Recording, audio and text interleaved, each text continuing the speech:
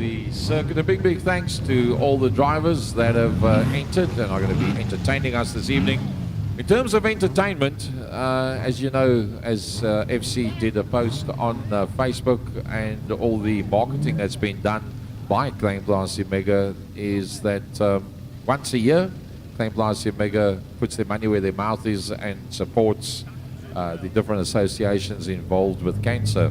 Now, we normally do, soos Susan sê, hulle doen 'n veiling. Laat die mense sê hulle gooi soveel geld and they pay into the account and what have you. So the committee have gone one step further. They've got a couple of items that they are going to be taking bids on. Now, one of those items is one that got FC's attention and it got Frankie's undivided attention. It's in fact a wheelbarrow, maar is vol drank. Nie bousand nie, nie water nie, vol drank. En ek soos in baie drank, nie bietjies nie. We're talking like 6 bottles of wine and 12 bottles of wine, 6 bottles of brandy, and the sours, I think 3 bottles of sours, and as omtrent R2,500 se drank. But blitz, binne 'n ou 6 packs of beer for those that haven't got taste buds, that kind of thing. So we're going to get that wheelbarrow here by the start-finish line, and you can have a look-see. In fact, you can jonga what's inside if you actually want to see if it is something that you like. And then we're going to be giving you a cell phone number. Now, on that cell phone number, you can put in a bid in your name or your company's name. The reserve figure on that Kreiva is 2,500 Rand. You get the Kreiva as well. It's a two-wheeler. It's one of the strangest Kreivas I've ever seen in my life, but anyway. So there's in excess of 2,500 Rands worth of alcohol in there, and then you can also sell the Kreiva if you don't want to use it afterwards. So that's going to be something pretty interesting, and that'll be running during the course of today's race event. So as soon as that item's up front here, we'll let you know. You can come and have a shofty, come and see what's in there, and then just before the meeting starts, we'll be giving you a cell phone number.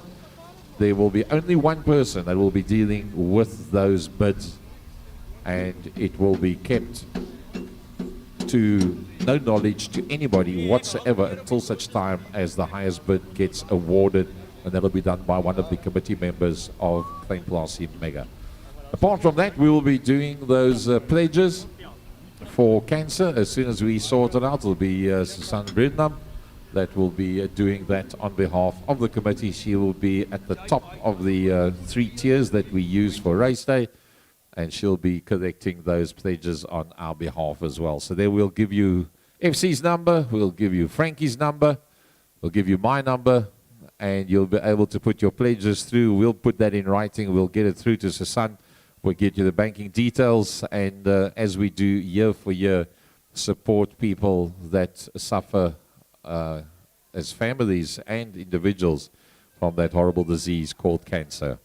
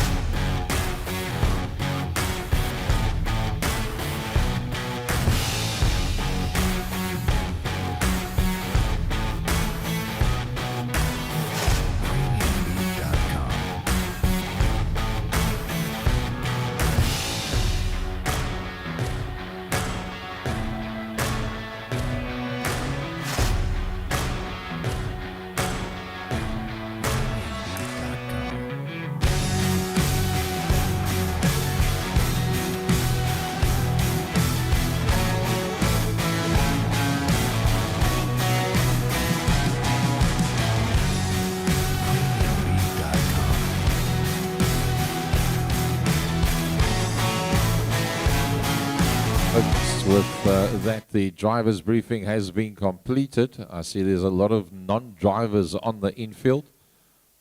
Shall we accept that those people are allowed to climb in the car? Peter? Peter? Is dit drywers alleenlik in die karre of mag die ander mense in die karre wees? Is 100%. Lekker man, lekker. Folks, good day to you one and all from our side. Gary Fleming, great to be here with you. The second round of 2022-2023. Joining me, Mike's side, Frank Yennis, the voice from Motorsport, and from Rage Productions is FC Nieuwoud. FC, good afternoon to you. Ja, hartlike goeiemiddag Gary, Frankie en almal hier saam met ons by Mega Oval en almal wat daar by die huis sit. En goeiemiddag aan Frankie Yennis, aan jou ook. Yes, good day everybody. Lovely to be here. I missed the first event due to other commitments, but it's great to be back here again at Mega Oval for the Cansa race event, round 2 of the 2022-2023 Club Championships. Dit lyk asof al die meeste van die drywers gereed staan by hulle of reeds in hulle motors is. So soos ons dit doen hierso by Mega Oval. Ladies and gentlemen, start your engines!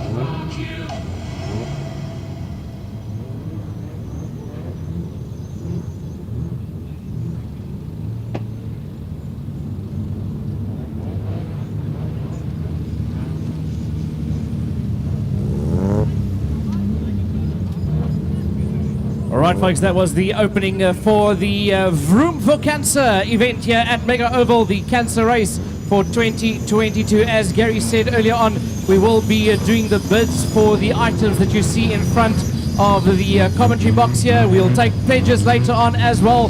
Loads of cars still in the pits as well. The guys out on circuit, ready to go for the Vroom for Cancer 2022.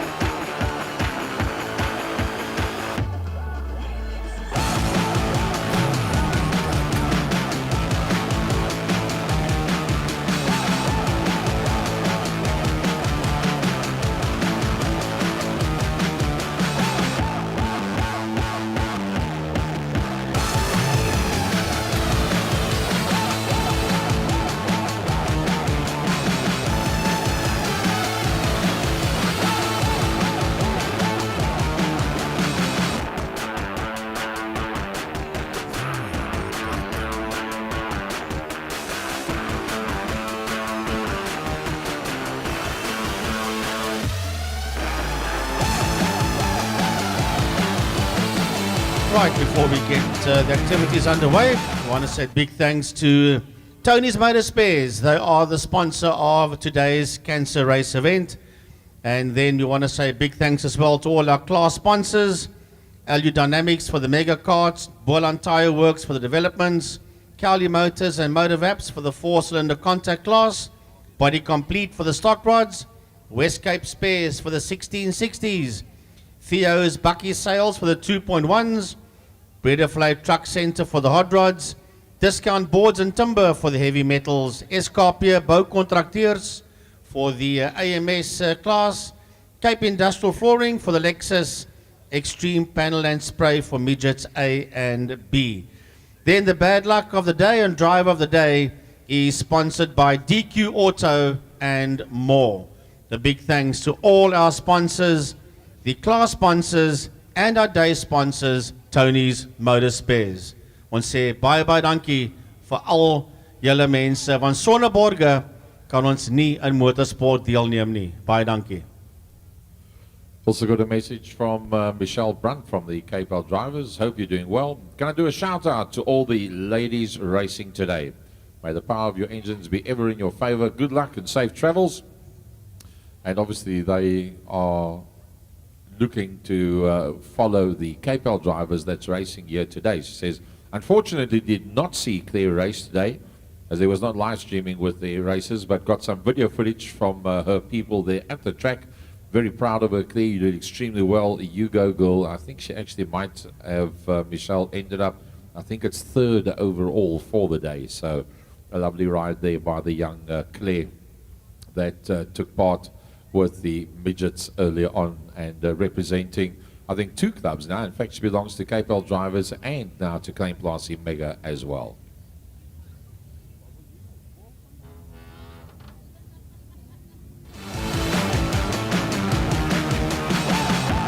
So the order of the racing today will be the four-cylinder contacts, then the hot rods, heavy metals, stock rods B and A, midgets, then 1660s, V8s, 2.1s, and then the second group of stock rods, the C and B class. So the stock rods, too much to be divided into three groups, and two of the three groups ride in each heat. Right, here we go with the opening race of the event in the four-cylinder contact class, sponsored by Cowley's Motor and Motor Vaps. Hello everybody, Frank Guinness, Mike Side, together with Gary Fleming, and later on with FC Nevo from Yostasi and Race Productions.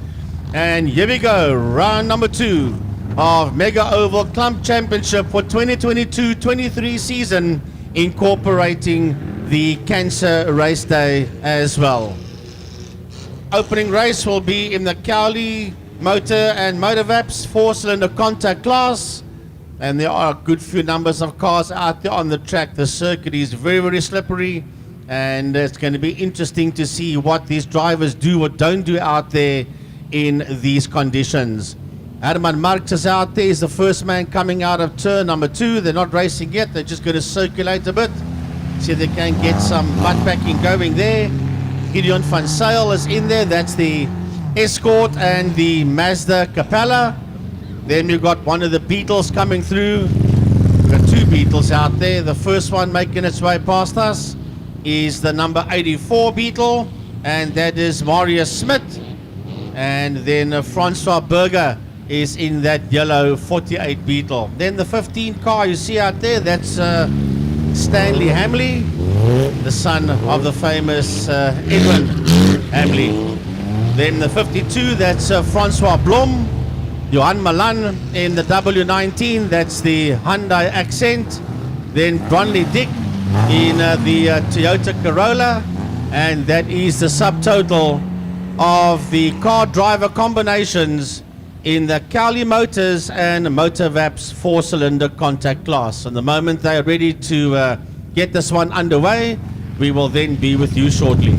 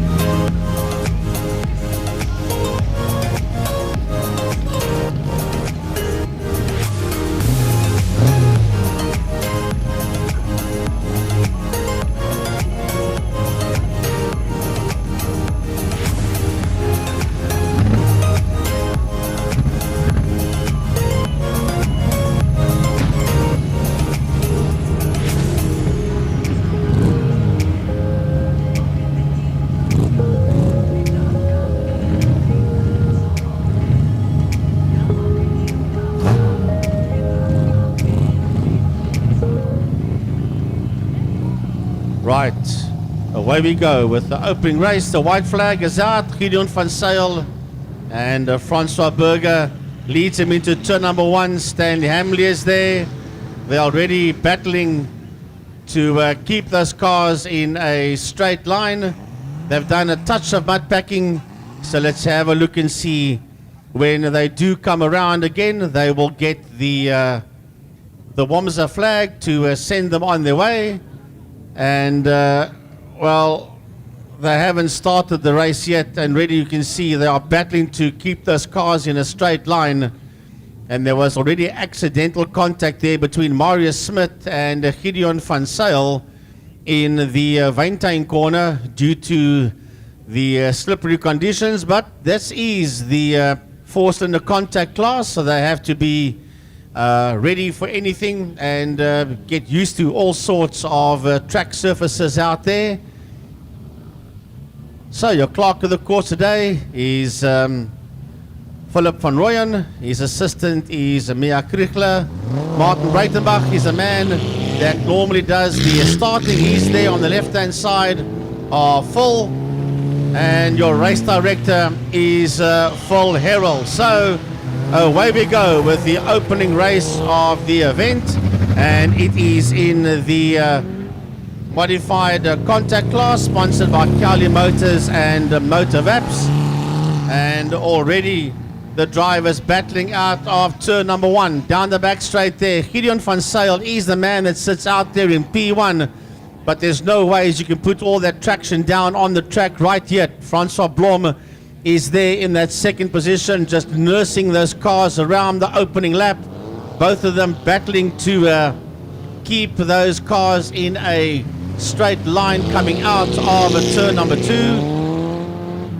Making a slight contact with the wall there is Johan Malan in the accent. Coming through here in third position is the Beetle of Francois Burger, and behind him is the number 15 Graham Sprayworks Datsun of Stanley Hamley. As those two of them work their way out of turn number 1, then we've got the escort of Herman Marx in there behind him.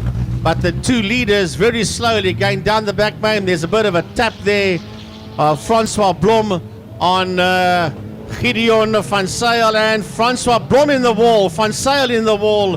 They just understeered in that wall. Lucky that the contact wasn't that hard, so the two of them can continue. They are still our two leading cars coming back out of turn number 2, heading down into turn number 1 with Stanley Hamley in that third position. Fourth and fifth is Francois Burger, and the red escort there of Herman Marx, right on the case there of the Francois Burger Beetle, making their way out of turn 1. Then Johan Malan and Marius Smith coming past us now. Marius Smith very sideways in that 84 Beetle. It just drifts all the way across the circuit into the infield. And Bronny Dick is a man at the back of the field, and we have a new leader. It is Francois Blom coming through. He took that lead away there from Gideon van Zyl. Gideon making contact with the wall and losing that lead there for now to the stanza of Blom. And Ahim rubs the wall, comes out ahead there of Gideon van Zyl. Herman Marx in that red Mark 1 Ford Escort is there in that third position. The lead all over the place there. Even Bronley Dick in the back main is battling to make their way around, and Johan Malan has taken that position away here from the Francois Burger Beetle, and right there with him is the other Beetle of Marius Smith, as the three of them work their way out of turn number 1. Very difficult indeed, but here comes your leader in the wall there is Gideon van Zyl, and Herman Marx spinning around as well in the pit corner. These cars are coated in mud. Look at that man going down into turn number 1, the 52 car. That's your leader, and that is Francois Blom, and that whole left-hand side is mud coated. Second, after having trouble out there, is still Gideon van Zyl. Herman Marx is saying, no, I can't anymore. He's pulling that car into the infield. Then we've got Francois Blom and Johan Malan coming through, Blom and Malan, and then the other beetle there of Marius Smith. But your leader still battling his way out of a pit corner, and that is that the Datsun stanza of Francois Blom that is there in that first position, trying to get some kind of traction. Look at those rear wheels, it's just spinning mud all over the place as he works his way into turn number 1. Coming out of turn 2 now is the Mazda Capella in second position of Gideon van Zyl, making his way down into turn 1, the Wyntuin corner. Then the man in third position is the Hyundai Accent of Johan Malan, and then right behind him is that yellow 48 Beetle of Francois Burger, and then the black and yellow 84 Beetle behind them of Marius Smith. Herman Marx has decided that the 111 Escort has to go and try and cool off there on the infield as the leader comes out of turn 2 towards us once again. And that is Francois Blom that is really struggling out there in these conditions. Gideon van Zyl is still there in that second place with the 144 Mazda Capella. And then 3, 4 and 5 is coming towards us now. And that is Johan Malan in the Hyundai Accent and Francois Burger in the yellow 48 Beetle, and then behind them the other Beetle out there, that's the 84 of Marius Smith. He's really battling to keep that thing in a straight line as he fights to start another lap. He's mud coated. Look at that side of the Beetle coming towards us once again. He's the man that sits out there in the lead. Cannot be easy for these drivers out there, but they are giving it their best. It is an absolutely mud-smeared Datsun stanza of race leader Francois Blom that makes his way into turn number 1. Not too far behind him is that blue Mazda Capella of Gideon van Zyl in that second position. Then third is the number 19, that's the white Hyundai Accent of Johan Malan, heading into turn number 1. Fourth is the yellow 48 Beetle of Francois Burger. And then fifth battling is the 84 Beetle of Marius Smith. And right behind him are the two leaders, that's first and second, as Van Zyl gets his nose up front. Coming down towards us is the new leader now, once again in the lead. That leader's chop and change on numerous occasions. And it is Gideon van Zyl that will come around and start another lap. So Van Zyl is the man that sits out there in P1. Second is Francois Blom. It's now a very distant second for Francois Blom. That stanza is all over the place, and he might even lose that second position to the number 19 Accent of Johan Malan. The wheel, the left-hand side wheel of the Beetle, the tires climbing off the rim there of the 84 Marius Smith Beetle as he gets picked up and turned around there by Johan Malan in the Wyntuin corner. That is second, third and fourth, but here comes your leader to start his final lap, and that is Gideon van Zyl. Van Zyl working his way into turn number 1. He's got a sizable lead now as Van Zyl, but second, third and fourth is working their way down into the pit corner. That's Johan Malan, Francois Blom, and up on the inside of both of them is the 48 Beetle of Francois Burger. So the three of them coming around to start their final lap. That's second, third and fourth out on the circuit. They've got one more lap to do around the Mega Oval Island, and in the meantime your race leader is heading slowly but surely out of the pit corner. That's the 144 Mazda Capella of Gideon van Zyl, and he will receive the checkered flag, and he is the winner in this class in the opening heat. But down the back main goes that fight for 2, 3 and 4, working their way down the back straight into pit corner. Johan Malan from Francois Burger, from Francois Blom. There's a lot of tapping going on there. Well, it's called tap and spin. That's the reason why the checkered flag is out. The three of them are battling their way towards us, and it will be Johan Malan that finishes in second. Third will go to Francois Burger, And fourth will go to Francois Blom, and a DNF there for Herman Marx, a DNF for Stanley Hamley, a DNF for Bronley Dick, and a DNF there for Marius Smith. So that was the opening race of the day, and it is the modified contact sponsored there by Cowley Motors and Motorvaps.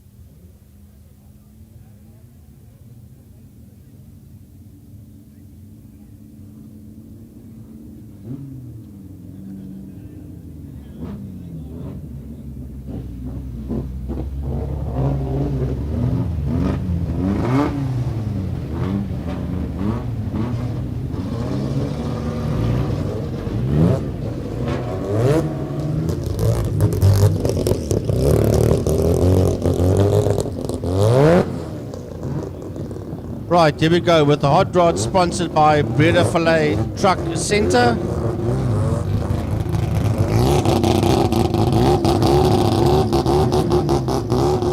Right, we've got Dane Parrish that's coming past us. We have got Jerry Alexander.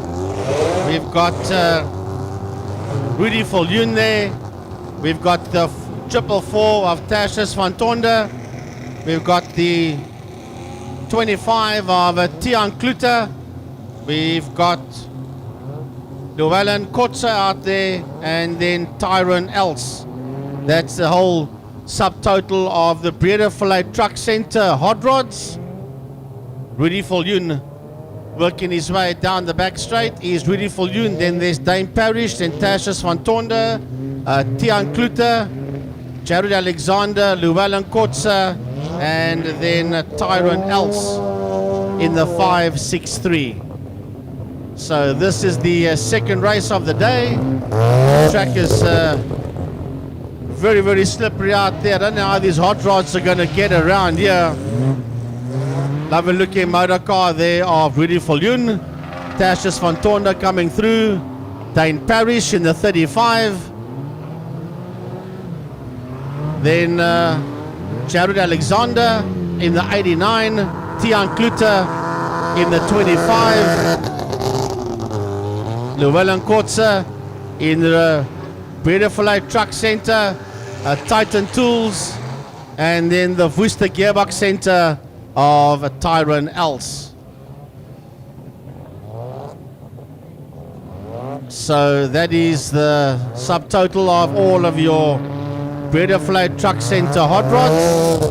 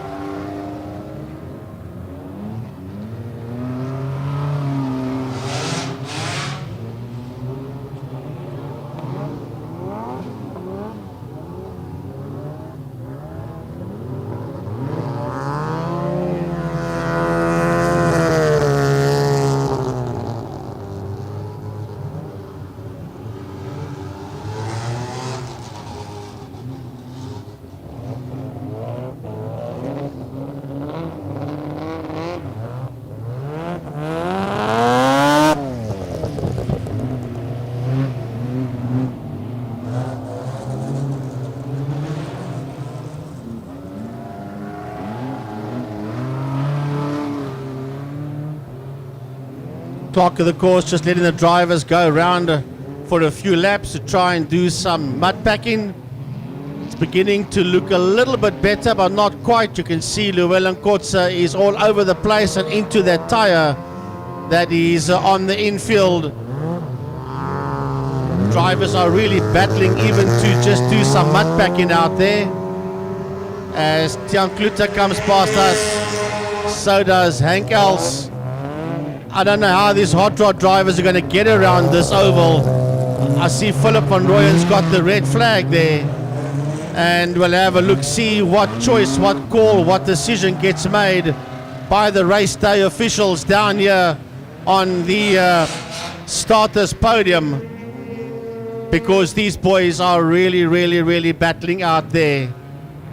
Already Llewellyn Kotze has pulled off onto the infield. His race is finished before it's even started. And there's just no ways that this can continue.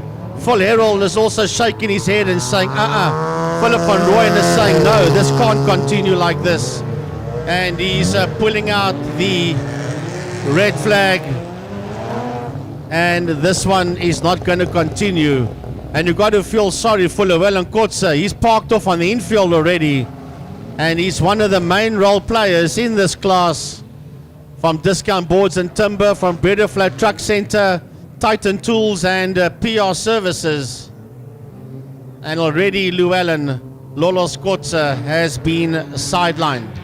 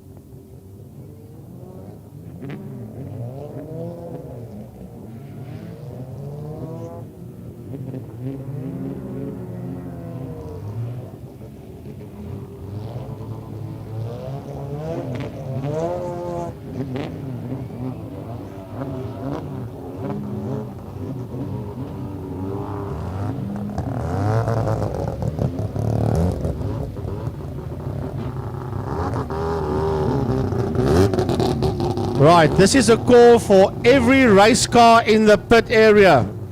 We want every race car out onto the circuit to do some mud packing. So al die Kuiper beamptes kry vir ons al die resies karre in die Kuiper. Dit is heavy metals, V8s, al die klasse.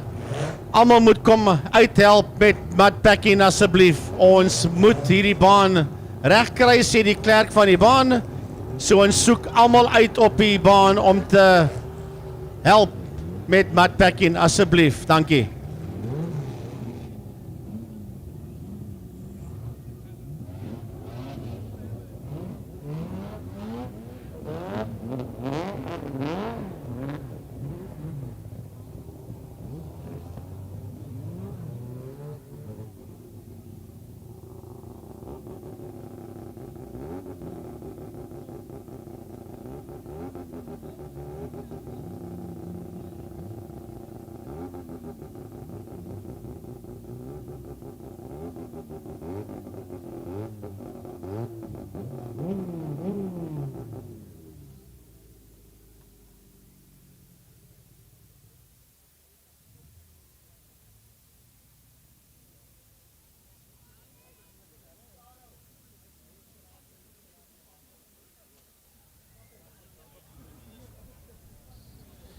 Right, to the people around the circuit and to the people at home, we're going to start first of all with a Cansa pledge. Basically, a pledge works where you challenge somebody else and to equal or better whatever money you're going to pledge for the Cancer Association, and then Mega Oval Worcester will make sure that these specific people get the necessary. Yes, FC. Frankie, I'll start off the pledge. I'll start off with $100 from Rage Productions, and I challenge all the other photographers around the circuit, Rudy van Dijk, Mr. Wolfchild, Arbery, whoever's here, all the other photographers, I challenge you for $100. Right, that is the beginning of the pledge, thanks to FC Nivout of Rage Racing and Rage Productions. He's going to start the pledge. If you want to pledge, you can contact Suzanne Brednan on 0722580880. I'll repeat, 072-258-0880. If you are here and you want to pledge, you can come have a look. She's sitting right at the back there, and you can equal or better anybody. Gary, but we've also got some ons gaan veiling so hierso doen vir die kankervereniging. Wel, ons het ook loetjies vir Cansa, dis R20 elk. Die pryse wat saam met dit gekoppel is. Fotosessie Rudy van Dijk to the value of 1,000. Jimmy's Sosa hamper to the value of 250. 6 bottles of BC wine. 6 the Deutschkloof wine. 2 canvases, that's Boerland labels to the value of 1,100. A Jesse's voucher, uppercut hair voucher to the value of 350. 2 handsakke, or we like to refer them as cooler boxes rather. And 3 My Body Complete gift packs of 1,850 Rand each. And then there's also a Raceco clip-off steering wheel to the value of 1,000 Rand. So, die lookies is R20 elk.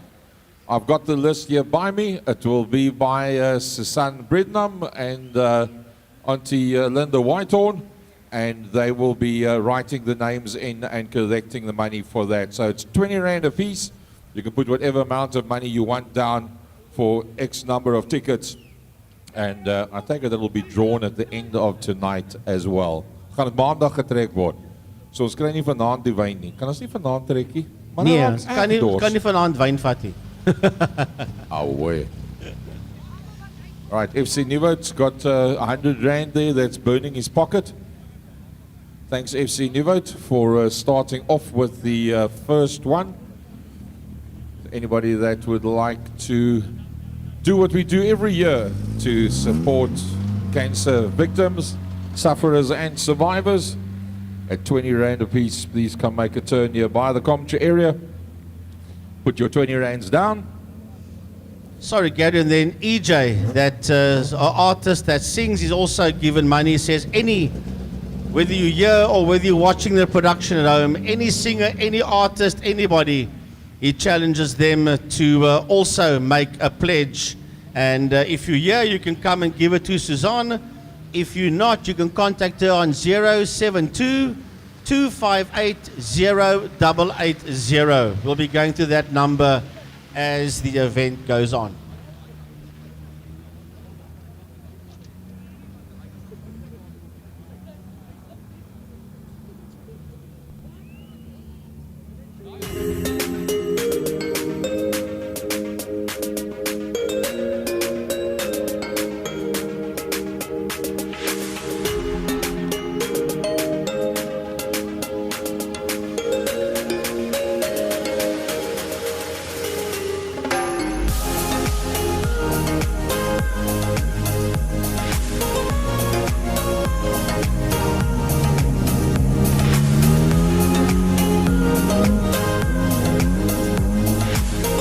Right, Rosha McCreed says he gives 500 Rand from us, that is his family, and from Thea, that is the late Vincent Koen's wife. So he also pledges 500 Rand, Roshan McCreed, from Westcape Motor and Bucky Spares.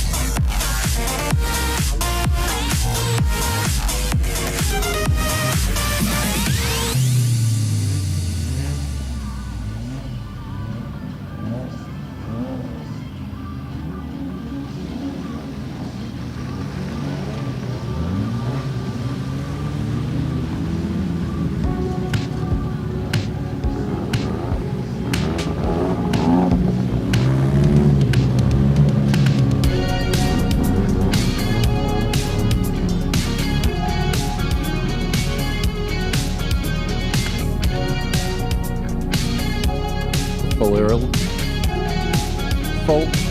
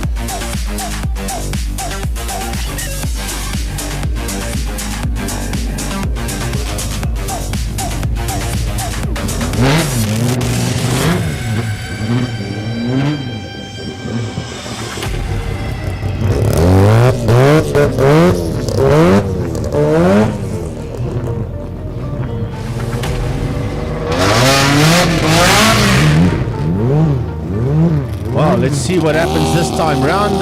They did a touch of mud packing.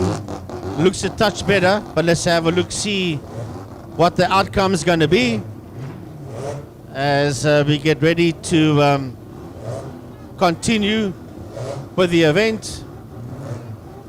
Beautiful Truck Center hot rods out on the circuit. Once again, hello everybody. Frank Guinness, all of you people around the circuit, and to those of you watching the production at home, wherever you find yourself around South Africa, here we go. Jared Alexander just getting that car sorted out, and he'll come and join the other hot rods out on the circuit.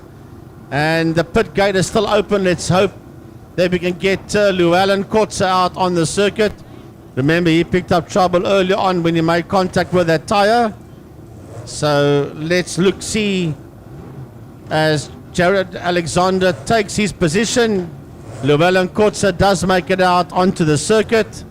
So we are a full complement of Bredefilet Truck Center hot rods.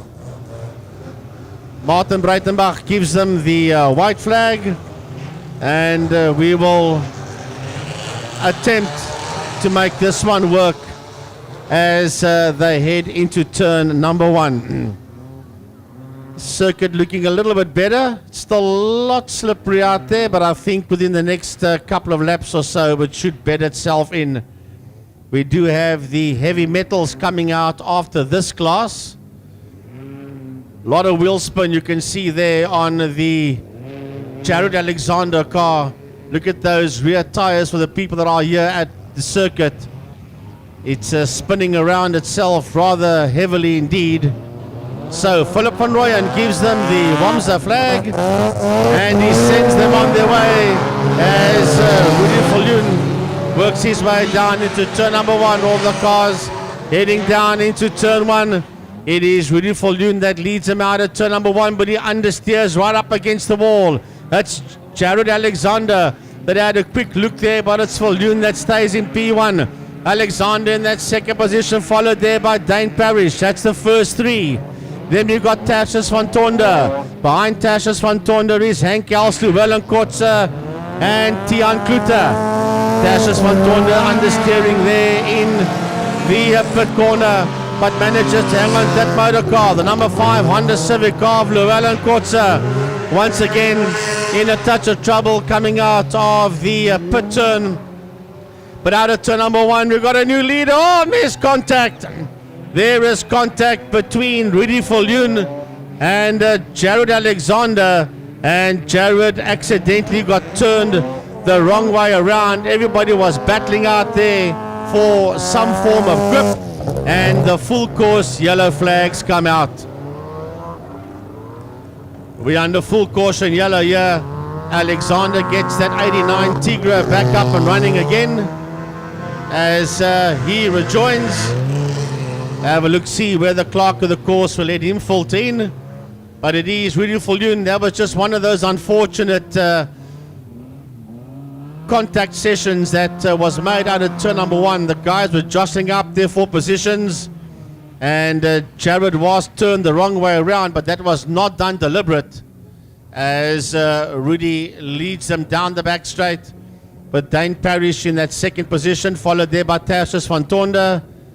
Then behind Tertius we got Tyron, and then Jared Alexander is going to take his place up again. Let's see where he falters in. He should be right at the front end of the field, as he goes and takes his position up front ahead of Rudy Viljoen. Then it is Dane Parrish, Tertius van Tonder, Tyron Els, Tiaan Klute, and Llewellyn Kotze. But I think he has to swap around. Yes, he's going to swap around with Rudy Viljoen.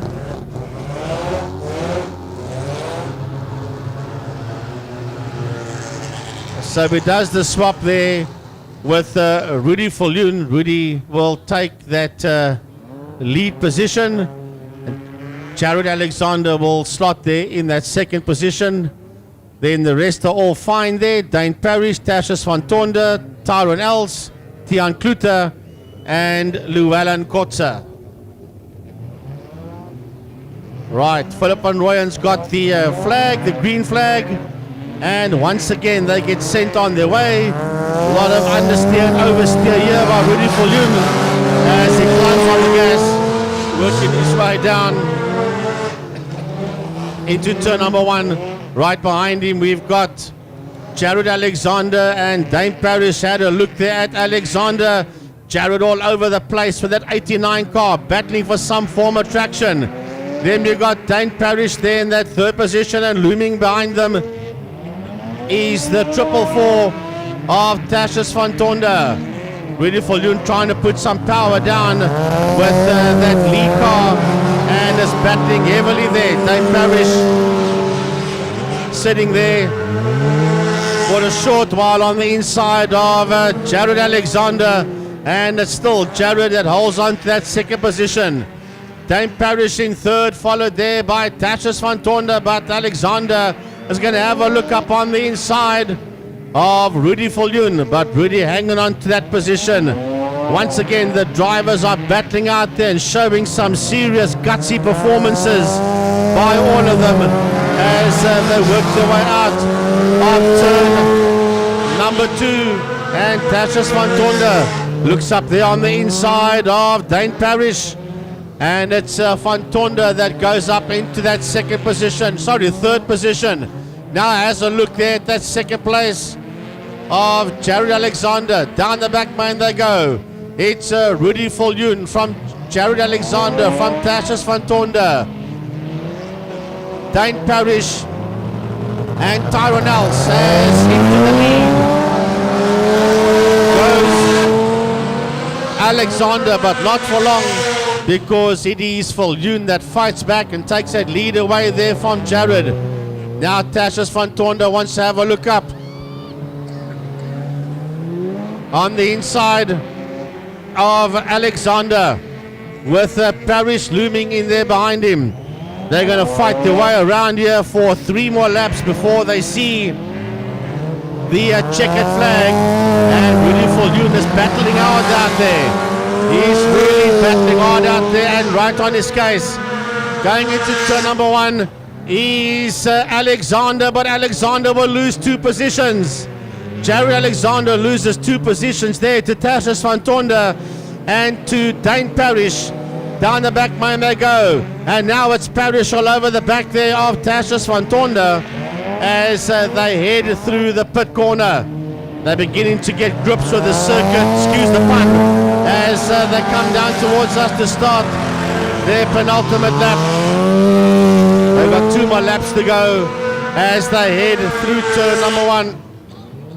Tashes van Tonder understeering right up against the wall, and he loses that 2nd position to Dane Parrish. Parrish now moves up into that 2nd position, going after race leader Rudy Viljoen. Van Tonder has dropped down into 3rd, followed there by Jared Alexander and Tyrone Els. That's a top group that's coming back towards us again, and as the white flag comes out for the last lap, now Dane Parrish is challenging Rudy Viljoen for that lead as they make their way out the corner. Parrish wants to come through. Viljoen has battled for that lead the whole way. He's got a half a lap to survive as they head down into turn number 2. It's Rudy Viljoen being hassled heavily there by Dane Parrish at the last. Will Parrish steal the lead away from Rudy Viljoen? No, we won't. No, we won't. Rudy Viljoen will bring it home first. Dane Parrish will finish in that 2nd position, and 3rd will go to Jared Alexander. 4th will go to Tyrone Els. 5th will go to Tashes van Tonder, who had a problem there in the pit corner, and that car has just died on him. Followed there by Tiaan Klute, and then the Honda Civic of Llewellyn Kotze. This class sponsored by Breda Filet Truck Center.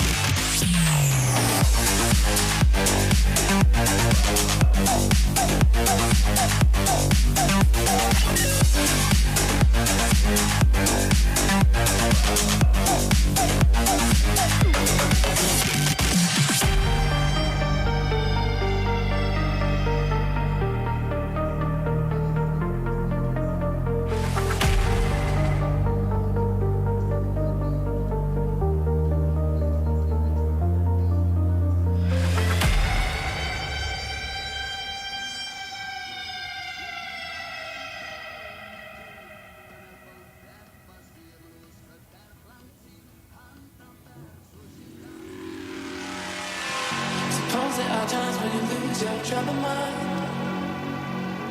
Suppose there are times when you're feeling undefined. Suppose there are days when your colors turn to gray. And that's when you call me and know just what to say. We go out and on the night. We jump and touch the light. We dance and we don't sleep until we die. We don't have to worry. Drink up the night is early. Keep dancing, dancing, dancing, running right.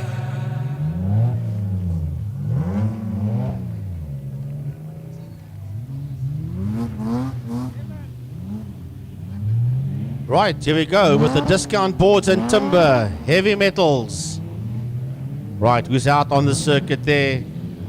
Philip de Wet. He's the one out there with that 44. Having a look and see who's also in there. It looks like we have got Alton Steyn is there as well. Martin van der Westhuizen, Francois Smit, Neander Toy. And then we've got Arno Engelbrecht coming through as well. Hankoch Brandt is right up front there. That's the first four cars through. Here comes Francois Smit. We've got Neander Toy, Arno Engelbrecht. Then look for junior and senior, Tola Trusky. And then joining them as well is Albert Swanepoel. That's joining them there at the back of the field. He is there just behind the 47 of Tola Trusky. Right, remember next weekend, folks, is the 8th. That's the next round of the Cape Al Drivers Club Championship there at Killarney International Raceway. We'll go through the calendar a bit later on as well, but the heavy metals doing some mud packing. Philip de Wet, Hankoch Brandt, Alton Steyn. Then we've got Martin van der Westhuizen, Francois Smit, Neander Toy, Arno Engelbrecht, Hendrik Vos Jr., Hendrik Vos Senior, Tola Trusky, and then 747 Racing and Snap Change. We have got Albert Swanepoel there in that 747.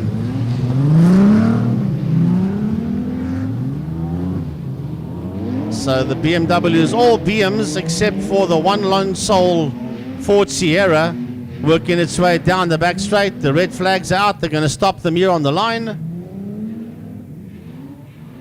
And then we'll take it from there. So Philip de Wet of Village Auto is going to have to stop them right here. Hankoch Brandt puts the arm out the window. Lovely color scheme here. The ASJ Motors of Alton Steyn and Neander Toy Racing.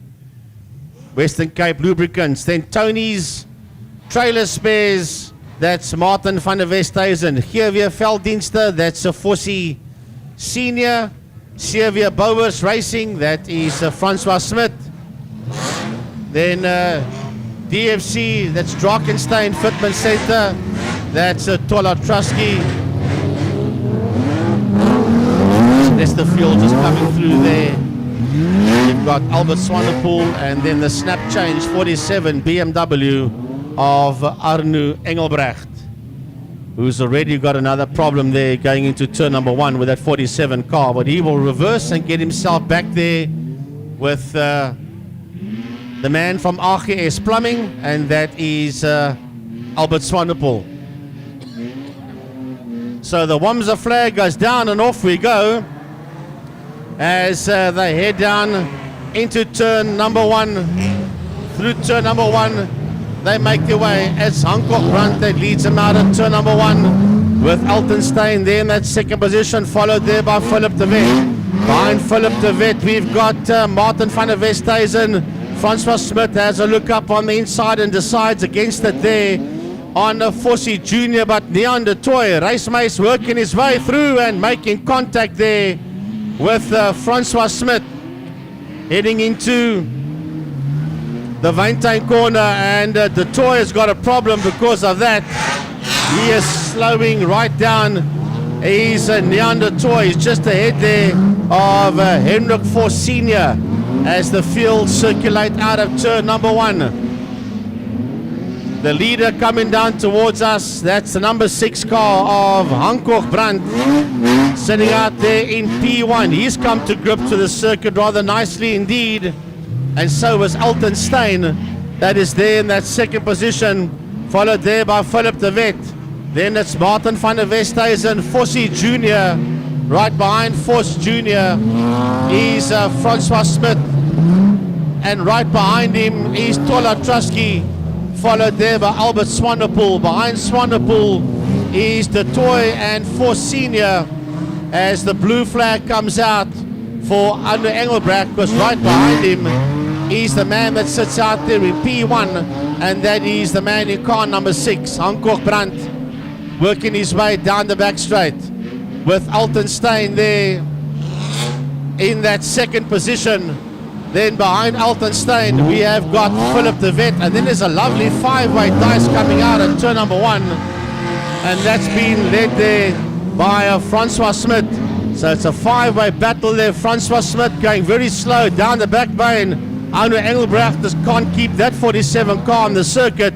Fossie Jr.'s got his nose ahead there of Francois Smith through the Wyntuin corner as Engelbrecht tries to find the racetrack again. Then behind Francois Smith, a lot of smoke coming out the back end of the Xavier Bowers BMW. He has got Martin van der Westhuizen, Tola Trusky and Albert Swanepoel. Oh, but the whole right rear wheel of Neander Toys BMW has broken right off. It's hanging there on a wing and a prayer as he works his way out of turn number 1. The clerk of the course showed him the Japanese flag. He should know what that flag means, because this man comes from a karting background and from a main circuit background, so he will know what that Japanese flag looks like. Albert Swanepoel has got trouble there in turn number 2 as well, and that car stopped on the track on the racing line, and that brings out the full course yellow flags. The Agius Plumbing Man 747, Albert Swanepoel in trouble there in turn 2. So everybody must just slow it down. Hankoch Brandt needs to realize now that they're under full caution yellow and no overtaking. He's continuing racing and overtaking under full course yellow. And only now does he see that flag. Well, one can understand. He's fully focused. The track conditions is getting slightly better lap after lap. And of course he is fully focused and didn't realize. But the moment he saw that flag, put the arm out the window and acknowledged that he had seen that flag. So, as you see them on the circuit, we've got 2 slower cars between P1 and 2, because the 6 car is in the lead and the 93 of Alton Steyn is in that second position. But between the 2 of them, you've got the Ford Sierra of Tola Trusky and the Tony's BMW of Martin van der Westhuizen. So the red flag has come out now. They have stopped this one. They'll get them in their correct grid positions. Well, I must say it's a lovely color scheme here, complete to the grey. Last year of Philip de Wet, the man of Village Auto, in that 44 Beamer. Coming through now, Xavier Bowers. That car had smoke pouring out the back of it early on, and that is Francois Smith. Well, they say never ever spray a race car green. Can't get it more green than that of Alton Steyn, and it's working for him. In the ASJ Motors, Neander Toy Racing, Fuchs Lubricants, and or should I say Fuchs Western Cape Lubricants on the side of that Beamer of Alton Steyn, a man that campaigned Formula Supercars as well about a year or 2 ago at Killarney International Raceway. And then Hendrik Voss Jr. must be working his way through as well, I would think. And then Van der Westhuizen will have to come through. Francois Smith circulating, Most Wanted Dyno, and Xavier Bowers Racing of Francois Smith.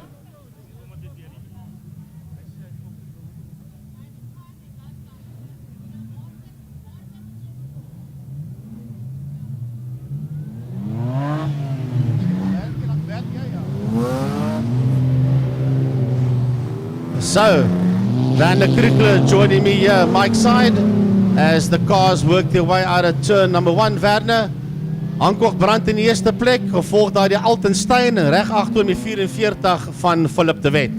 Philip de Wet agter hulle is dit Fossie Junior en Choopie François Smit is net agter hulle, dat is Tola Traski, Martin van der Westhuizen is daar en Fossie Senior is daar aan die agterkant van die veld.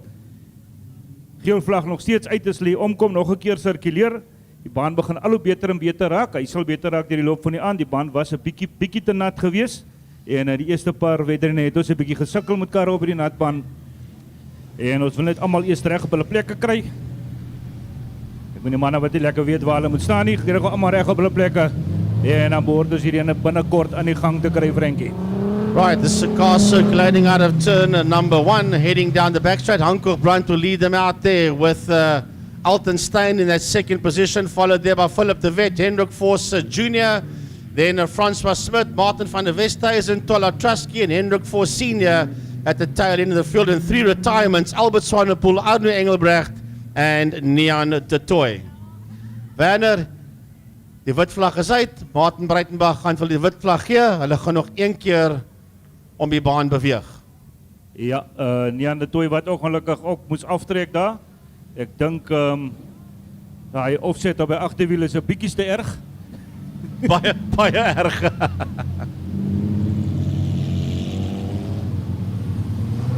Hancock Brandt wat hulle uit die kuipbedryf uitlei in die agterste pylvak af. Philip van der Rooyen staan hierdie kant reg met die groen vlag. En Phil Herald staan hou sy 2 appies mooi dop. Hy kyk dat hulle werk reg doen. En manne wat nou daar deur die wyntuin draai beweeg, Frankie is die groen vlag aan hierdie kant vir hulle wag. Right, yeah, they come out of the Wyntuin corner, working their way down towards us. Hancock Brandt will be watching the flag, and Philip van Rooyen sends them on their way once again. They drop the hammers, and away they go. It's hammer time now, as they work their way back into turn number 1.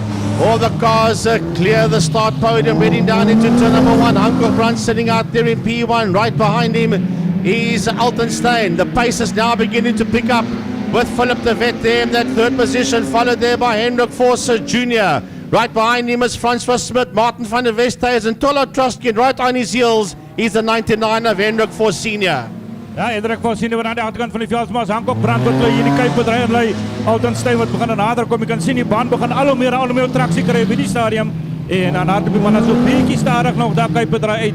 Nie die traksie wat hulle wil hê daai die draai uit, maar reeds in die wyntuin draai nou is dit Hancock Brandt. En Hancock Brandt toe hy sy neus voorkry, hou hom eenvoudig net daar en hy weet die styl om te ry op hierdie natbaan.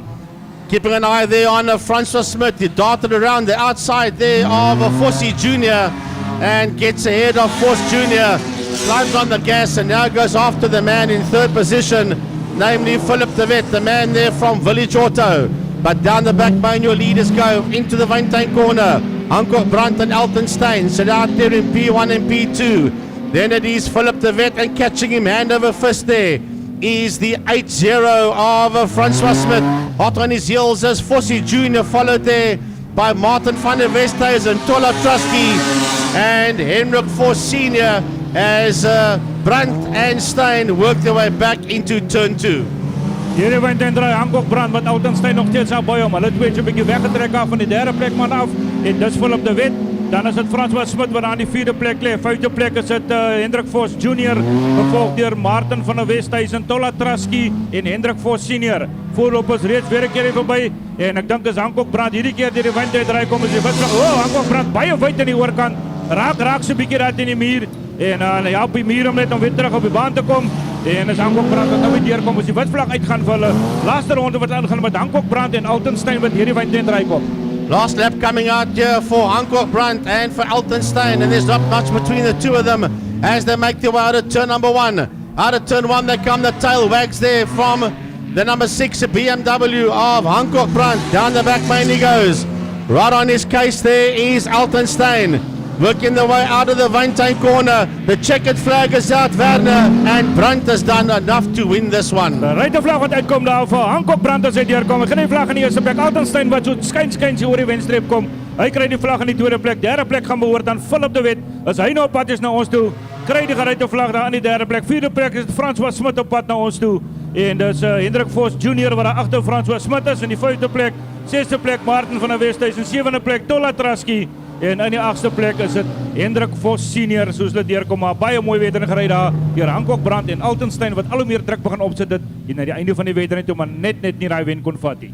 Well, the circus beginning to bed itself in now. I think we're going to have a great one. We can move on to the classes B and A stock rods. The body complete stock rods, class A en class B, gaan saamry sodra die heavy metals van die baan af beweeg. Heavy metals geborg deur discount boards en timber.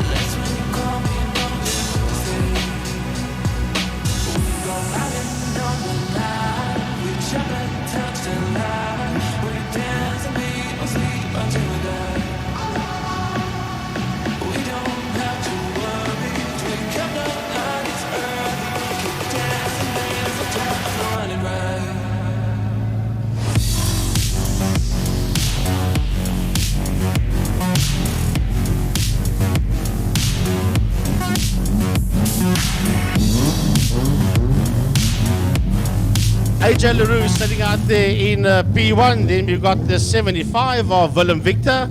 And then that looks like Andre Shaw, Lloyd Scaife. Remember that this is the first group of cars out there. Paul Victor's in there, the 104. And that is Dirkie Bosman. The white flag is out as they make their way off the line. And then we've got, looks like 110. Stefan Smith. Gert Ellis, Natasha Whitehorn is in there. It's a lovely field of stock rods making their way through turn number 1. Stock rods sponsored by Body Complete. Ja, Gavin Swart, hulle Body Complete. Hy is die borg van die klas daar en ek sien Gavin Swart ook uit op die baan. Dit natuurlik 2/3 van die stock rods wat nou op die baan is. Klas A en B, klas C gaan ons later sien, ook weer teen 'n klas A of 'n klas B. So hulle word in 3 groepe gesplit, A en B te mekaar aan C, B en C en dan die meeste punte gaan deur die baan. Groen vlag wat sak Frankie en is LaRue wat 'n goeie wegspring het. And AJ LaRue will lead them off the line, followed there by Willem Victor. Willem Victor loses a position there to Lloyd Scaife. Scaife moves up there into that second position. Victor drops down into third. Then Dirkie Bosman sitting there in that 4th position. There's a group of 5 cars that's broken away already as they exit pit corner, working their way down into turn number 1. Then right behind them we have got the 55 coming through there, and that is Damon Ellis. Damon Ellis sitting out there in that 5th position. He sits up on the inside of Bosman. Then it's Shaw. Behind Shaw we've got the 85. That is, I think that's Gavin Swart. Then it's a Paul Victor going down the back lane, followed there by Stefan Smith. But it's all about this man, AJ LaRue, that leads him out of turn 1. AJ LaRue wat 'n groot voorsprong opgebou het daar. Lloyd Scaife in die 2de plek en dan het ons daar met Dirkie Bosman. Willem Victor is agter hom, dan is Damien Ellis en is Victor wat wyd hard op Ellis wat sy neus nie binnekant deurkry. Damien Ellis die plek op skuif. Agter hulle is dit Gavin Swart wat daar deurkom. En na Gavin Swart die volgende kar wat deurkom, ek is seker van hy naam nie, maar dit is AJ LaRue. AJ LaRue wat ver voor is. Ja, Willem Victor het hom verloor aan die oorkant en hy bly staan daar op die ingang van die kuipbedryf. Willem Victor wat daar in die los beland en dan gaan hy bietjie wyd en dan beland hy daar in die teen die muur. Ek hoop jy het kontak gemaak met die muur. Ons sal nou sien, dat is geel vlag wat uit is. Now we'll have a look and see now. The full course yellow flags is out, and it is Willem Victor that's up against the wall. He gets himself away from the wall. I don't think he made major contact with the wall at all. We'll have a look now what the front end looks like. Seems to be okay from this angle. Yeah, he seems to be okay, so he'll rejoin. We'll have a look, see where he falters in. So Lloyd Scaife coming past us. Then we have got Dirkie Bosman. I'm having a look at the replay here as he goes down the back straight, and there was slight contact between himself and Gavin Swart that put him right up against the wall. I see Sadel Small. Just have a look and see who is in that 85 car. Just get confirmation. That is Gavin Swart, so I am right. Andre Shaw was there, then there's Paul Victor, and then Alonso Picard there in the 8. This young lady has moved up from the pink stock class into the stock rods, coming through there behind Shaw and Victor. Then Janu Conradi, also a young man that's moved up from the junior developments into the stock rod category. Behind him is Stefan Smith. And then the 45 coming through there as well, that is Sadel Small. Behind Sadel is Nastasia Whitehorn, and joining at the back of the field again is Willem Victor. So, dis AJ Leroux wat die spol hierso by die Kuiper 8 lay and climbs on the gas, working his way down into turn number 1. Out of turn number 1 he comes with Scaife in that second position. Damon Ellis is having a look up there on the inside of Dirkie Bosman. Bosman needs the back end there of Scaife. Damon Ellis is there. There comes Gavin Swart. And look at Janu Conradi flying through the field. Conradi pulls in there behind Paul Victor. Oh, bietjie tik-tik aan mekaar as daar in die draai gaan. En Alonso Picard is bietjie verlore daar. Dan sit Stefan Smit amper agterna aan die agterkant in. Sadel Smal wat hier deurkom. Picard is nog steeds daar en hy Swart sien ek daar. Willem Victor sukkel om weer van agteraf deur te kom. Stefan Smit in die agterkant. Maar aan die voorpunt is dit AJ Leroux wat weer 'n groot voorsprong opbou. En is Dirkie Bosman wat vir Damien Ellis en Gavin Swart daar agter hom het. En vir Lloyd Scaife al voor hom. En as dit Gavin Swart wat amper verloor daar, maar hy maak gou genoeg reguit. As Lloyd Scaife hier deurkom gevolg deur Dirkie Bosman, Damien Ellis. En agter Damien Ellis is dit Gavin Swart wat daar is. Dan is dit Shaw wat ook nog daar is, en dan is dit Paul Victor wat ook daar tussen hulle is. Ek dink is Janu wat deurgekom in die volgende kar, maar dit is AJ Leroux wat nou deurkom op pad en nou is toe Lloyd Scaife in die tweede plek, Dirkie Bosman, dan is dit Damien Ellis, nee, Damien Ellis, ja, agter Dirkie Bosman, Gavin Swart, en dan is dit die 17 kar wat daar deurgaan, die 17 kar is agter hulle, en as dit eenvalle wat weer buitehardloop aan is, Gavin Swart is ampertjies buitehardloop, maar die voorloper reeds weer deur die Kuiper draai. Yeah, there was slight contact coming out of turn 1. We got full course yellow trouble there. That's Alonso Picard, and into the wall goes Janu Conradi. Just put that thing into the wall there on his own. Full course yellow. Alonso Picard was in trouble there in the pit corner. Gets himself, herself going again, but Janu Conradi made some serious contact there. I don't think it's too bad. We'll have a look and see exactly. He got himself away from the wall as the breakdown services go and have a look. We're here under full caution yellow. Frankie, die probleem met die baan soos dit nou is, daar is, soos in Engels sal sê, traction. Traction is daar waar jy het wil hê. Ja. Die oomblik as jy van die lyn af klim, is jy in die kitty litter. Jy kan maak jy wil jy's in die los. Jy's in die los. En dan is jy nie los selfie. En as jy nie is die los is die muur amper sê go naby. Right, breakdown services out there to get the Janu Conradi car out the way. With AJ Leroux, the man that leads him down the back straight, with Lloyd Scaife in that second position, followed there by Dirkie Bosman. Then it's Damon Ellis. Behind Damon Ellis is Gavin Swart, Paul Victor, Andre Shaw, Sadel Small. In the 45, Nastasia Whitehorn is out there, so is Alonso Picard, as Stefan Smit pulls off onto the infield there with the Worcester Gearbox Center Golf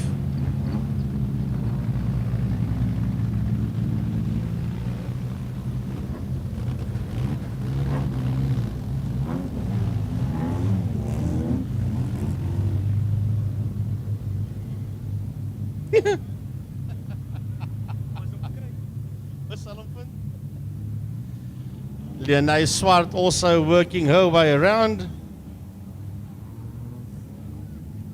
Just want to get confirmation on one of the cars out there. As they head down the back straight there, we'll just pick up the number and then just get full confirmation on that driver car combination that's going down the back straight.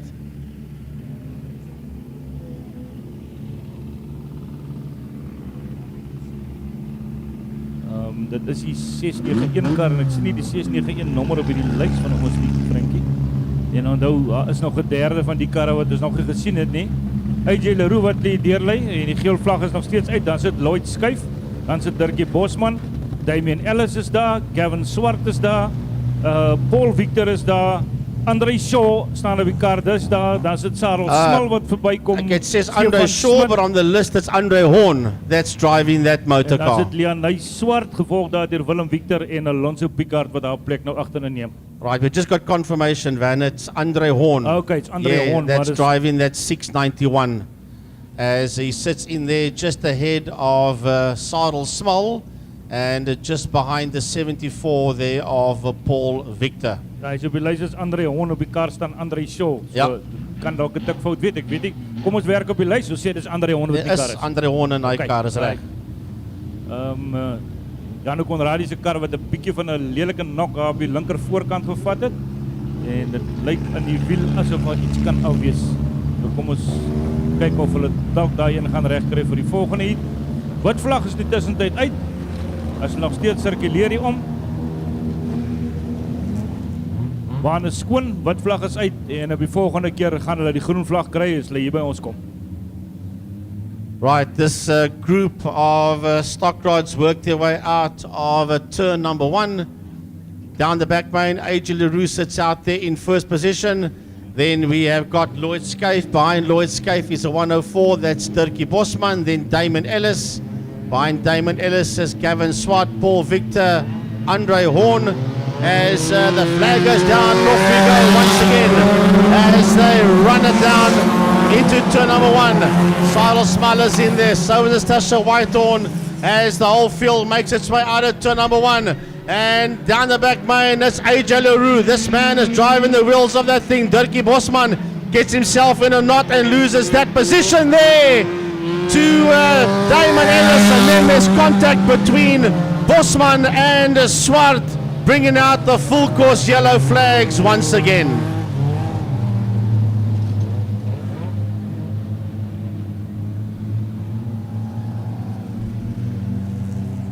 Ja, volgens julle wat weer uitkom en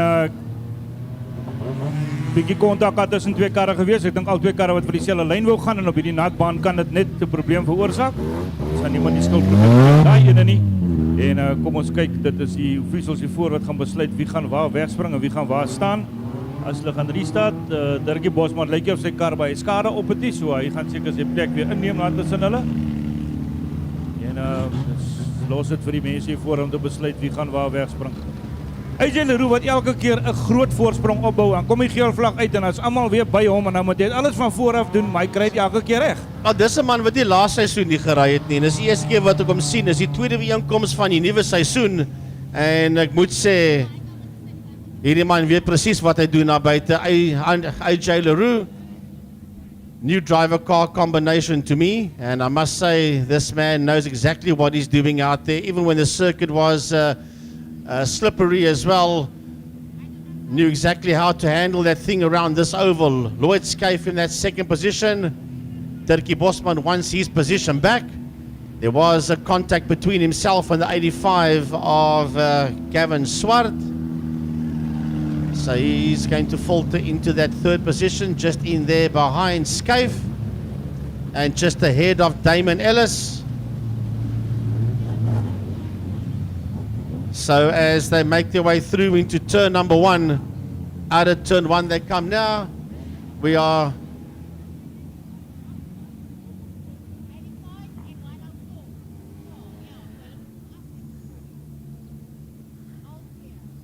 well, there was contact between the 85 and the 104 going into a turn number I think it 2. was accidental contact, Frankie. Ja, dit vir my ook so gelyk soos accidental contact. Die ouens beklei daar om hulle posisies te hou terwyl die baan besig is om uit te droog. So Martin Breitenbach has got the white flag. They'll go around one more time and then they'll get the green flag and we will continue. Martin wat vir die wit vlag gewys is, hulle sirkuleer verby AJ Leroux wat nog steeds daar in die eerste plek sit. Lloyd skuif, Dirkie Bosman, Damian Ellis, dan is dit Gavin Swart, Paul Victor, André Hon wat daar is, dan is dit Sarel Smal wat daar is, Natasha Whitehorn is ook daar, en hy Swart, Willem Victor en Alonso Picard. Nou hy volgorde kom al hier by ons verby en dan gaan hulle ombeweeg en groen vlag wat hulle gaan wag aan hierdie kant. En kom ons kyk, gaan hulle dit weer reg kry om weg te trek van die pak af. Right, here they come out of the pit corner, the green flag waves and off we go, and once again Leroux climbs on the gas at exactly the right time as they head down into turn number 1 once again. Out of turn number 1, a watch at 7 car, already pull out 2, 3, 4 car lengths. There he goes, down the back main, just ripping this field apart, down the back straight. It is Skype in that second position, followed there by Bosman. Then it's Ellis, Swart and Victor. And trouble down on the back straight there for the 691 of Andre Horn. Once again, we are under full course yellow. Wow. Geel vlaas uit, vat het rustig man, vat het rustig. Wow, Dirkie Bosman wat bietjie hard op die brieke klim daar aan die oorkant. En dan hard op by so bietjie dwars. Ja. En is Andre Hon wat ek het glad nie gesien wat daar gebeur het nie. Hy het ek het net gesien hy bly staan aan die oorkant van die veld. So ek weet nie of hy homself verloor het daar nie. Soos ek net al gesê het, as jy afklim van hierdie hardgeryde lyn af nou, dan is jy in die los en jy kan maak wat jy wil. Jy raak 'n passasier. Jy gaan maar net saam met waar toe die kar gaan. En nou wel, hierdie ouens is nou al so baie onder geel. Hulle is besig om te matpak onder die geel vlag. Omtrent zoiets, yeah. Right, so once again, the moment we go green, watch at 7 car in P1. He opens 3, 4, 5 car lengths coming out of turn 1, down the back main. That's AJ Leroux. Once again, Bosman wants that position back, but he lost it under the yellow flag. So we'll have a look, see where he's going to filter in. He's not interested in going anywhere else other than where he believes he should be as they head through turn number 1. So Gavin Swart gives him the gap to pull in there just ahead of him behind the 55 of Damon Ellis as the field works its way down the back. So once again being led there by AJ Leroux.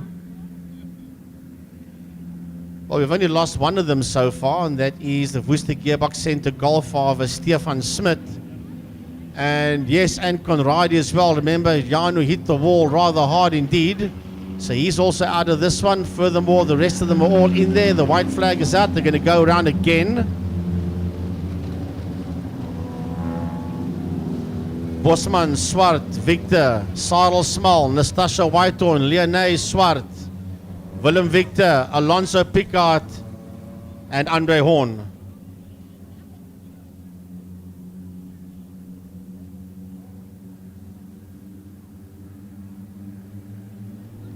So next time they come around Werner, we will go green. Ja, Philip wat reg staan vir hulle met die groen vlag aan die kant. Dan jy mooi sien op hierdie hoekie, lyk my so 5 rondes oor, ek is seker nie. Groen vlag wat sak en dis die groep wat hier hard op die pedal klim daar so. Probeer daar wegkom, skuif is daar. Hy met alles was eers in die buitekant van skuif indruk en dan moet hy weer agter hom inval want skuif bietjie later op die remme is en dan probeer hy weer in die buitekant en as alles wat aan die buitekant verbygaan. Daar by Lloyd skuif Dirkie Bosman probeer ook daar deurkom. Gavin Swart het so 'n bietjie wyd daar op amper teen die muur. Bosman wat nou weer sy neus anker daarna derde plek maar Lloyd skuif wat 2 plekke in die proses verloor het en is nog steeds Leroux, maar dis Damien Ellis wat nou hard agter Leroux aan is. Yeah, Lloyd Skyfer dropping a good couple of positions there, sitting behind Dirkie Bosman, just ahead there of Gavin Swart. Down the back man they go, but Leroux's car was out of shape, out of line. And Damon Ellis is right there on his back bumper, followed there by Dirkie Bosman. As they exit the pit corner, working their way down into turn number 1. and Sadel Small right up against the wall with that 45 car. Right in there behind Nastasia Whitehorn, and they're both ahead there. Paul Victor down the back, man, they go in trouble down the back straight there for Damon Ellis. Damon Ellis wat wyd hardloop teen die muur vas daar en dit lyk vir my Lloyd skuif het 'n probleem, maar hy gaan nou stadiger. Hy was net oor die hele tyd in die tweede plek gewees, maar hy was besig om hierdie stadium agteruit te boor. Hy gaan al hoe verder terug. Balleroe deur die wind en op steeds eerste plek. Dirkie Bosman daar in die tweede plek nou. En dan is dit Gavin Swart en is Lloyd skuif wel terugkom. Hy is daar by Gavin Swart, en as dit Damon Ellis wat sukkel hier verbykom. Ja, ek dink iets het gebreek op hy kar en die muur taamlik hard getik aan die oorkant. Dis die Roe wat die deurkom, wat nog steeds in die eerste plek deurlei. Dirkie Bosman in die tweede plek. Gavin Swart wat nou daar in die derde plek sit. Lloyd skuif in die vierde plek, maar Lloyd skuif is die baan vol. Hy sukkel met hy kar se hantering. Hy kan sien as hy die trein gaan, maar is ietsie lekkerie. Dan staan so Whitehorn wat deurkom, ons Paul Victor wyd hardloop, bring vir Sarel Smal saam. Ja, hy Swart is daar, Willem Victor, Alonso Picard en Andre Hon. One more lap to go for them as they come out of the pit corner. Working their way down into turn number 1. It is AJ Leroux that sits out there in P1 with Dirkie Bosman there in that second position, followed there by distant third of Gavin Swart, Dennis Scaife, and behind Scaife it's Stasha Whitehorn, Sadel Small, and Paul Victor, but the checkered flag comes out, and AJ Leroux and Dirkie Bosman come home first and second, followed there by Gavin Swart. Across the line behind Swart, the Scaife, behind Scaife, it is the Stasha Whitehorn ahead there of Paul Victor, Sadel Small, Leonay Swart, followed there by Alonso Picard, Willem Victor, and then Andre Horn is the last man across the line. Well, Yeah. eventually we got to the checkered flag. Ja, at last het ons die geruite vlag gekry. Die wedren is dan gelukkig klaar. Ja, ons het gesê het, ons gaan nog 1/3 van hierdie groep sien. Saam met weer die helfte van die lot wat nou gery het. En baie mooi gery daar deur Leroux wat die eerste een in die sakkie toeknoop. En op het stadium was Damon Ellis baie na hom gewees tot Damon Ellis 'n foutjie gemaak het, wyd gehardloop het en so 'n bietjie met die muur kontak gemaak het aan die oorkant van die veld.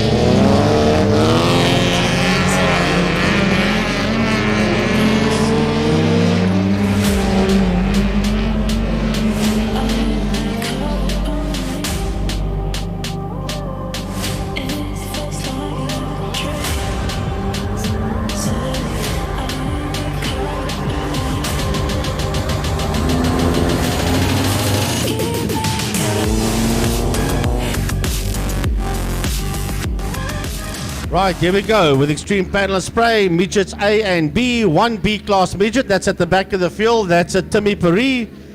The other three are all A class, Jacques Cameron, Jacques van der Merwe, and then the number 4 of Skalk Swart. But it's Cameron Neetling that is there on pole position. On his outside is Skalk Swart, then behind the two of them is Jacques van der Merwe. And then behind him in the Tony's clutch and brake, number 27, the only B-class midget out there of Timmy Paris. Frankie, jy was hier die laaste wedren hier gewees hier. Jacques van der Merwe wat aan mekaar 'n probleem gehad het op 'n stadium die kar gerol, maar nog steeds teruggekom en nog steeds hele aanklagery. Hy het selfs hy wedren klagery waaraan hy die kar gerol het. Not the first time he rolled it. Last season he hit the wall very hard there at Vescus as well in Saldanha. and then they had to rebuild it. Right, the flag goes down, and this one's underway, and out front we've got Skalkswart. Down the back man goes Skalkswart, right behind him we've got the 72 of Cameron Neetling, followed there by Jacques van der Merwe and Timmy Perry. Lap number 1 is in the bag as he just worked away down through turn number 1. Out of turn number 1 they come now, down the back man, watch out for Cam Neetling. He's going to get right on the case there of Swart. Swart sits out in P1, Neetling sits there in second, and Jacques van der Merwe lost the tail in slightly there, but holds on to that third position. And in fourth position in the B class we have still got Timmy Perry. Hierdie Wyntuin draai Skalkswart bedeer. En Skalkswart die eerste plek, Cameron Neetling sit aan die tweede plek. As die Jacques van der Merwe in die derde plek moet by bedraai ingaan. Timmy Perry die enigste B-klas midget wat nou by ons bykom. Was Skalkswart wat die voortou het. Hierdie Wyntuin draai vir nog 'n keer. Cameron Neetling agter hom. Jacques van der Merwe agter hulle. Jacques van der Merwe aan die derde plek sit. Timmy Perry en de Skalkswart van de Amerika bedraai leven nog een keer op pad naar die Wyntuin draai toe. Dat is het Skalkswart en dat is die witvlag wat gaat uitkomen daar van Swart. Als hij op pad is nog eens toe. Skalkswart wat die witvlag krijgt, als hij deurkomt. Cameron Neetling in die tweede plek. En Jacques van der Merwe wat die vlag krijgt, die derde plek als hij deurkomt. Jacques van der Merwe krijgt die witvlag. Hij komt hier en dan is het Timothy Perry wat deurkomt hier in die Wyntuin draai om die witvlag te krijgen. De ruitenvlag is uit, de Skalkswart op pad zo is de Skalkswart wat deurkomt. In die eerste plek krijgt om Skalkswart. Tweede plek gaan behoorden aan Cameron Neetling wat deurkomt. En is Jacques van der Merwe in die derde plek. Jacques van der Merwe wat nou deurkomt en dan is het Timothy Perry wat hier die Wyntuin draai kom. Blitsvinnig, kort, alles oor, alles voorbij. En vinnige midget seeptuin blaasie. Maar mooi gereden daar Skalkswart. Met Cameron Neetling in die tweede plek en Jacques van der Merwe in die derde plek. Timothy Perry wat aan de vierde plek is, maar in sy klas in die eerste plek. En dit natuurlijk de Extreme Parallel Spray midget klas geweest. Yeah, short, sweet and to the point. Boom, boom, boom, and that was that. So well done there to our midget drivers, class sponsored by Extreme Panel and Spray. Die mannen ry so vinnig, ons kry nie eens kans op mekaar die mic oor te gee.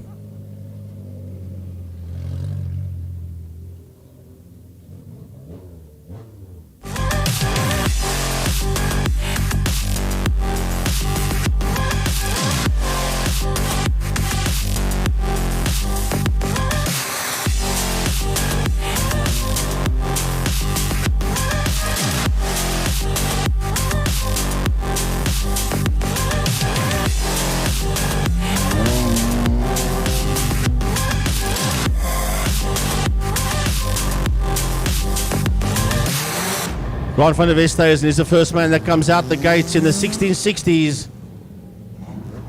Sponsored by Westcape Spares, Arno Hoogaard and Rico Kuchlenberg. Then the 111, that's Werner Smith. Francois Engelbrecht is in there behind him with the 61. Yeah, here comes the 25, that's Abdul Kader Dalwai. Then Salim Dalwai, and then Jaco Kirchner is in the house. Let's just get, no it's not, it's Tashius van Tonder Jr. That's Tashius van Tonder Jr. that is driving that 4 car. So, okay, that's a lovely surprise to see the second seun wat daai kar ry, aanvaar ek maar. Ja, correct. Nou, jy kan sien, soos hulle deur beweeg. JP Du Plessis Jr. in the 88 as the field works its way out of turn number 1 in the Westcape Spares 1660 modifieds. Nigel Thorpe's a bit further down, so was Tristan Bland, Jacques Du Plessis, and then Harvey Hendricks in the 178 is there at the back of the field. So let's look, see, can Van der Westhuizen get the whole shot at turn number 1? Or will it be Abdul Kader Dalwai or maybe somebody else? It's Abdul Kader Dalwai with a fantastic start off the line there by Abdul Kader Dalwai. Whoa! And there's a massive, massive hit going into turn number 1. And the yellow flags is out. That's Tashius van Tonder the third. That's Sian. And we'll have a look now who was the other one involved there. That could be JP Jr. Yes, it is. JP Duplessis Jr. Ja, ek het gesien en die manne gaan te hard en te vinnig vir hy draai, maar nou ja, jy kan dit nie help nie, sulke dinge gebeur. Dis wat motorracing nou maar is. Het lyk vir my behalwe vir die bonnet wat oop staan is JP alright. Hy gaan net daar by die kuiphek gestop het dat hy bonnet van hom toemaak. En is JP Duplessis wat daar betrokke was in die ene, hulle wys hom nee, gaan tot daar by die klerk van die baan. Hy kan het 'n lelike knock voorgevat ook, Frankie. Well, it's got a big knock here. I'm going to have a look at the replay here. And we'll have a look and see exactly as they go into turn number 1. Yeah, that was Sian that lost it there completely, and poor JP had nowhere to go and just hammered the side of Van Tonder the third. Right, we're going to have a look, see if they're going to send them back to pits. Cannot see the board from here. Ja, back to pits. Back to pits, right. Ek dink is 'n wyse besluit daai, te veel karre seer gekry in die eerste draai. Gee die man nou maar 'n fair chance, gee 'n kans om reg te maak en 'n goeie call daar van die COC's om hulle terug te stuur. Dat hulle gaan kyk of hulle gaan reg kom. Frankie, die volgende klas dan wat ons gaan uitkry. Wel, nou moet hulle rondhardloop in die pits want dis die V8's Ja. wat gaan uitkom, die SKP boukontrakteurs AMS en dan Cape Industrial Flooring Lexus klas Wat saamry wat aanvaar saam met hulle gaan ry, ja. Ons sal saamry, hulle het laas ook saam. Nou moet hulle skarrel daar in die Cape area want hulle het nie nou verwag om op die baan te kom nie. Ja, maar hulle moes al reg klaar gesit het. opgeline het, korrek ja. Hulle moes al reg gesit het. Jy klim gewoonlik so 2 reise voor jy moet uitgaan, klim jy in en dis daai tyd wat die voet sit te bewe op die klats en jy wens jy kan nog 'n ou sigaretjie getrek het, maar jy klaar die helm op.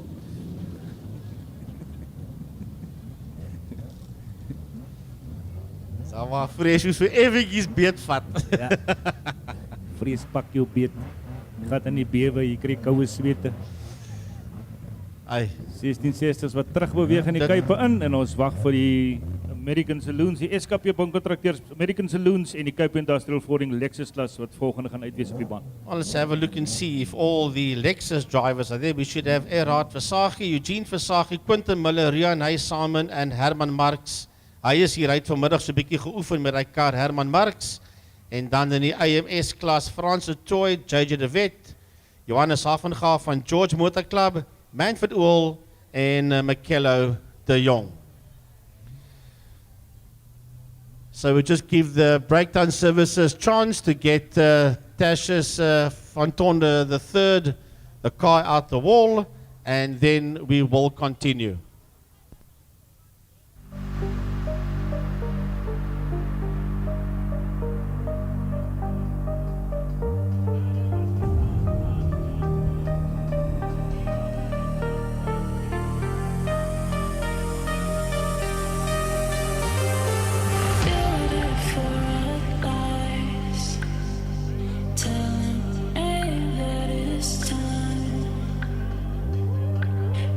From me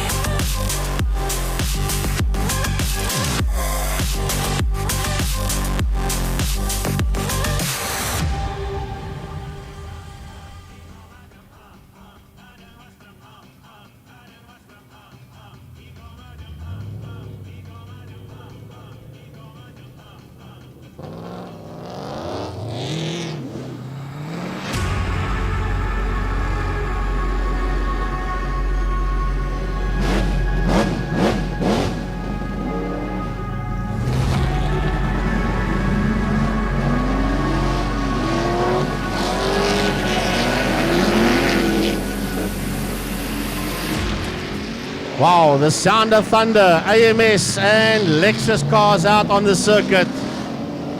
Johannes Havenga, JJ de Wet,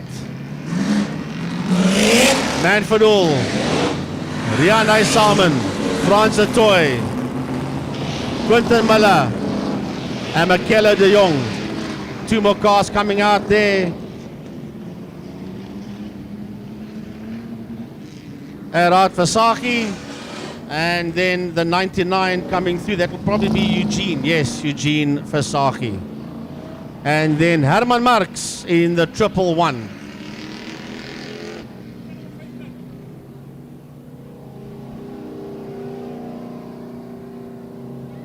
So the man from George Motor Club, Johannes Havenga, I'll get that right eventually, sitting out there in the lead, working his way out of turn number 1, the man from Benver Racing.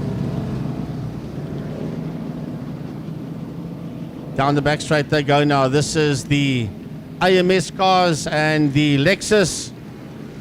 Just waiting for Herman Marx to attempt to catch up onto the back of him. The whole group, I should say, going down the back straight. So we'll wait for the flag to go down. And away they go as the flag goes down. And off they go down into turn number 1. Out of turn 1, they come now with his Johannes Havenga. Right in there behind him is Frans de Toy. Down the back lane they go, followed there by JJ de Wet. Then it is Michele de Jong. He sits there in that 4th place as Havenga goes high and wide and loses that lead there to Frans de Toy. Havenga right out de Frans de Toy. Wat hulle deurlê aan hierdie kuipbedraai. JJ de Wet sit aan die 3de plek. Michele de Jong met baie goed doen. Hy sit in die 4de plek. Agter hom is dit Manfred Uhl wat nou sy neus net binnekant wil indruk, maar hy's net is Michele de Jong bietjie later op die remme. Herman Marx het nie deurkom en hy het die blou vlag gekry en in die Lexus staat nie oor kan hier kom Quinten Miller nog deur. Quinten Miller is aan Manfred Uhl. Wow, Marfred baie stadig gaan aan die kuipbedraai. Dis Rian Salmon ook wat deur gaan agter Quinten Miller. Dan is dit Gene Versace wat deurkom.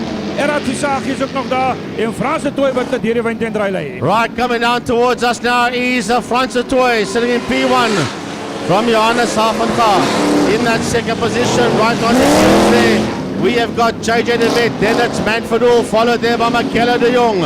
Then in the Lexus class we've got Quinten Miller that sits out there in P1. He's ahead there of Rian Salmon. Then it is Eugene and Erhard Versace working their way out of turn 1 down the back lane. And then Herman Marx in that 111, and he's really in trouble out there. Full course yellow flags come out. There's debris on the circuit there in turn 2, and that's brought out the full course yellow flags.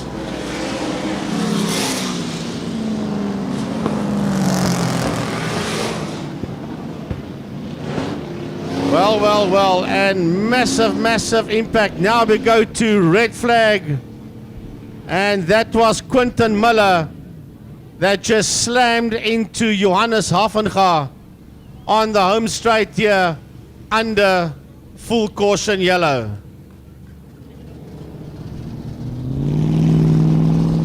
Frankie Johannes Havenga wat baie wyd gehardloop die draai uit. Ja. Hy het die geel vlag gesien en hy het sy kar probeer reguit kry en Quinten Miller wat full taps deur die draai gekom het, obviously nog nie die geel vlag gesien nie en ongelukkig daar aan die agterkant van Johannes Havenga in en 'n rooi vlag wat uitkom, weet jy wat gestop word en ons gaan hulle almal hier op die lyn hier staan maak dat ons steeds gou daai karre van die baan af kry. Well, that was a very hard hit there from Quinten Miller onto the back end there of Johannes Havenga. And immediately the red flag comes out and they stop this race. Well, wind picking up here at Mega Oval in Worcester. The actual full course yellow flag came out, Vanna, because there was debris lying there in the Wyntuin corner. As you can see, the marshals taking that off there, FC Nieuwoud helping them get all that debris off the circuit. That's what brought out the full course yellow. And then after the situation between Havenga and Miller, that immediately brought out the red flag to stop the race.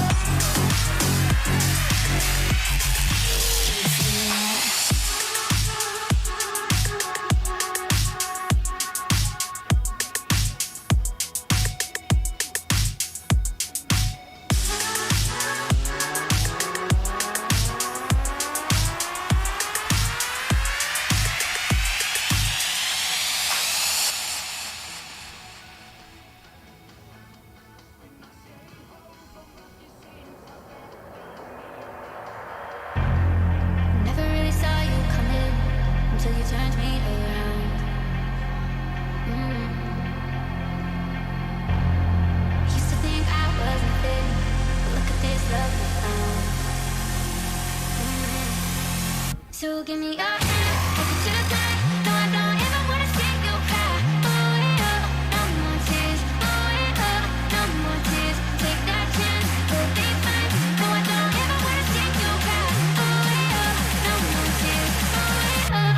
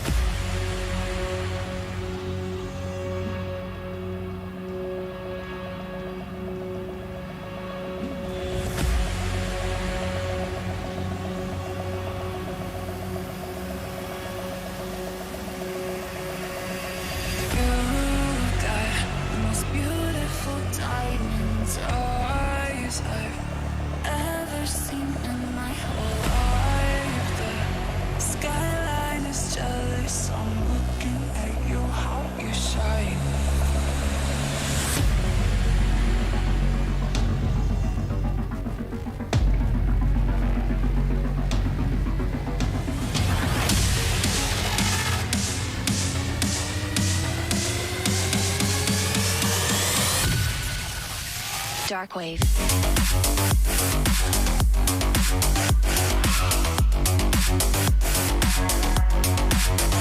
Break it down.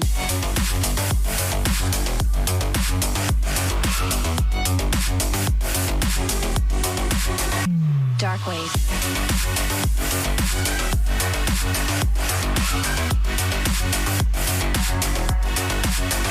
Break it down.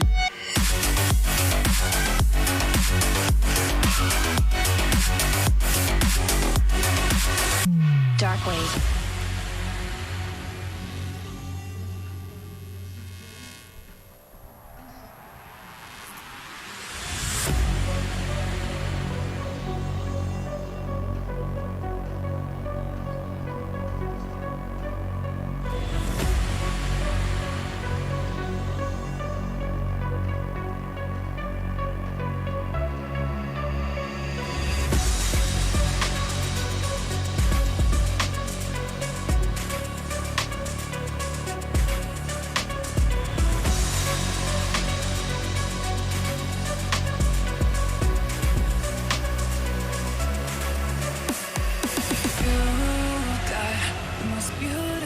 Diamonds eyes I've ever seen in my whole life. The skyline is jealous. I'm looking at you, how you shine. You got the most beautiful diamonds eyes I've ever seen in my whole life. Skyline is jealous.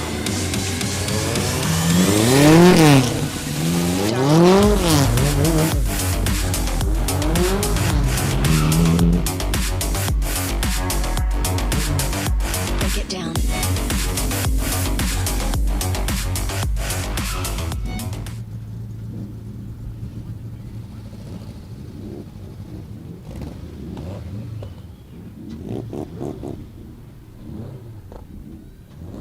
2.1 Theo's Bucky's Modified Saloons out on track for their heat number 1. The number 10 car on the front row of the grid, that's Johan van Dijk. In there behind him, the 323 of JP Kotze. Then the 101 third row on the inside of Peter Niemand.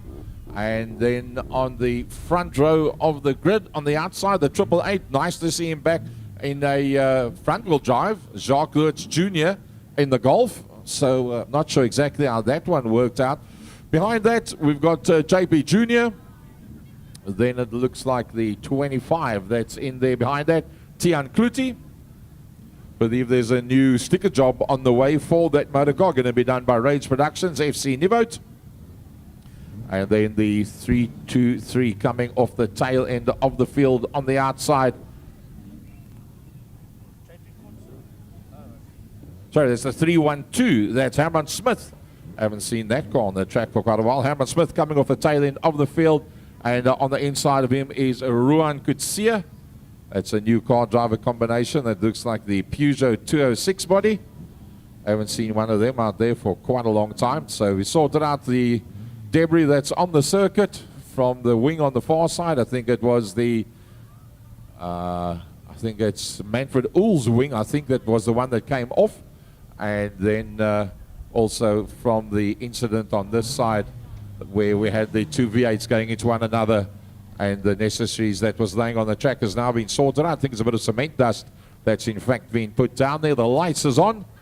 We've got the generator going on the far side. I must say the lights are all looking pretty neatly sorted out. Well done to the people that did the homework in the background for us to make that one sorted out. So after this 2.1 race, we're going to come back to you with information on our wheelbarrow standing in front here. For those of you that arrived late, we've got a wheelbarrow. It's going to be going up for bids. I was going to say auction. It's not an auction, it's bids. We're going to be giving you Susanna Bredenan's number when we finished with round number 1. There's a holding figure of 2,500 Rand on that wheelbarrow. There's more than 2,500 Rands worth of alcohol that's in that wheelbarrow apart from the value of the wheelbarrow itself. So you can either go to the dop shop and go buy 2.5 grand, or you can get that one and you get a wheelbarrow in there for free as well. So once we finish the round number 1, Susan Brednam's number will be given out. She will then be the person that will be receiving the bids on that wheelbarrow.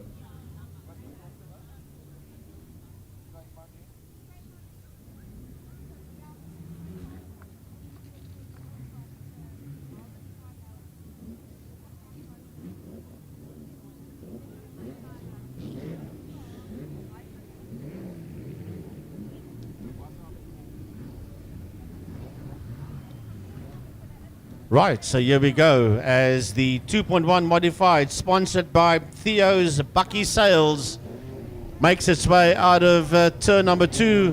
Martin Breitenbach has got the white flag, and he'll send them on their way shortly. Or they're going to have to go around one more time with the white flag. So it is Johan van Dijk, Jacques Lutz Jr., JP Jr., JP Kotze is there, Tian Kluter, Pieter Niemand, Herman Smith, and then Ruan Kutsia in that Peugeot 206 shape Flexi. That's that red 54 car that's at the back of the field there with the 312 of Herman Smith. Going to be interested in the modern era to see a Mark 1 Golf go up against a whole bunch of Flexis. We haven't seen that for quite a long time. You see it up country, but not so much down this side of the world. So interesting to see how does Jacques Lutz Jr. do with that Mark 1 Golf on the outside line. And Johan van Dijk has worked his way out towards turn number 1. Well, I tell you what, they rack back then stack coming up on the inside. A lovely drive there so far by JP Kotze. He backs out of that one. It's JP Jr. working his way around the outside of Johan van Dijk as Pieter Niemand slows off on the infield. Right, and Lutz Jr. having a trouble out there going into turn number 2, but it's Van Dijk. That is all over. The place coming out of turn number 1. He will rejoin down at the back of the field, but it's JP Jr. from JP Kotze down the back main, followed there by Tian Kluter. That's the first 3 cars heading into turn number 2. Then it's Herman Smith, and behind him it's Lutz Jr. followed there by Pieter Niemand, and pulling off the circuit is Johan van Dijk. Herman Smith doing a very decent job. I haven't seen him out on track for quite a period of time. He's lying 4th overall. Jacques Lutz Jr., Pieter Niemand right in there behind him. But up dusting and disappearing off the front end of the field, having not had a good run in the 1660 race. It brought 2 cars through here, did JP Jr. And unfortunately, quite a bit of damage. I do believe he'll get the 1660 sorted out. But right now, he's taking the 2.1 and just blowing away at the front end of the field. JP Jr. making his way out of the pit corner to start another lap. Right behind him, or should I say a distant second position, is JP Kotze, followed there by Tian Kluter. Then it's a bit of a gap before we see this 3-way fight heading towards us. It's been led there by Herman Smith. Right behind him is Pieter Niemand, and on his case there is a 888 Golf of Jacques Lutz Jr. Jacques Lutz Jr. doing a pretty decent job with that Mark 1 Golf. Seems like there's lots and lots of power underneath the foot there. When he climbs on the brakes, the car turns towards the outside, so that's slowing him down just a bit.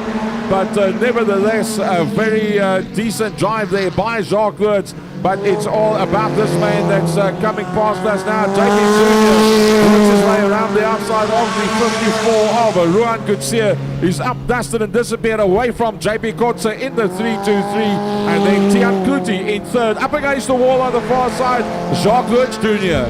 Lutz Jr. up against the wall. That brings out the full caution yellow as a 888 Golf of Jacques Lutz Jr.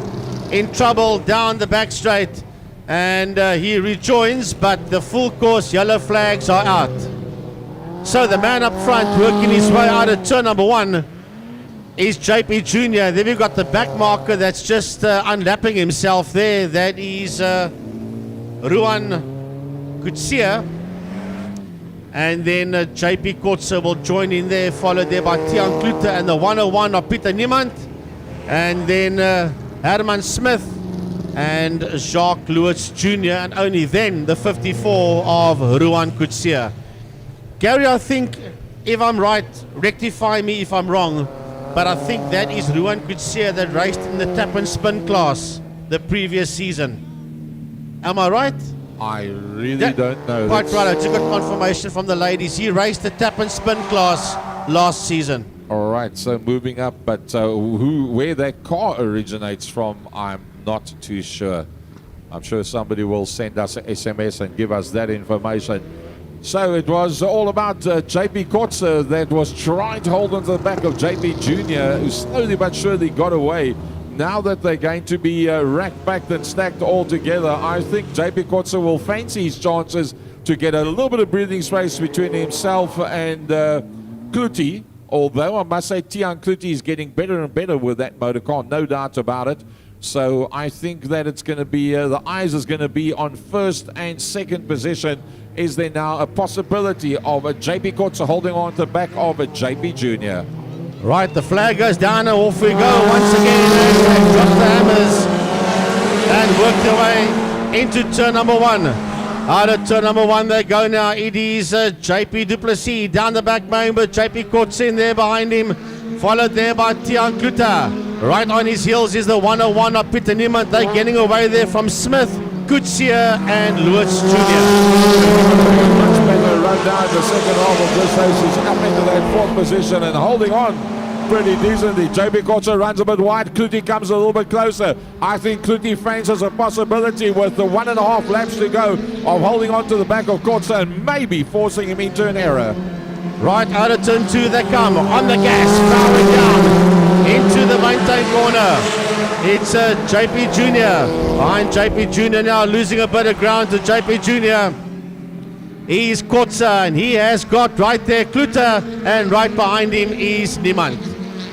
Come around for the last time. Checkered flag time. JP Jr. will take it away. JP Kotze in second, right behind him. A very good drive there by Tian Kluti. Then it is Peter Niemand is the next man that comes through. Then Herman Smith, lovely to have him back out on circuit. And the ex-tap and spin driver in the 54, that's Ruan Kutsia. And then a recovering Jacques Lewis Jr. in the Mark 1 Golf. We lost out on Johan van Dijk in the discount boards Fiesta. Unfortunately, he picked up a flat tire right near the beginning of that one, and he'll be classed as a DNF. Right, Marshall's recovering some debris there in turn one. A lot of body panels around this track. Right, let's get back to this auction for the Cansa. And we hope that the auction is going pretty well. We gave you Suzanne Brednan's number, 072 258 0880. You can contact her for the I just said the English word for failing now. The help me out. It's called a wheelbarrow. Afrikaans, jy stoot die Vir die krywaar. krywaar. You walk with a wheelbarrow. Auction, that's the word I'm looking for. It starts over 2,500 Rand and it grows. The painting is at 500, and you can contact Suzanne as well as the pledge that we started. You can phone her as well if you want to challenge any of your friends to equal or better whatever amount you give them, and it's all for Cancer Association. Right, moving up now onto the front row of the grid for the second of the stock road races. On the inside, Grant van der Westhuizen. On the 1660s, Grant van der Westhuizen, and on the outside of that, Abdul Kader Delvay. On Hooghart, on the outside of that, the second of the Delvays, that's Salim Delvay. So son in front, father behind. Then we have the 46, let's just get our goodies sorted out to the 46 of Rico Kuchlenberg on the third row, and you will probably find that the number 4 Titan car that's coming forward, that's Tashius van Tonder Jr., that's going to be on the Philip. Just waiting for JP to come out. He's just raced in the 2.1. Looks like they've got the 1660 back together. Probably find they'll just have taped that bonnet down. Fourth row on the inside, the 111 of Werner Smit. And in behind him, that looks like it is Engelbrecht, super duper quick in that motor car.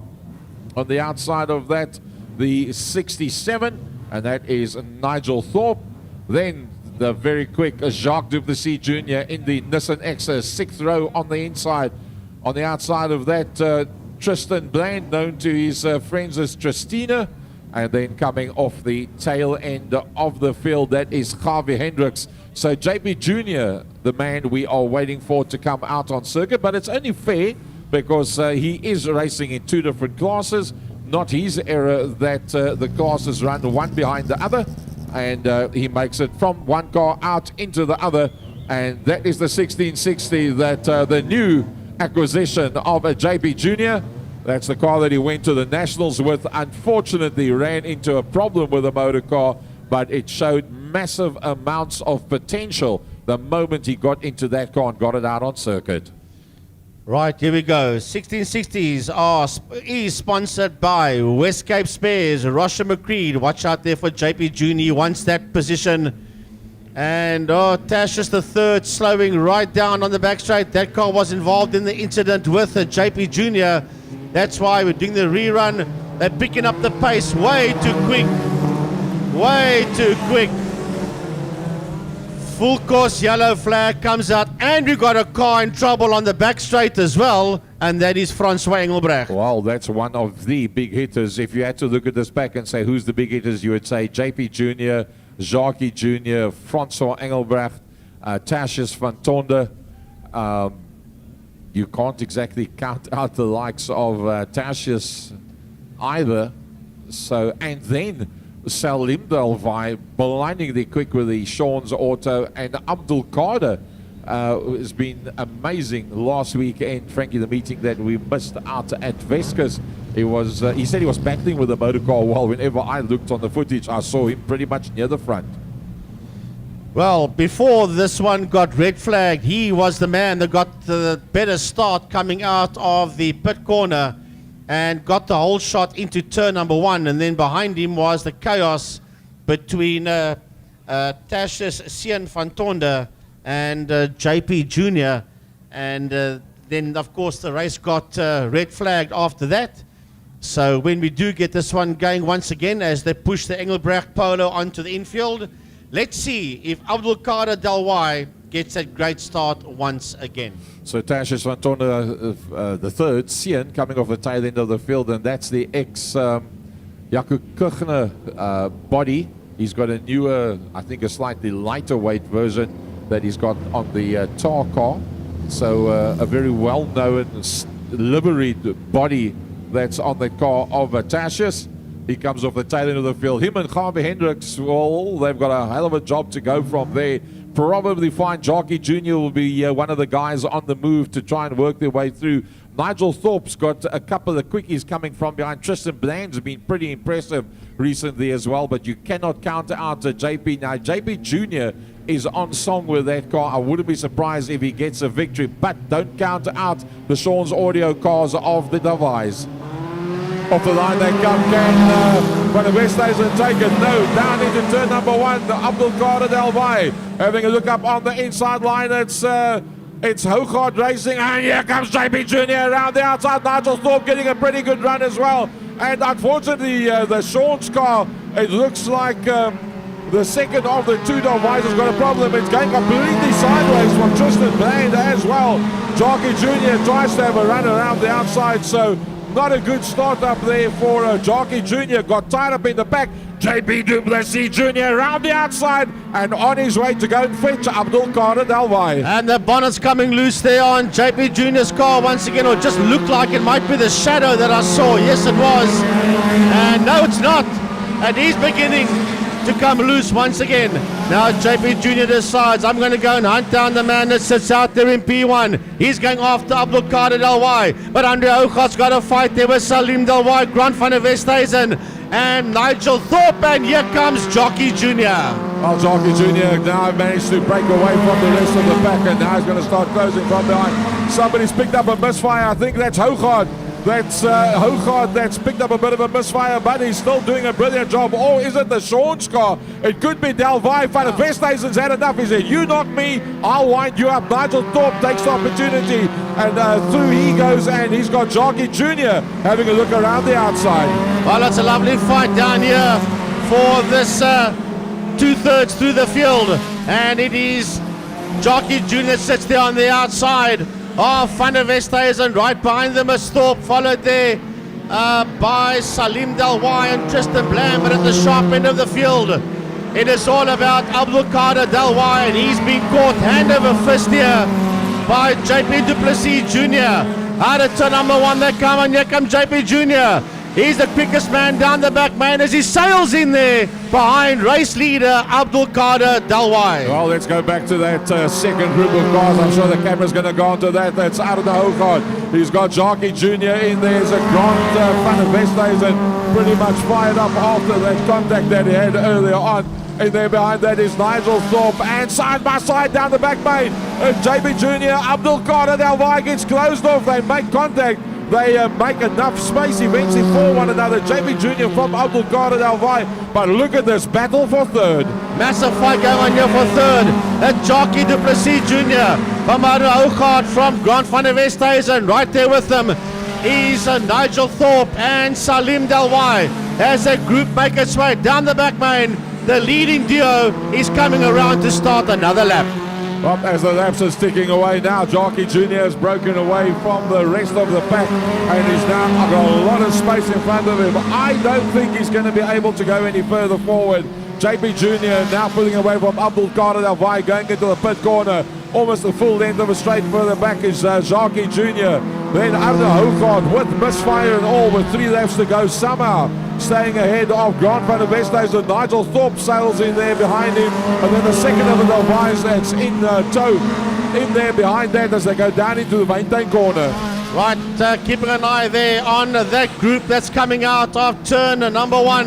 Down the back man they go. They're going to put a lap there on Tasha Sien van Tonda. That is Arno Hogard. Right behind him is Grant Van der Westhuizen, Nigel Thorpe and Salim Delwai. Not too far behind them is Tristan Bland and Harvey Hendricks. But the leading group, or the leading duo, coming around to start their last lap is JP Jr. and right behind him is Abdul Qadir Delwai. Well, as I said, JB Jr. from the first time that he went out with that motor car, you could see a car driver combination of note. Works his way down the back straight. He'll go past 1 or 2 of the back markers. Abdul Qadir Delwai far enough back that JB doesn't have to pass whoever is coming up behind.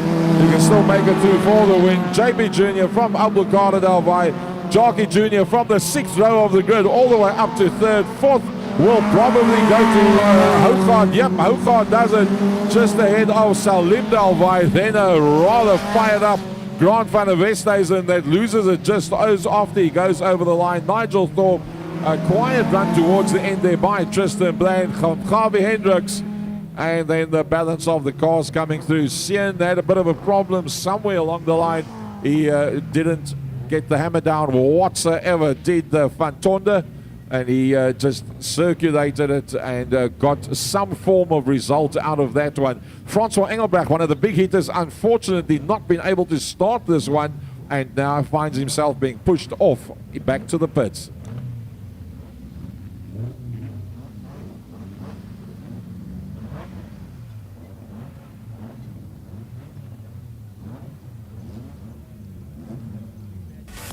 Brendan LaRue, if you can come to the commentary, please. Brendan LaRue, medics. Brendan, we need you here by the commentary box, please. Laat weet vir Brendan, ons soek hom. Roep hom op die radio asseblief, Brendan LaRue.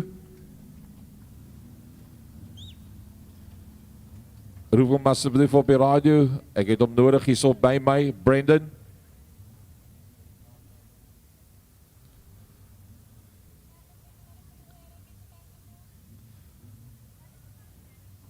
Brendan?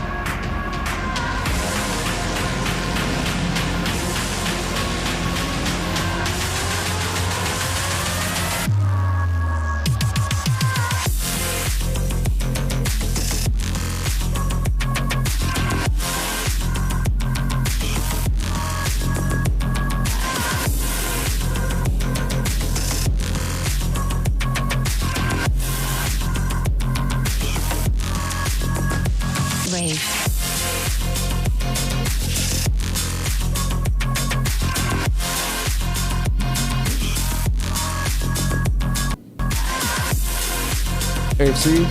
FC Kan my Niveau. turn, Bas. Dis dringend, asseblief FC. Jy moet 'n draai kom maak hierso, baie dringend.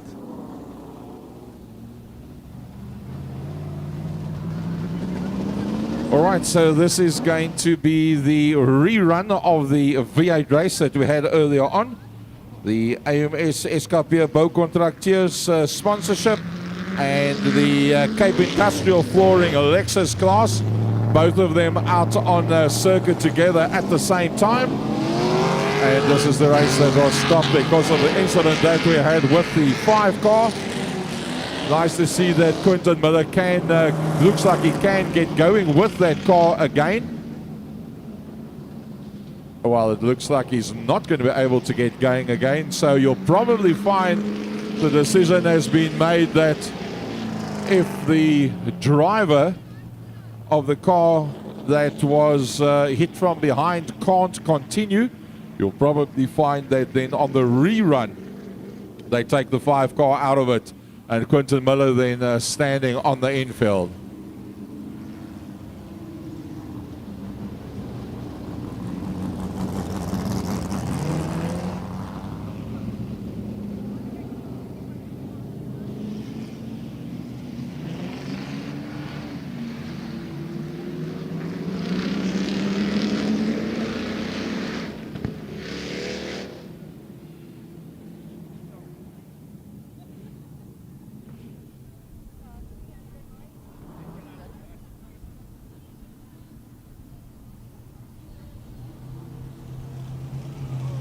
Right, so it is Manfred Hall. Calm down, buddy. It's Manfred Hall that will lead them out. And well, he's part of that group. And then we see Frans de Toy in there. JJ de Vet is right in there as well, together with Michele de Jong. And then we've got the Lexus guys out there. That group has been led there by the 83 of Rian Eisamen. And then we have got Ehart Fasaki, Eugene Fasaki, and the 111 out there, and that is Herman Marx. That is the subtotal of the AMS and the Lexus class. The AMS is sponsored by SKP Bouwcontracteurs, and the Lexus is sponsored by Cape Industrial Flooring. Well, they're now going to get stopped here on the line. I think there's a query regarding the who's going to be standing where. Let's just get it nicely sorted out. Gloves. Oh, okay. So it looks like Frans de Toy did not have his gloves on. I think it was actually brought here once he was out on the circuit. He obviously didn't realize it. And then they said, hold on a second, ons het die oomse gloves, laat hy dit opsit. Tony's Hydraulics, Worcester, big thanks. I think they're the main sponsor of today's event. And a big thanks to all our class sponsors as well. Alu Dynamics, Boylan Tire Works, Tony's Motor Spares, Carly Motors and Motorvaps, Body Complete, West Cape Spares, Theo's Bucky Sales, Beautiful Truck Centre, Discount Boards and Timbers, SKP Bouwcontracteurs, Cape Industrial Flooring, Extreme Panel and Spray for the midgets A and B, and then DQ Auto and more, making available Bad Luck Driver and a Driver of the Day trophies as well. Yeah, like Gary said, a big thanks to DQ Auto and more for the Bad Luck and Driver of the Day, and then Tony's Motor Spares, the main sponsor of this event. Right, so here we go. The AMS cars and the Lexus drivers all as one. And it is the living legend, Frans de Toy, that leads them out of turn number 1 with JJ de Vet that's there in that second position behind him. Then it's Manfred Hall behind him. It's Michele de Jong. And then we've got the 4 Lexus V8s being led there by Rian Eisamen. Gary, here they come. Take them off the line.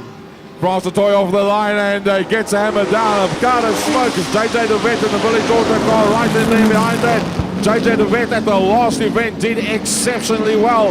The new man out there in the class in that 3rd position. going very, very well for his first competitive lap in V8 and AMS. Francois Toy coming out of turn number 2, racing down to turn number 1. Right behind him with JJ de Wet, followed there by Manfred, then Michele de Jong, and he has got Rio Nysamen all over his back bumper. Nysamen making contact there with de Jong as they go down the back main, and it's Rio Nysamen. Rio Nysamen gets his nose head there. Oh, Michele de Jong coming out of the Wyntuin corner. Manfred in that third position. Wow, lots of power underfoot for Manfred. Nysamen has also been doing exceptionally well recently. But what could be nicer than to tell the folks around the circuit and around South Africa that the legend of Frans de Toy leads out once again in an oval track race. Frans de Toy from JJ de Wet, from Manfred, then it's Rio Nysamen. Right behind him is Michele de Jong. Then it's a bit of a gap before we see the 99 of Eugene Versace. Then coming towards us now is the 10 car of Erhard Versace, and behind him the race leaders. Now Erhard Versace with his second event with the V8. And while you're getting accustomed to every single race getting quicker and quicker, father and son combination out there, the two Versaces. And I'll tell you what, there's nothing nicer than to see Erhard and Eugene, the father and son combination out there on the circuit together. Frans de Toy still leads out the village daughter of JJ de Wet, doing a lovely job. But Manfred starting to close slowly but surely. That is now becoming a three-way battle. Down the back, man, they go. This three-way battle heading into the Wyntuin corner. Frans de Toy leading them out. Right in there behind him, we have got de Wet. Behind de Wet, it's Manfred. Then right behind him and leading the Lexus class is Rio Nysamen. Michele de Jong is right in there behind him. Then it's the two Versace cars coming towards us. That is Eugene and Erhard Versace. And here the three leaders come around once again. Not much more time to go for the lead man, Frans de Toy. Tender age, I think he's around about 71 years of age, probably one of the oldest competitive, continuous race drivers out there on oval track in South Africa. Eric Versace goes off onto the infield. It's going to be Frans de Toy from the village auto car of JJ de Wet. Then it is Manfred. Then it is Nysamen. And then behind Nysamen comes Michele de Jong. Michele de Jong having a pretty decent drive, getting accustomed to that motor car. Sounds slightly different to the others, but pulls very, very nicely. But there's nothing but, into the wall goes Eugene Versace in the 99 car. And that brings out the full course yellow. And they're going to end this one under the full course yellow as Eugene Versace puts that 99 car away in the wall here on the home straight. There was a pretty hard knock as he came out of the corner. The nose end just washed away. And no matter what he did at that stage of the fight, you climb on the brakes, it goes straight. You climb on the accelerator, it first of all goes straight, and then it brings the tail end out. He was at the point of no return. All he could do was slow it down as much as possible before he got to the point where he actually made contact with the wall. Right, so that was the V8 sponsored by SKP Bouwcontracteurs, the AMS V8s, and the Lexus V8 sponsored by Extreme Panel and Spray. That means we have got one more race to go before we complete heat number 1, and that will be in the second group of stock rods.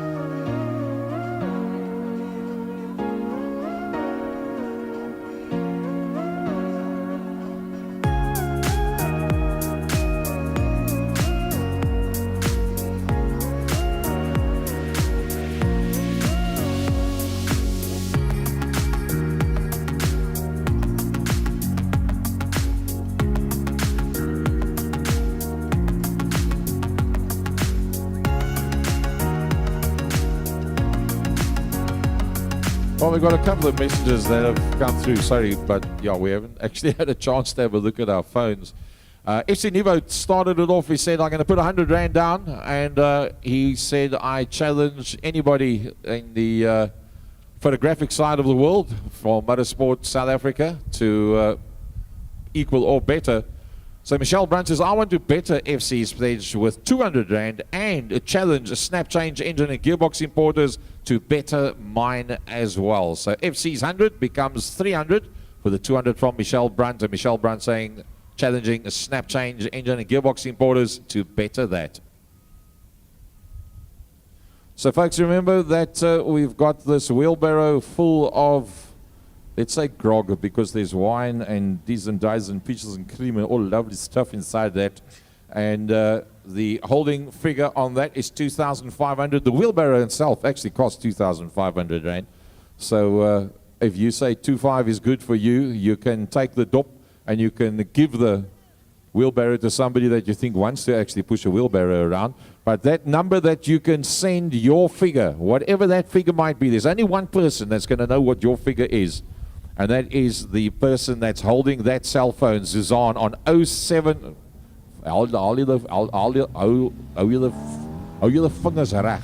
Go for this one. 0722 580 880.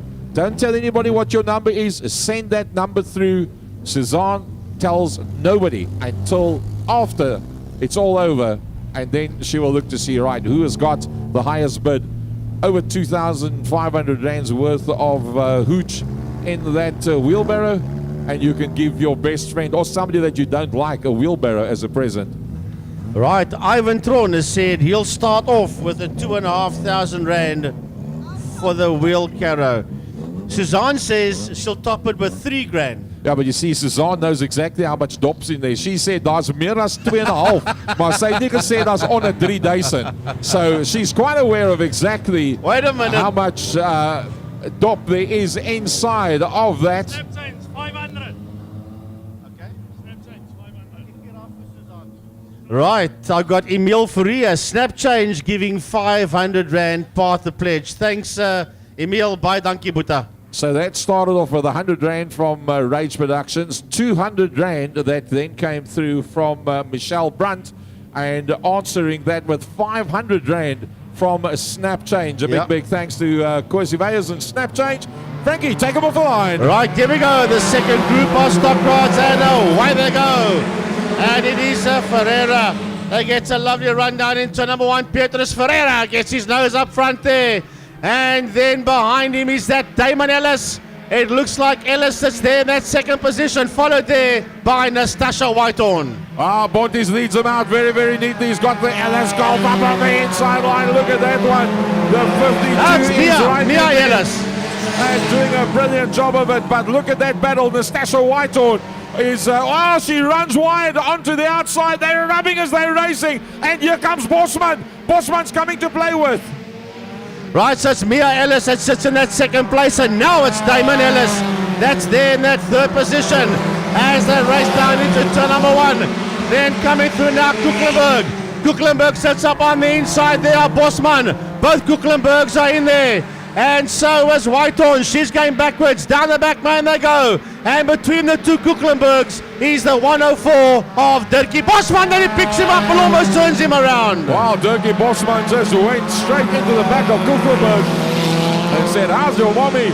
Almost turned one another around. Bosman now on the inside of the Motorlet Golf. So it's Bontes that leads them out. It's brother and sister combination that's in there behind that in the Tony's car. It's Bosman. Oh, it's full course yellow. Full course yellow. And Bosman got turned onto the infield, and straight away the yellow flag comes out. So you'll probably find they will recover their original positions. This one's getting hot. He's going to steam out there. David Kucklenberg just picked him up and sent him packing towards the infield in a straight line down the back main. And the clerk of the course will have none of that. That's why we've got the full course yellow flag. Now Dirkie Bosman pulls in there right next to it. David Kucklenberg saying, what are you doing, man? And the clerk of the course is not going to be very impressed with this at all. Now they're going to have to calm this one right down. Everybody's getting slightly overexcited, but the pace is hot out there. Mia Ellis, Gert Ellis. Well, Dirk Bosman gets the warning. David Kuchlenberg gets the warning. Jana Kuchlenberg goes through. Van der Westhuizen goes through. Whitehorn goes through. Els goes through. Jana Conradi, well, they got the Conradi car sorted out. Remember, that one was in the wall. In fact, it hooked up on the gate on the far side earlier on. So, action plenty. This is the one that normally gives us lots and lots of entertainment, and nothing different this evening. Just getting a little bit hot under the collar. Clerk of the course saying, guys, let's just slow this down to a mild panic, and then we'll take it from there. Well, it's going to get rough, tough, and wild out there. This is the second group of the stock rods. And it's Petrus Ferreira that leads them out of the pit corner. Ferreira there in that first position. Then it's Mia Ellis, followed there by Damon Ellis, Dirkie Bosman. Then it is Janu Kuchlenberg. Then the 12 in there, that's MJ van der Westhuizen in that 12. And MJ busy, he just sits in there behind Janu. All these youngsters, MJ van der Westhuizen, Janu Kuchlenberg, Alonso Pickard, Janu Conradi, all these drivers coming up from the junior development golfs. And they all making their way now into the stock rod class. Well, lovely to see that the youngsters are saying enough of that. We now move up the ladder. So that's a group. Look at them racked and stacked, nose to tail. There's no room for error. I think we're going to have to maybe just hold them on the line. Let's see if they're going to let them go. They're saying, hold on, guys. They've got a query. We just want to sort it out. Oh, Bosman gets himself completely sideways. So I think this one's going to get red flagged. They're going to stop them all here on the line. They'll go look back at the Kuchlenberg-Bosman regional incident.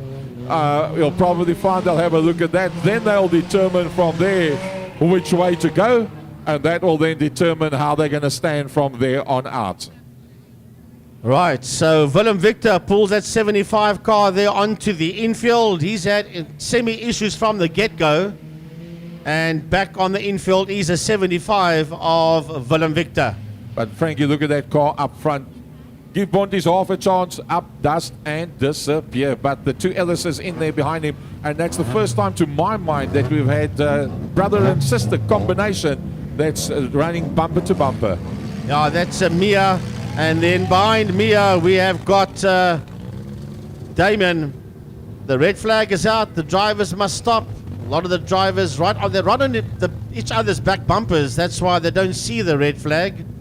They're sitting very close to one. It's actually very difficult when you're sitting that close to somebody. Where do you look? There's just so much on the go at that stage of the fight. But I think the query now is going to go, and let's just give the clerk of the course an opportunity to sort it out.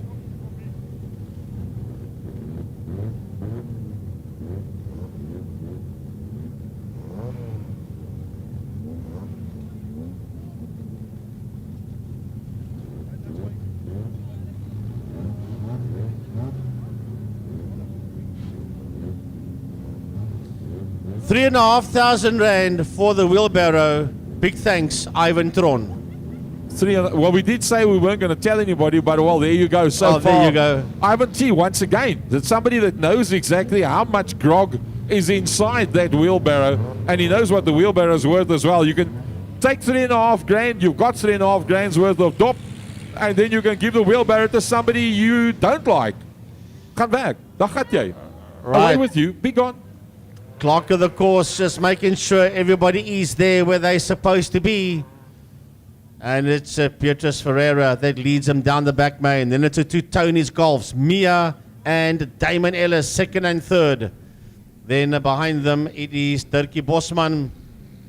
And then it's one of the Kuchlenbergs. I think that's Janu Kuchlenberg. Yeah, I think it's Jano. David's been sent to the back. I think that's linked to the incident with Bosman going off onto the infield, which is an after effect of a previous incident between the two of them as well.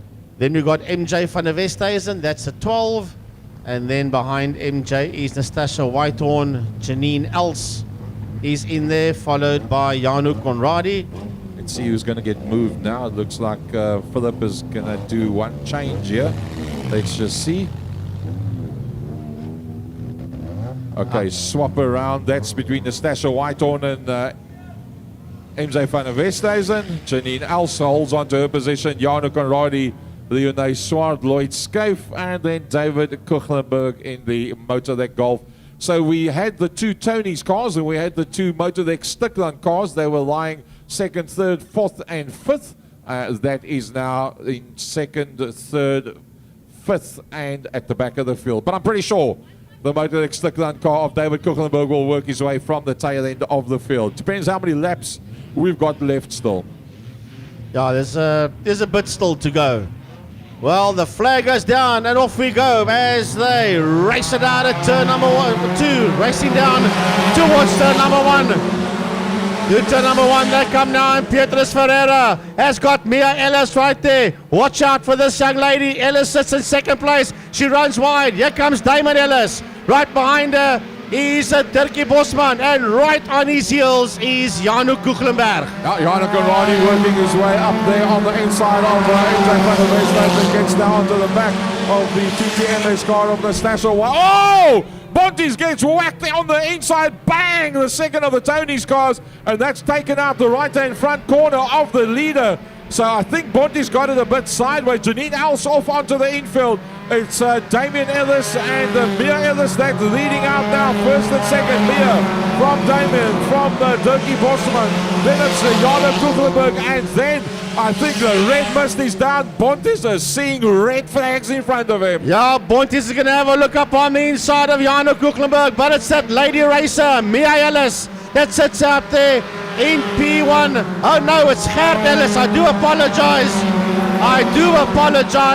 I got that one wrong. It's Gert Ellis that sits out there in the lead. Down the back nine they go. Gertjie Ellis sitting out there in P1. Then right behind her, I just picked up on the notes and I realized, but it's Gert that's sitting there in that car. It's not Mia. So Gert sitting there in P1. Then behind Gert, it is Damon Ellis. Then behind Damon, we have got Dirkie Bosman. They're getting away now from Bonte. Then it is Janu Kuchlenberg, and here comes Janu Conradi, followed there by MJ van der Westhuizen as they work their way out of turn 2. Oh, making a bit of contact there with the back of Janine Els. There was Janu Conradi just out of MJ van der Westhuizen. The Stasher Whitehorn right in there as well. David Kuchlenberg has made up 4 positions with the Motordeck Stickland Golf, but he's got a long way to go to get to the back to the Stasher Whitehorn. The laps are busy ticking away. It's all about the class sponsors. The 52 and the 55 car leading them out. That's Gert Ellis and Damien Ellis, and they are our main sponsor of the day, and their 2 cars running first, second, with Dirk Bosman in third. Right then behind Bosman we've got Ferreira. Behind Ferreira we've got Janu Kuchlenberg. Behind Kuchlenberg we've got Janu Conradi, followed there by MJ van der Westhuizen and Natasha Whitehorn. As this pack comes around to start their last lap. Then behind them we've got David Kuchlenberg, Lloyd Scaife, Janine Els, and Leonie Swart. Going to checkered flag time for Gert Ellis. Well, it's Ellis time, it's Tony's time. Gert Ellis takes it away. Damien coming through in that second position. A lovely drive by the 2 of them. Then it's Bosman, then it's Bontes, then Janu Kuchlenberg from Janu Conradi, then the Stasher Whitehorn, the next one coming through from MJ van der Westhuizen, then a recovering David Kuchlenberg coming off the back end of the field. And I think behind that was Janine Els, if I got that one correct, and then Leonie coming through behind that. Lots and lots of action. Everything we expected, hoped for, and more. Well, it's what we've become accustomed to, but it's still fantastic when it happens out there on circuit.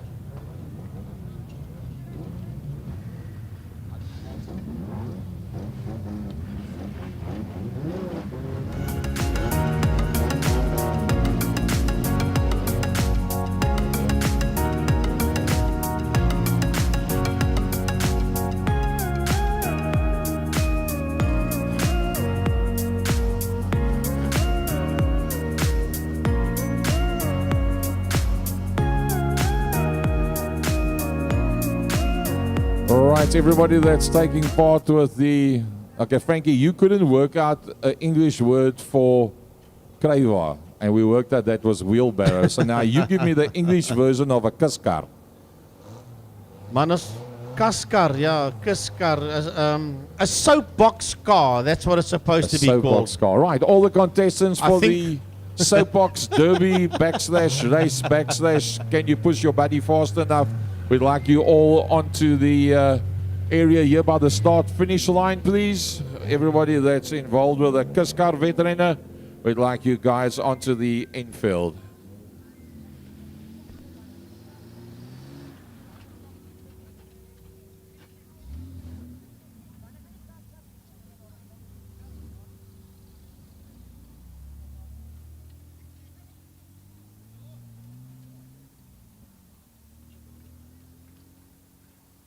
All right, folks, there are people walking around in the pits with alcohol.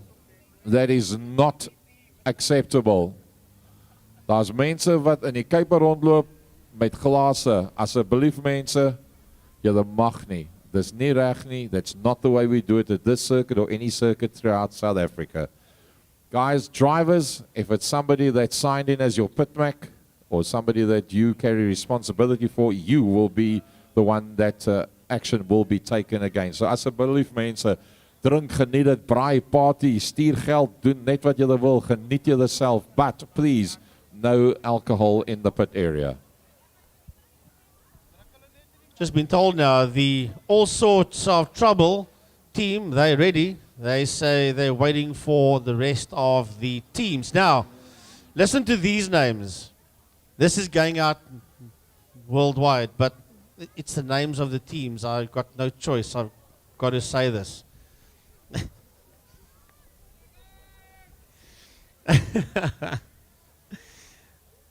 Team 1 is called...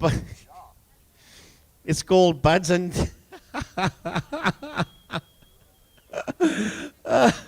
FC, you wanna have a go at it. Do you need some help, my friend? Team number 1, Buds and Tits. But that's going out to the planet. All Sorts of Trouble. Team number 2. Team number 3, Bender. And the booby team. There we go. So You can 4 take teams. that one up whichever way you like. Sorry to everybody sitting watching this production, wherever you are in the world, but the team is called Buds and Tits, and I've got to say it because that is the name of the team. I don't think Tok Toki realizes how slippery it is out there on that inside line. I wanted to put Gary in that Tok-Toki suit, but I don't think it would fit.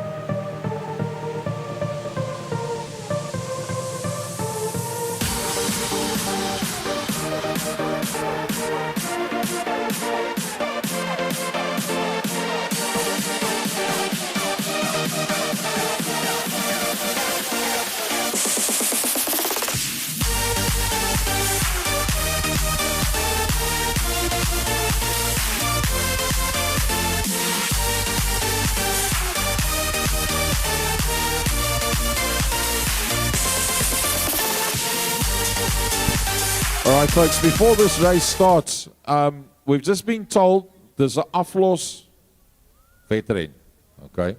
And we've been told that it is, okay, the English version of that is race. We've been told, hold on a sec, wait. We've been told that it's 1 lap. So I asked why not 2 laps. Check at John's face. Check at John's face when we say 2 laps. He's not going to make And it. I was told it's because there are some older people involved. I don't want to stir, but do we think we should maybe make it 2 laps? Just a thought. Okay, the clerk of the course says 1. What does the Mega public say? Okay, Phil, you decide. 1 or 2? 1.5. No, 1 I lap. think we stick to the 1 lap. I think you feel sorry for Jean. No, let's keep it 1 lap. He feels sorry for himself. He can picture himself down there. So, guys, 1 lap. Ladies, 1 lap. That's all the time you got. There's cold beers when you get back. Phil, take it away. They think so. FC Neva's got the flag. Watch the flag on 3, 2, 1, go. Now, Jean's wondering, why didn't I get myself something lighter? Right, just remember, you're going to go to a certain point. There's markers around the circuit. They call people that's standing around the track. And when you get to your marker, then you're supposed to swap and hand over to another driver. Then you're supposed to get out and push. And already the guys at the back have given up. Or semi-given up. I wouldn't even be able to walk that far. Look, whoever's in the car, I see, stays in the car. They change runners. Okay, so who's sitting behind the wheel? That person stays there, and they change runners. I picked it up going down the back straight. There you see. All right, so we're not sure who's who. We know they're all crazy, but we don't have names for them. I That's think the it's box-on benders. yeah, Okay. and all sorts And is look at in this, all second. sorts. Yeah. All right, here we go. I think this is going to be a dice to the line. And Licorice all sorts. I got this Oh, one. we're going to go 2 laps. The white flag has come out. Now you're going to have to pace yourself. Just when you thought it's a 1-lapper, Oh my word, it's it's not been done. changed to a 2-lapper. You got to continue. You had the checkered flag. That was just to confuse them, that white flag. Well. What can I say? Props after CV Joint Services, Worcester. That's the card that came second, and the Licorice all sorts up front. Ek dink daai is die boksombende wat tweede klaar gemaak het. Well, wherever you are around this track, give them a round of applause. There's more mense but they would not have made this whole way around. I don't know who's coming last, but it doesn't matter because there's no winners here. Johan's always Or said should I his wife say- pushes him to the limit. There's no losers here, I should say. They are all winners.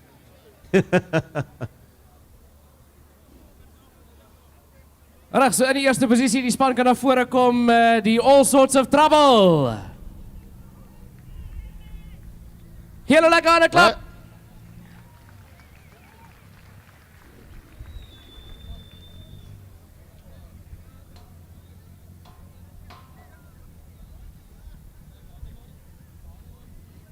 In die tweede posisie, die Boksombende.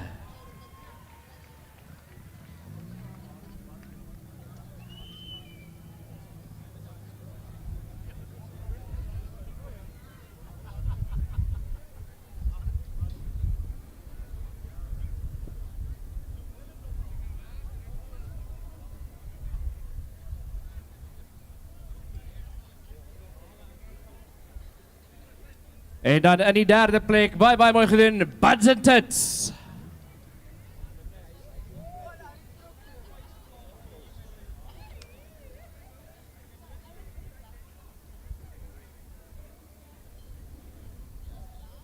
Right, I've just been told that for the pledge, 1,200 Rand from Discount Boards and Timber, Mr. Peter Himan, who is also our chairman, and he challenges Breeder Filet Truck Centre to equal or better Mr. Jean Roberts.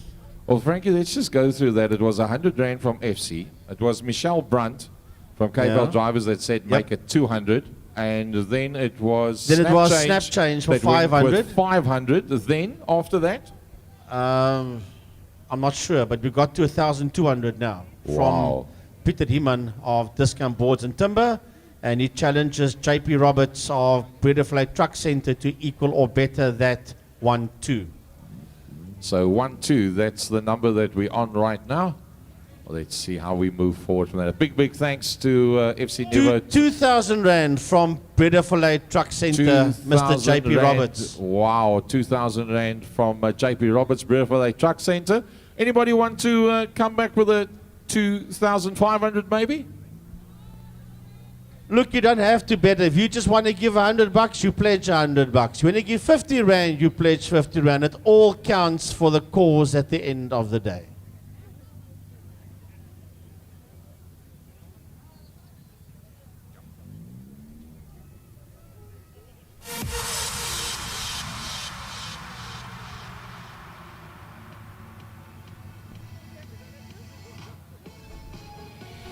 Baby, our love is so blinding.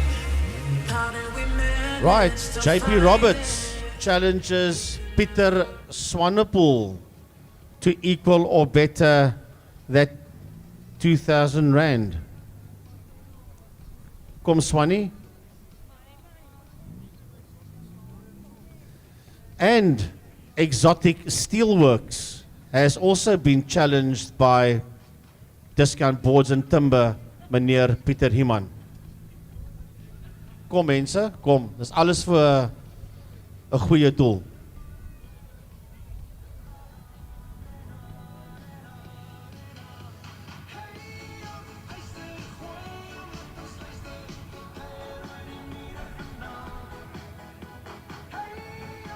We are a flame meant to be lit. Look at the way that we shine when we're together, you and I. So bright, so bright, so bright. We belong to the sky, to the sky.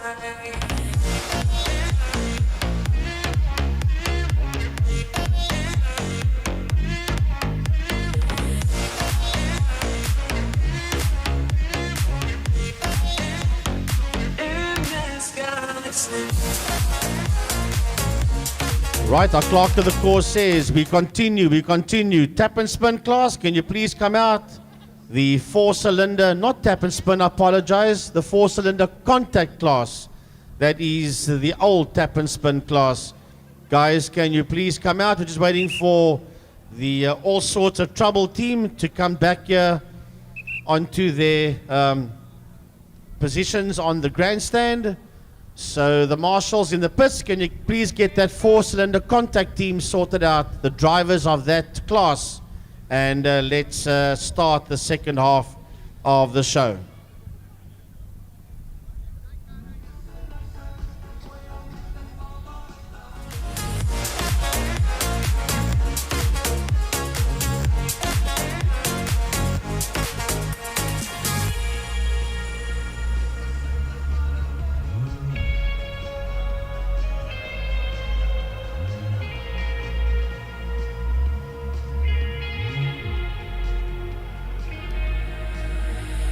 Look at the way that we are, showing our lights like we're stars. So bright, so bright, so bright.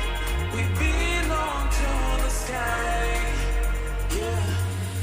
Up in the clouds, here in the dark, we shine a light. We are the stars. Baby, we found. All right, folks, we're getting a lot of attention on this wheelbarrow full of grog. We've now got a Skylo construction going 5,000 Rand for this wheelbarrow with more than 3,000 Rands worth of dop in it.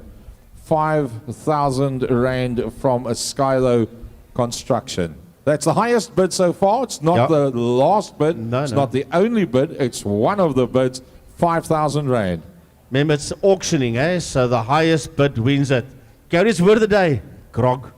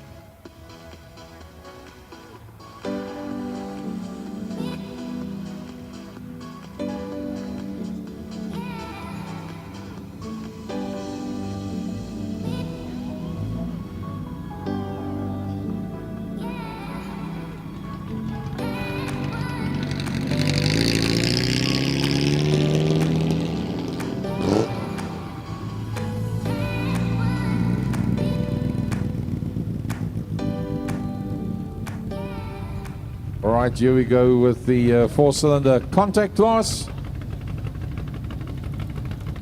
Second time they are out on the circuit. It's going to be Johan that's going to be on the front row of the grid. And it looks like that car's actually weathered the storm pretty well earlier on, the 19 car of Johan Milan. And there behind that, the Stanza, the 52. That is Francois Blom. On the outside of that is the 15. That is Stanley Hamley. And then I think that's Francois in the Beetle. Francois Berger. And then alongside that is, I think it's Marius Smit. Yep, that's Marius Smit. In there behind that will be the 144 on the outside of the grid. That's Gideon van Sale. Then we've got Bronley Dick. And then coming off the tail end of the field, the 111 of Herman Marks.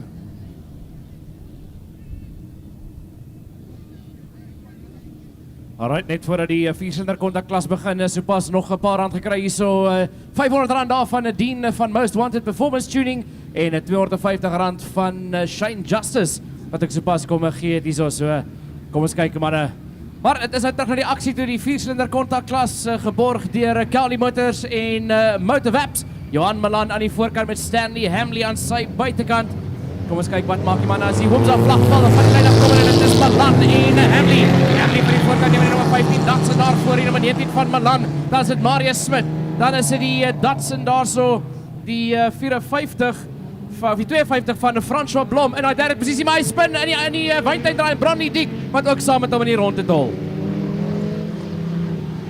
Making the way out of turn number 2 with Stanley Hamley from Johan Milan in that second place. Then Marius Smith coming through, Gideon van Sale right behind him is Francois Berger, and then Herman Marks losing the circuit a bit there with that escort making his way around. And at the back of the field coming out of turn 2 is the stanza of Francois Blom. Ja, Francois Blom in die stanza. Hy sê Bronley Dick wat alweer verloor op sy eie deur die kyk bedraai. Maar aan die voorkant hier in die weier gaan na die wyntuin draai. By in die voorkant gaan ons nou aksie begin sien tussen Stanley Hamley en Johan Milan. Milan right in the case of Hamley there. Now there's a back mark in the way. That is Blom. Is he going to dispatch him? No, but drives past him on the inside. But there's a lovely fight going on here for 3, 4 and 5. It is Gideon van Sale. He's been picked up there by Marius Smith. In the Beetle is right underneath him.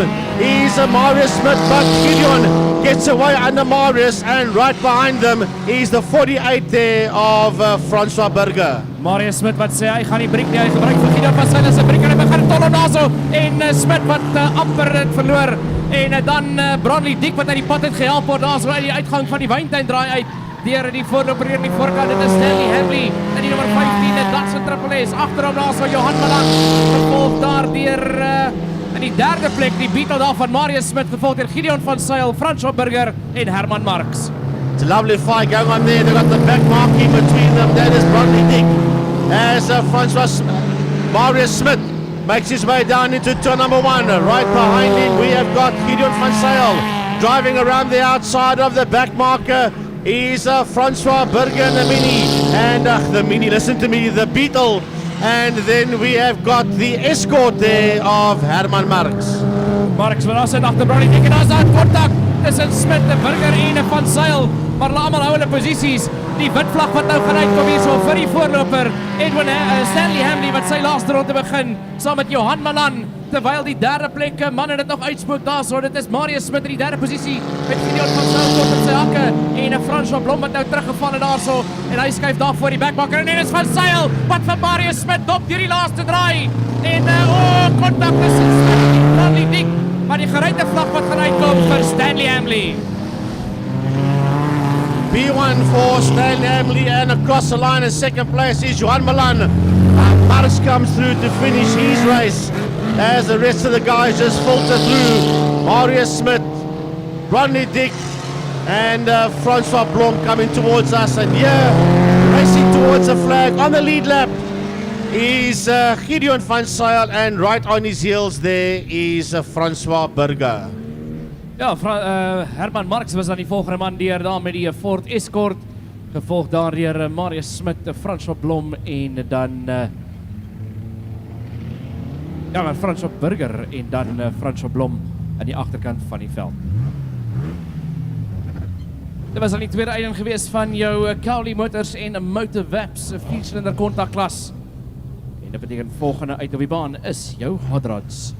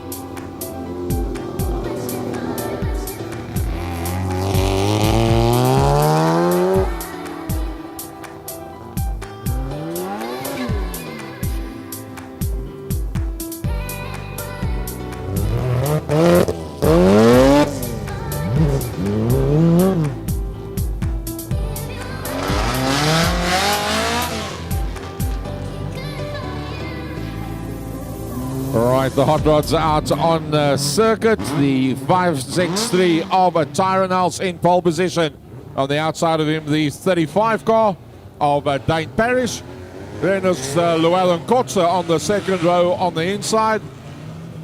On the second row on the outside, the 444 of Tasjes van Tonder. Then we've got, it's Rudy Viljoen that's in that car today. I thought it would be his son, but it's actually Papa Bear that's in that car, Rudy Viljoen. Then we've got Tian Kluti, and then the 89 of Jared Alexander coming off the tail end of the field. FC Nieuwe, take him off the line. Heat number 2. Hoems af vlak wat val in die Hot Rods is van die lijn af. Nelson van die lijn af van met Dane Parrish recht bij ons kry daar. En dan Jared Alexander, hier kom Llewellyn Kotze deur die binnenkant van Alexander met Viljoen en Kloete aan die agterkant van die veld. Maar Tyron Els het 'n briljante wegspring gekry daarso en begin 'n gaping trek nou tussen homself en die res van die pak met Parrish in tweede, van Tonder in die derde plek en Alexander daar in die vierde posisie. Jared Alexander in that fourth position. Power down very, very well as he worked his way out of the Vaintain corner. Remember, he's been in America for the last couple of years, been building on that motor car, trying to bring it to the standards that he wants. Now he's going to have a chance to go one-on-one on Tasjes van Tonder, Dane Parrish, and then the super quick Tyrannels reach him out. Van Tonder, Alexander, achter hulle daar so Llewellyn Kotze wat bietjie beter vaar hier in die droërbaan nou, daar achter Jared Alexander, nou sy maak die deur oop daar is Rudy Viljoen wat sy neus in die binnekant in kry, Rudy Viljoen aan die binnekant af van Llewellyn Lollos Kotze, as hulle saam daar in die agterste pylvak afgaan, dis dit Rudy Viljoen wat deurglip en sy agterkant afhaal daar deur Llewellyn Kotze. Rudy Viljoen makes up that one position ahead of Llewellyn Kotze with Tian Kluti bringing up the tail end of the field, but from that pole position, Tyrannels from that second to pole, still there is a Dane Parrish from that third position, second row on the inside. That is the Tasjes van Tonder. That's how they started. That's how they find themselves. Alexander just a little bit further back and now being closed down by Rudy Viljoen as they work their way down towards the Vaintain corner. Deur die Vaintain draai gaan die hele pak daar so saam. Dis Els vanaf Dane Parrish met Van Tonder aan die derde posisie. Daai drie begin wegtrek daar van Jared Alexander, Rudy Viljoen en Llewellyn Kotze en aan die agterkant van die veld daar van Tian Kluti. gaan wegtrek vir die kar van Cansa nie. Maar die res van die veld ook nie kan nader kom om 'n kans te vat om in te druk nie. Dane Parrish wat sit daar in die tweede plek. Hy is die beste kans op hierdie stadium van die stryd. Bietjie stadig uit die wyntyd draai het as Tertius van Tonder bietjie begin nader kom, maar daai drie definitief in 'n klas van hulle eie aan die voorkant. Tyrrell's got them right back in stack as the one play comes out. Tyrrell's from Dane Parrish from Tertius van Tonder. Closing down once again is Rudy Viljoen on the back there of Jared Alexander. Jared about 4 car lengths back from Tertius van Tonder down the back main for the last time. It's going to be all about the Worcester gearbox in the car. Tyrrell's Dane Parrish almost ran it wide. Tyrrell's from Tertius van Tonder. Alexander just ahead of Viljoen. Then it's the well limiter Kotze, Tian Kluti coming through behind that. So a pressure drive there for Tyrrell's in the Worcester gearbox centre car. And I think he can be pretty chuffed with that. Dane Parrish doing a lovely job keeping the pressure on and trying to hold out on Tertius van Tonder. So if you can run the same pace as those guys, you've got to be pretty quick. Having not raced much in the last 3-4 years, lovely drive there by Jared Alexander, just ahead of Rudy Viljoen in the car, normally driven by his son Alru Viljoen. And then we've got Llewellyn Kotze and Tian Kluti. Right, we move on now to the heavy metals, and they are sponsored by Discount Boards and Timber. Well, Susan Brudenham, if you can add there onto your list, TTMS, Mario Tito, they pledge a straight 1,000 Rand from TTMS, Mario Tito, junior and a senior. And wow, that's fantastic. They say, no, I'm not worried about the DOP and the Skilderay and what have you. They just want to put 1,000 Rand down and say that is going towards cancer awareness. Well, Gary, we just received another B on the wheelbarrow from Quinton. We're still waiting for his surname, but Quinton is being a 5,010. Wow, so we've got 5,010. 5,000 from Skygo, Yeah. and we've got 5,010 from a Quinton. From Quinton, And yeah. Quinton. Right, so here we go with the heavy metals, and Neanderthal has got that car sorted out.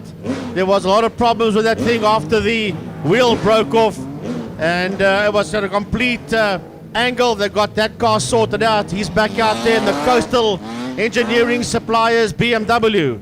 Then on his outside, we've got the Drakenstein Fitment Center Sierra of Tola Trusky. Then it's Martin van der Westhuizen, and on his outside it's Hendrik Vos Jr. Row number 3, Elton Stein and Fossie Senior, then Fossie Jr.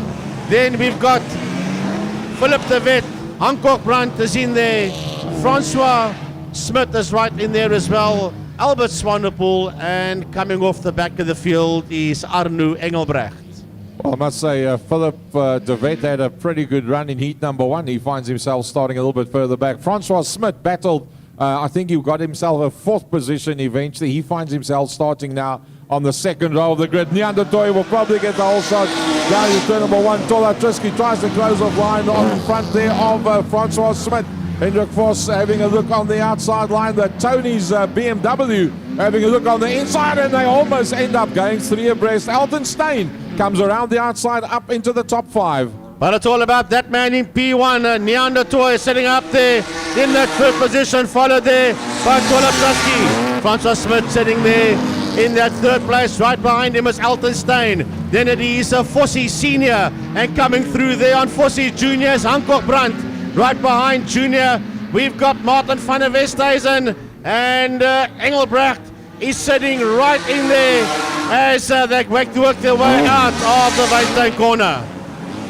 Well, no doubt that we're going to see Hancock Brandt work his way through the pack. He was the man that literally was the pace setter in heat number 1. He gets himself in there behind Hendrik Vos now, and closing up on that 5th position, 4th and 5th, should I say 5th and 6th. As Hancock Brandt tries to have a look around the outside, and I think he's actually going to make that one stick. Hancock Brandt right around the outside of Hendrik Vos and up into a top 5. Elton Stein having a look on the 88 CV bonus car. Francois Smith as Tola Trusky goes off and back onto the circuit. And all sorts of trouble, Tola Trusky there, and he's back on the track once again, but up front it's all about Neanderthal, right behind him I should say, but that's some distance. We have got Francois Smith and right on his case there. Here's Altenstein. So it's Smith from Stein, from Hancock Brandt. That's second, third, and fourth. Down the back man they go. The leaders running away from them. Second place is Francois Smith. Right behind him is Altenstein. Then it's Hancock Brandt. That's coming to have a look as well. Behind them is Hendrik Vos Senior. Then Martin van der Westhuizen. Right in there behind van der Westhuizen is Tola Trusky, Fossie Jr., Philip de Wet. And at the back of the field is Albert Swanepoel. Tolatruski was having a pretty good run up until now, lying in sixth position, but up on the inside, Philip de Wet in the Village Auto car, in behind the Tony's car of Van der Westhuizen, but going back to the front end of the field, they've got them pretty much racked, backed and stacked. It's Francois Smith that leads out from Altenstein, and then Hancock Brandt worked his way up to that third position. That front three in a very, very tight struggle. The leader coming out of turn one all on his own, and it's a fight for second, third, and fourth. Coming down towards us, Francois Smith right behind him. He's Altenstein right on his heels. He's Hancock Brandt, and then there's another fight going on out there. The one just behind Fossie Senior, and right up against the wall there is Tola Trusky, and it looks like it's Engelbrecht. No, it's not. That's Philip de Wet that is involved in that one. Now there was the Village Auto car that was stuck on the outside line, and he's now worked his way through. Village Auto car working around on the outside. That's up into that sixth position, going around the outside of Hendrik Vos Jr. Martin van der Westhuizen up on the inside of Hendrik Vos Senior, and that up into fourth position. Smoking in that second position, the CV Bowers car, Francois Smith, trying to chase down Altenstein. But here comes a win across the line. Neon Latoy will come home in P1. It's a deserving win for Neon. Way down the road. Second, third, and fourth. Heading towards us now. It is Altenstein from Francois Smith from Hancock Brandt. Second, third, and fourth across the line. Now it's Martin van der Westhuizen, the next one coming through from Philip de Wet. Then the Hendrik Vos comes through. And then I think, that's just doing another lap, coming around the coastal car. A lovely drive. He just up-dusted and disappeared at the front end of the field. Neanderthal race base that put that win together. Remember, the winner of heat number one was the sixth car of Hancock Brandt. He came through, if I remember correct now, in third or fourth position. And so that's one win for him and one win for Neanderthal so far for the evening.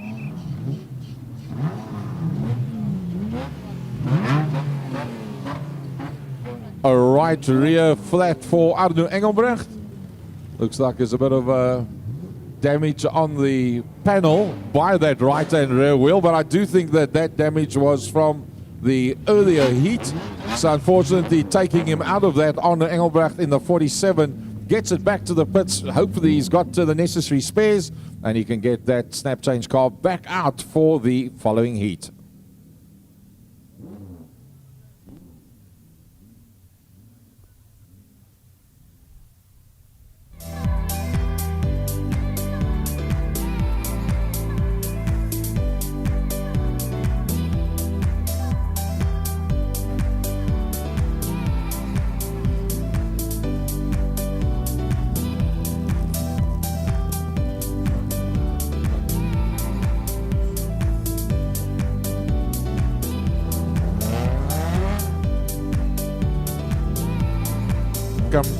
Biggie. We got Harvey Hendricks and Tristan Bland on the front row of the grid. We got Nigel Thorpe on the second row on the inside with Jarky Jr. on the outside of that. Then we got JP Jr. The third row of the grid. Probably on paper the two fastest out there. JP Duplessis and Francois Engelbrecht. But remember that Francois got a DNF there in heat number one. Francois Engelbrecht, he's going to have to work as hard as he can to score as many points in heat number two and the final if he wants to go home tonight with some decent points behind his name. But it's Tristan Bland that is there in pole position, and on his outside the 178 of Harvey Hendricks. Nigel, sorry guys. Well, I see Obud Racing at the back, and it's nice to have Hoogaard back out there again. There was a time that was one of the quickest 1660s around the island. Well, Right. we are waiting for Grant van der Westhuizen. I was just told here that he was a bit confused with the race order. So he went sprinting down into the pits to hop into the car and is on his way to the track right now. Right, just give Grant a chance to come and join. And then we'll have them all out. The West Cape Spares 1660 Modifieds. Ons wag net gou vir Grant van der Westhuizen om uit te kom en dan is ons gereed vir hierdie ene. Yeah, Grant had a bit of a rough first heat, and I think he was kind of hot under the collar by the time that one was complete. Oh, Abdul Kader Del Valle in the Sean's Auto Polo comes in at the tail end of the field.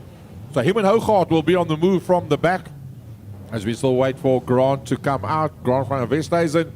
And he's no slouch out there either. Well, I can see where the confusion comes in. Heat number 1, you had the stock rods B and A group after the heavy metals, then the midgets, then the 1660s. Now you've got the 1660s before the midgets. So that's where a lot of the drivers have been confused with this one. But I just received a message here that Pronki's Holiday Farm is donating R1,000 just because they're waiting for Grant. Fantastic. So Pronkies, in fact, that is the sponsor of a Grant van der Westhuizen. And the one just before that was Mario Tito Jr. and Senior putting down R1,000 from TTMS as well. Remember, that is for the pledge, but we're standing on 5,010 Rand for the auction so far for the wheelbarrow. Skygo, we're in on 5,000, and then we had the Quinton. I'm not sure what Quinton's surname is. Yeah, but, 5,010.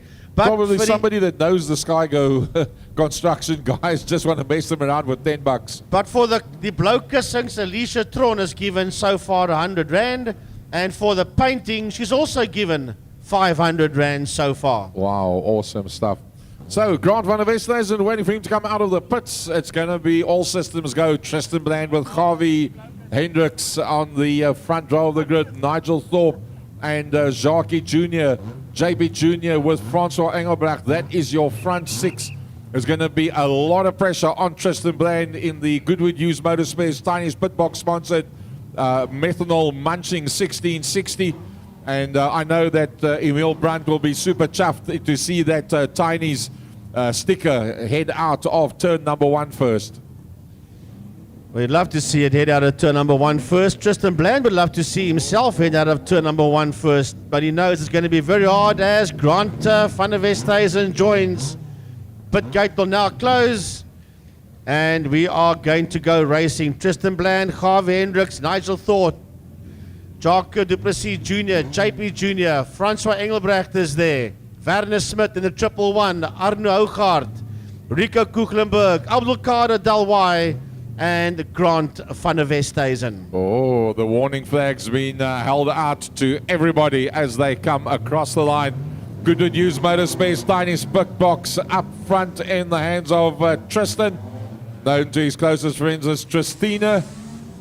One of his best buds in there behind him, Nigel Thorpe, one of the fastest out there behind that, JP Jr. And nice to see back there, I don't know, Hougaard. That's the inside line, Frankie, so work their way down the back main. Outside line is also damn quick. Werner Smith, Francois Engelbrecht, and Jackie Jr. FC Nivo, take them off the line. Moves up, vlak wat vallen van die lijn af van de Tristan Bland en Harvey Hendricks Jr. wat af van die lijn af saamkom. Hulle is saam sy en sy daar in die wydheid draai in met Bland aan die binnekant daar, maar is Hendricks wat nie opgee nie. Saam met hulle deurkom Jacques Duplessis Jr. Daai drie wat begin wegtrek dan van die bak af, maar hier kom Francois Engelbrecht. Hy het probleme gehad in die eerste einde en hy gaan nou soveel as moontlik punte moet opmaak en hy bring saam met hom deur daar vir JP Jr. Tristan Bland still leading them out with Harvey Hendricks first and second on the grid. Jockey Jr. is in there, the first of the big hitters, Francois Engelbrecht. Jake and Shabby Duplessis up on the inside line. Nigel Thorpe's been spat out of that front group of 5. Francois Engelbrecht stuck on that outside line and still Tristina leads them out. Tristan Bland getting it all sideways with Harvey Hendricks in there behind them. Here comes Jockey Jr. Then it is Francois Engelbrecht, JP Jr. right in there as well. Nigel Thorpe on his outside, it's Hooghop, then it's Werner Smith right on his outside, it's Abdul Kader down wide, as Hendricks right up against the wall, and so is Francois Smith. It's a hell of a fight coming out of pit corner. Wow, two cars into the wall. Groot kontak. Geel vlam wat uitkom. Daar was groot kontak geweest. Javi Hendricks wat wyd gehardloop, daar so 3 posisies verlore daar aan Jacques, JP en François en Arno Hougaard het ek daar by hom gekom het en dan as hulle almal daar saam probeer ingaan het in die Kuip draai, is dit Salim, Abdul Kader Dalwai en Smit. Dis Werner Smith. Ja, Werner wat daar Smith. kontak gemaak het aan die ingang van die Kuip draai. Well, taking the helmet off and putting on top of the roof, that's Abdul Kader Davai in the Sean's auto car. See the Worcester Gearbox Centre car, driver still inside. That's Smith Jr. That's a 111. So, in fact, that's Smith Sr. So, let's hope that Abdul Kader can get the car sorted out for the next round. Looking at the way the car's standing at the moment, I don't think there's too much opportunity for that. Right, the field circulating out of turn number 1 down the back main. Tristan Bland has still got that lead, but he knows he's got both Duplessis cousins in there behind him. Jacob Duplessis Jr. and JP Duplessis Jr. It doesn't get easier because Harvey Hendricks is there, Francois Smith is there, Arno Engelbrecht is there, and so is Grant van der Westhuizen. And now the red flag has come out. This one has now officially been stopped. All right, so they'll stop them here on the line. Well, I think, looks like Tristan's front windscreen, the visor has actually moved a bit on that motor car. But it's not going to be, it won't drop down that much, so it's not a train smash. So the Goodwood Used Motor Spares, Tiny's Pit Box, and PR Bodyworks car, Tristan Bland ahead there of the Westcape Spares, and Fit Right Racing and Goeie onder the other Union Signs of Jackie Jr. Then JP Jr. in the Motormasters, and I think it's Jacaranda Hardware that's on the front of that car. Trying to see what's on the bonnet. Can't see that sign writing on the bonnet as they move it forward. It looks like Harvey Hendricks is going to be moved back to his original position. That's the GH Racing car, so sponsored by Harvey Hendricks, driven by Harvey Hendricks, patched up by Harvey Hendricks. Then looks like the Motormasters entry is going to be coming further forward. That's Francois Engelbrecht. The MaxiFit and Sport Cam, Top Gear Towing, Motormasters and Polo Parts. One of the very, very quick car driver combinations. Out of the Hooghart of the H&H Motorspares Mark 1 Golf in there behind that. That rounds out your top 6 as they are on the restart. Then it is Grant van der Westhuizen from Nigel Thorpe. Looks like Nigel Thorpe's going to be moved ahead of Obud Racing, ahead of Arno Hooghart. And we wait to see what's going to happen with the 2 cars on the far side. I don't think Abdul Kader is going to be able to get going again with the Sean's Audio, and the Golf, the Worcester Gearbox Centre Golf of Smith is also standing dead still. And that doesn't look like there's too much chance of either of those cars getting back out in this race. Well, obviously with that incident happening, they've got to go 1 lap back, and you've got to feel a little bit of pity for somebody like Jacques Duplessis, Francois Engelbrecht, and JP Jr. They got through on the inside of Harvey Hendricks, clean, done, dusted. They made the move. Hendricks made the mistake, ran wide, and that left the door open for 3 cars to come past.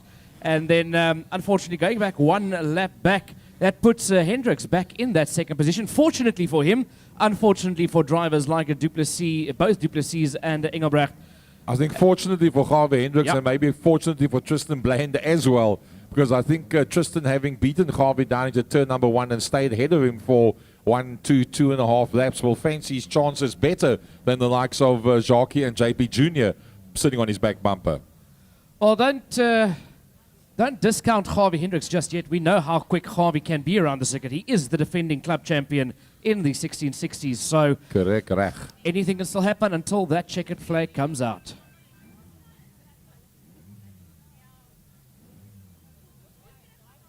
So it looks like left-hand front damage there for Abdul Kader Dalwai in the Sean's Audio Polo. That's a very, very quick car driver combination. That the Worcester Gearbox Centre car of a Smith. That one's just standing. It looks like it's okay, but yeah, the car hasn't moved since the incident. So let's hope that they can get both of those cars sorted out. Well, I got a WhatsApp here from Ludwig van der Merwe, and he wants to wish Francois Engelbrecht all the best out there, knowing that you got a DNF in heat number 1, and he'd like him to actually go out there and just do what he does best. From Ludwig van der Merwe. You can see the damage on the left-hand front of Abdul Carter's car. Don't know. Well, they are resident here in the Worcester area, so if they've got the necessary parts, they're just around the corner, in fact, from the circuit. So if they've got the necessary, I'm pretty sure they'll go back to the workshop, get what they need, come back here, get it sorted out, and get going for the final. Let's hope we can get the Worcester Gearbox Centre car going as well. Right, I just got news here that there's been another bid on this beautiful oil painting that they've got of a Ford Mustang. We initially had 500 from Alicia Tron. That bid's just gone up to 600 from Nadia van Rijn. Right, does anybody want to bid higher on the blow kussings from Alicia gaan? Hier staan, okay, kom ons verander net, wat is blomkussings, okay, dit lyk soos 'n I hierso, en dis R100 so ver, ja, so anybody want to better the R100 for the blomkussings? Somebody must take the cushions home, shame, poor cushions. Well, I just got a message here from the Rumors. Ilse Rumor just sent us a message here. $1,000 from AK Racing, sponsored by Quickcrete. So Quickcrete, the team from AK Racing, sponsoring or pledging $1,000.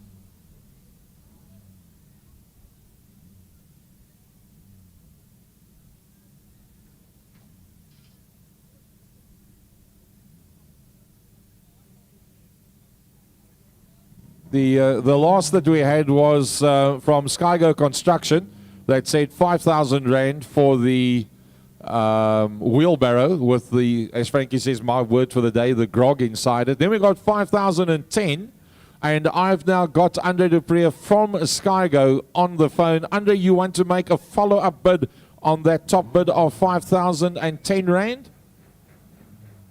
Let's make it 6,500. 6,500, Andre Dupree. And Andre, tell us about the hospital you're busy building at the moment. We really want the wheelbarrow. We're busy building a cancer hospital in Worcester. Wow, folks, give that man a nice round of applause. Andre Dupree, they're actually building, Skygo Construction are actually building a cancer hospital here in Worcester itself. So the bid stands at the moment now on a 6,500 for Skygo Construction, the people here in Worcester that are busy building the new cancer hospital for us. I just received another pledge here, or another bid on the painting, that oil painting of the Ford Mustang. $700 from Alicia Tron. Jou man het gesê dis jy. Jou man wil dit hê, so hy sê jy bid daai hoeveelheid. All right, just waiting to get the track cleared on the far side. We're just about good to go with the restart of this event. Well, this race, should I say. Tristan Bland from Gav Hendricks, Jockey Jr., JP Jr., Nigel Thorpe, Aaron Hoogaard, Grant. They're all in there, 46 at the tail end of the field. We haven't actually spoken much about him, but nice to have Rico Kuchelenberg back out on circuit with the Mazda as well. Yeah, Rico Kuchelenberg, we passed him on the N1 coming in from Cape Town, and lovely to see him back out there. And I said to him, listen, you need to get rid of that Ford. He says a road cam engine is about the next move that he's going to have to make to put inside that thing to get it to do exactly what he wants it to do. But at this point in time, the circuit looks pretty clear. Marshall's doing an inspection there as you go down the back straight into the pit corner. And the moment they are happy, we'll get this one underway once again. But Tristan Bland, the man that's sitting there in that first position, putting his arm out the window, acknowledging that, and representing Emil Brunt of Tiny's pit box. Then Harvey Hendricks Racing, GH Racing in that second position. That is Harvey Hendricks. Then Jock Duplessis Jr. with the West Cape spares on that Nissan Exa. Then Motor Masters Polo Parts. That is Francois Engelbrecht. Jock JP Jr. is the next man. Nigel Thorpe, Arno Hougaard, Grant van der Westhuizen, and then Rico Kuchelenberg. So the one- sorry, Rico van der... Yeah, he's Rico Kuchelenberg, Yeah, correct, that's yes. correct. So off the line they come. This is going to be interesting. Tristan got it right from pole position with the Goodwood Used Engine Importers Tiny Spitbox P&O Bodyworks car to get the whole shot and stay there. Well, now it's Linus Stern, Harvey Hendricks, as we said, ex-class and club champion. And then you got Francois Engelbrecht in there between the two Duplessis Jr. FC Nieuwe, take them off the line. Die groen vlag wat gereed staan hier so vir die 1660s, die vlag wat val en Tristan Bland wat van die lyn af gevat daar met Harvey Hendricks kort op saak en dan Jock Duplessis met JP Junior, Francois Engelbrecht en Nigel Thorpe. Dis nog steeds Bland wat hulle lei deur die wyntuin draai. Thorpe wat 'n bietjie die deur oopmaak daarso en dis Arno Hougaard wat sy die binnekant inkry. Arno Hougaard wat deurglip daarso aan die binnekant van Nigel Thorpe. Laat op die brieke is dit Arno Hougaard, maar aan die voorkant Tristan Bland onder baie druk van Harvey Hendricks. Bland needs him at the end of this lap, running down into turn number 1. Harvey Hendricks is dropping up there for Francois Engelbrecht. Dropping down to the tail in the field, but have a look at those 4 cars coming out of turn number 1. Down the back nine they go. It's Bland, it's Hendricks, and then both Duplessis, Jock and JP sitting there in 3rd and 4th as they chase down the back end of the 23 Golf of race leader Tristan Bland heading down into turn 1. Well, somebody was running in the Revolut as they came past it. I think it could have been JP Jr. Francois Engelbrecht off onto the infield. Jockey Jr. up on the inside of Harvey Hendricks. JP Duplessis Jr. on the outside of Jockey Jr. So the Duplessis fighting it out for 3rd and 4th. Tristan Bland runs it wide. Harvey has a look for the inside line. They rub bumpers once again. Tristan Bland holds on for just one more lap. Jockey Jr. now up on the inside of Harvey Hendricks. Ja, dit is Duplessis Junior aan die binnekant van Harvey Hendricks as Tristan Bland hou daar in die agterste pylvak. Dan Hendricks, dan Jock Junior, JP Junior met Arno Hougaard en dan is dit Nigel Thorpe maar deur in die binnekant van Tristan. Is daar baie kontak. Tristan Bland wat vasklou daarso. Maar Jock Duplessis wat sê ek gaan nie dit toelaat nie. Harde kontak daar tussen Jock Duplessis Junior en dan Tristan Bland en hier kom Harvey Hendricks. He just smashed into the side there of Tristan Bland. That brings up the full course yellow flag. We've got a car in trouble here in turn 1. That's a JP Jr. And the full course yellow flags come out. Wow, it's war out there. Nothing given and nothing taken. Man, Yeah. it's hardcore. Let's hope that, Unfortunately. let's hope that JP Jr. can get going again because unfortunately that's one of the top big hitters and I don't know if he's going to be able to complete this race. Yeah, you're going to find that even if JP Jr. wasn't stranded on the apex there of a Wyntuin corner, you're going to find they would have brought out the yellow flag in any way because the clerk of the course had to regain control of this race. They were now Correct. starting to go argy-bargy into the corners and there was a lot of contact and you'll find the officials going to step in and take control of this race. There you see, there's a contact. We're watching the replay coming out of turn number 2 down the back main. Jock on the inside, bang, well, it's hard to judge. One turn left, the other one turned right. So they basically slammed into each other. Yeah, But it's difficult. From this angle, it looked like one way. It's From hard, that replay, you could see Jock's brake light coming on. Yes. Tristan then Yeah. swerving in. So you can say Jock could have braked late. You could have Yeah. said Tristan closed in on him. It's a very difficult That's what I'm decision saying. from the official It's side. hard to judge The from what problem we is saw we've there. got a flat right front on Tristan's car. So the decision now made by the clerk of the course is going to be very instrumental as to how this one plays out. Well, let's have a look and see. It's hardcore out there. Yes, Jock went into the side of him, but it's hard. It's racing, and you could see it one way or the other. And it's not easy, not meant to be easy. And I'll tell you what, these guys are not going to give anything in. Of the best you see out there. Bland gets told to move forward. Let's have a look and see. So does Harvey Hendricks. Get told to pull in there behind Tristan Bland. Jockey coming forward as well. And lovely to see that JP got that car back in the swing of things again. Phew, but look what the front of JP Jr.'s car looks like. Not in good shape. Now we saw an indication that the right-hand front tyre was going flat on the Tristan Bland car. Looking at it from here, it definitely looks like that right-hand front has gone flat. And if that's the case, that car's not going to handle whatsoever. And I think he's just going to do further damage to that motor car if it does go for the restart. If that wheel is completely flat. And looking at it from here, it does look like it. Right, let's have a look and see as they work their way out of pit corner. Mia Krikler's got the green flag and she sends them on their way once again. They climb on the gas and they run down into turn number 1. And exactly what Gary said.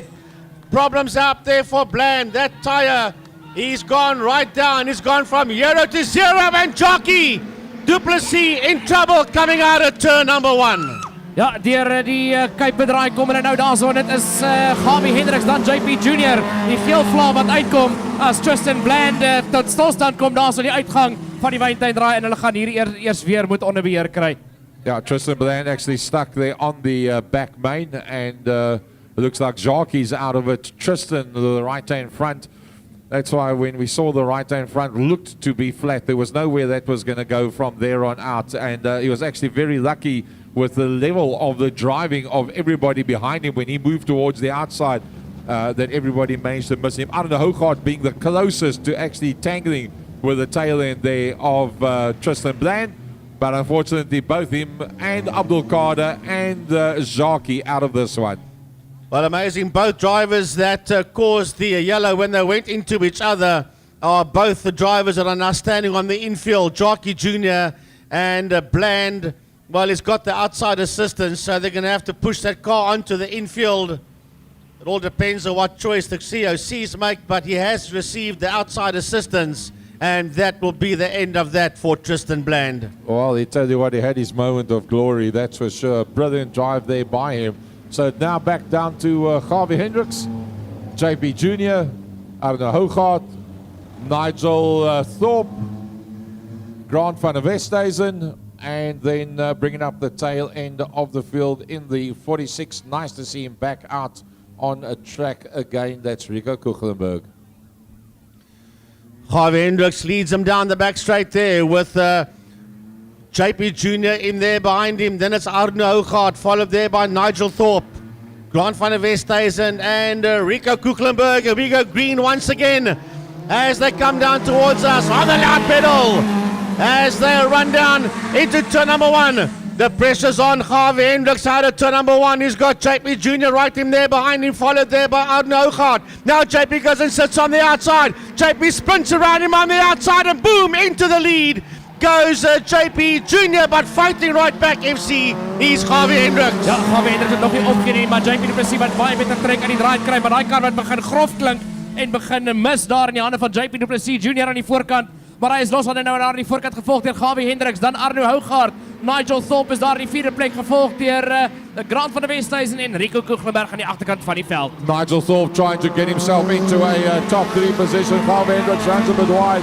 Arno Hoogaard up on the inside. Arno Hoogaard's going to move up into that 2nd position. I think JP Jr. is running into a rev limiter because that car does the exact same thing lap for lap every time he comes past us.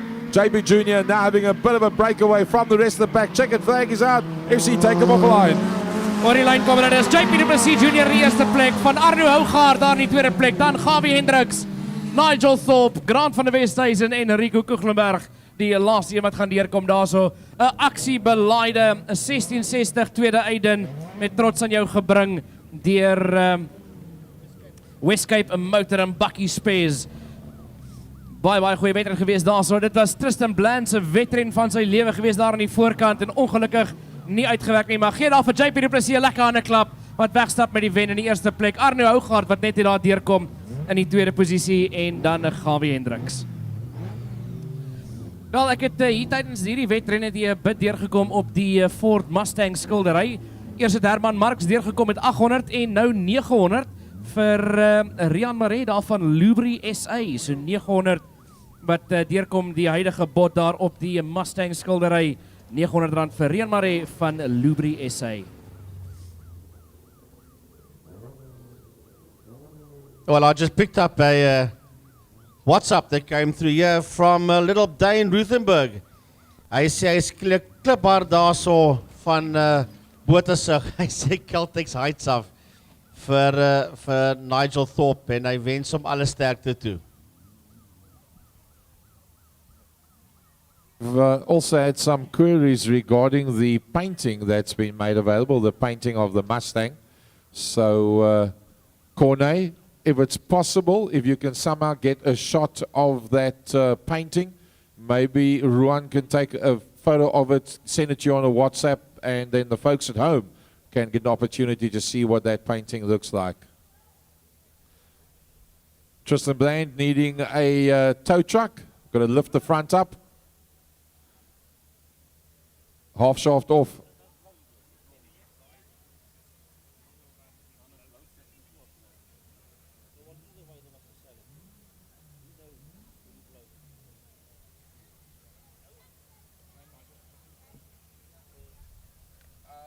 You can send it to Corne. Let's see if Corne can somehow get it onto the live stream.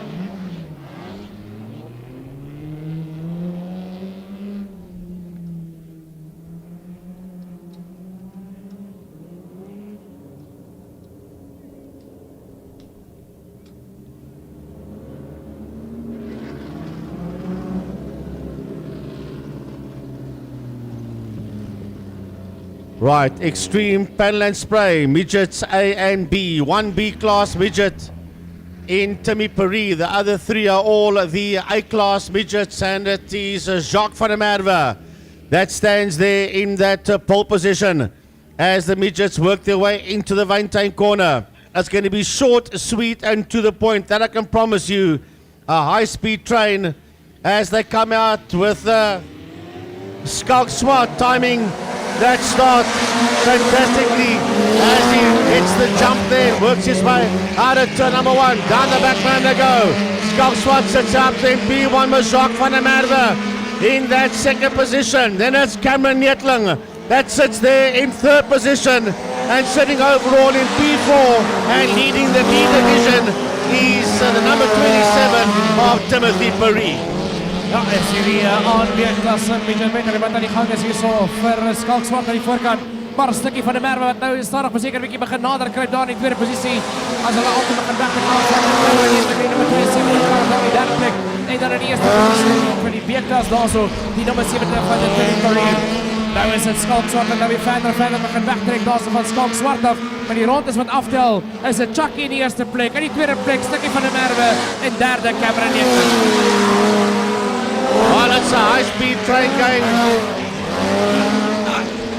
out of turn number one. Working the way out of turn two now. Coming back down towards us. It's all about that man.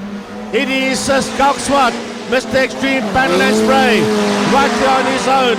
Blowing them away. Down the back lane he goes. Being chased down there by the 38 in that second position. And that is Jacques van der Merwe as the white flag comes out for one more lap. Then it's Cam Nettling that sits there in that third place as they go around to start their last lap, followed by the only Class B car up there, P4, and that is Timothy Paris.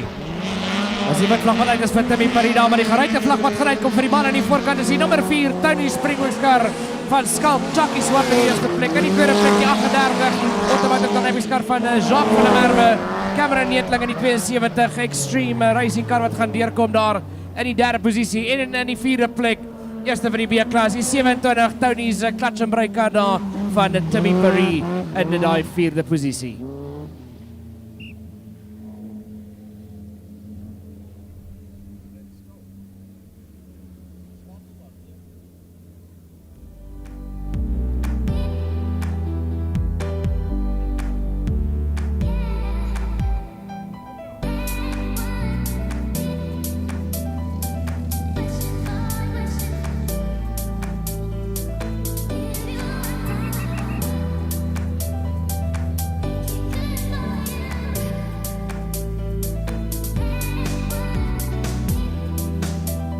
Right, folks, we've got a personal pledge here from Gert Ellis, who is sponsored by Tony's. And he says, with a personal touch, FC, give us the inside line there. Yeah, of course, Gert Ellis and the whole Ellis team sponsored by Tony's Motor Spares here in Worcester. And unfortunately, Bernard, also being the main sponsor of the day, can't be here today. He's laying in hospital with some very, very big health scares at the moment. It's not going too well there for Bernard. So $100 from Ellis Racing, and they challenge everybody from the Tony's racing team to match and contribute and send your thoughts and prayers for Bernard Basierbek from Tony's in Worcester. Now, that's the first that we've heard about Bernard being in hospital. So, yeah, from all of us here at Claim Class Omega, as the main sponsor of the day, Tony's Worcester, big thanks to Bernard, and really hope you getting better pretty soon. Yeah, and from the commentary team as well, from our side, we wish you strongs and get well soon. Just before you get to that, Frankie, there's just a couple of more things that came in here. The bid for the oil painting of that Ford Mustang has just gone up to $1,000 from Herman Marx. And then there are blue cushions. Ja, so is blomkussings en daar is blou kussings. Yeah, so for the blue cushions, there's $100 bid from Monique Swanepoel. Okay, so you say R1,000 on the Mustang, that's for Herman Marx. Well, Herman, I must just tell you that we've had a call from Pierre Nolter saying, stuur 'n foto wat ek sien hoe dit lyk. We've actually had a photo taken. I think that we can try and get that out onto the live stream. So Herman Marx, hold thumbs, because Pierre Nolter, PR Services, he's also wanting to have a look at that one. Right, and then there's also R200 for the blou kussings from Quinton Nell. So yeah, it's all this adds up at the end of the day for the Cancer Association. So here we go with the AMS V8s as well as the Lexus SKP bouwcontracteurs for the AMS and Cape Industrial Flooring for the Lexus. And then I want to say big thanks as well to DQ Auto and More. They sponsor the Driver of the Day trophy and the Bad Luck of the Day trophy. So a big thanks to DQ Auto and More. Right in the V8s, the AMS class. It's Manfred Hall. That's sitting there in that pole position. The 4 AMS guys, and you've got 3 of the Lexus left. They will catch up onto the back end of that. So Manfred Hall is the man that sits there in pole position. Michele de Jong is there on his outside. Then it's a JJ de Vet, followed there by a Frans de Toy. Then you've got the 3 Lexus. Erhard Versaki is the man that's in pole for that one. Rian Eysalman sits there on his outside, and then Herman Marx out there in the 111.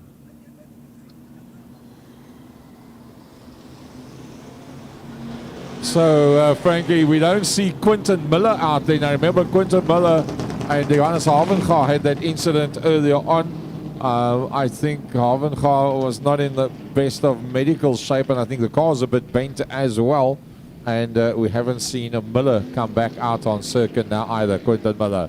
And Eugene Versaki neither. Remember, he hit the wall coming out of turn number 2, so the 99 car is not in there neither. Well, Gerard is out there in the 10 car. SKP bouwcontracteurs, the 112 down into turn number 1. As always, Manfred Hall, if you start him at the front, he definitely is the man to catch. But going very well this evening, the Village Auto of JJ. And I tell you what, at this stage of the fight, that Village Auto car, as always, not a scratch on it. A couple of sparks coming out underneath. He's chased down now by Michele de Jong. And then the first of the Tony's cars in there, that's Frans de Toy. Oh, he just misses the back end of Michele de Jong, and Eysalman up on the inside. Rian Eysalman going up there into that 4th position, getting his nose ahead there of Frans de Toy, but it's all about this man, Manfred Hall, that races down into turn number 1, but having a go with him on the outside there is de Vet, and de Vet loses the tail end going into turn number 1. That will drop JJ into that last position at this point in time. But it's all about Manfred Hall sitting up there, P1 with Michaela de Jong in that second position. Hot on their heels is Frans de Toy, and hunting him down there is Rian Salmon.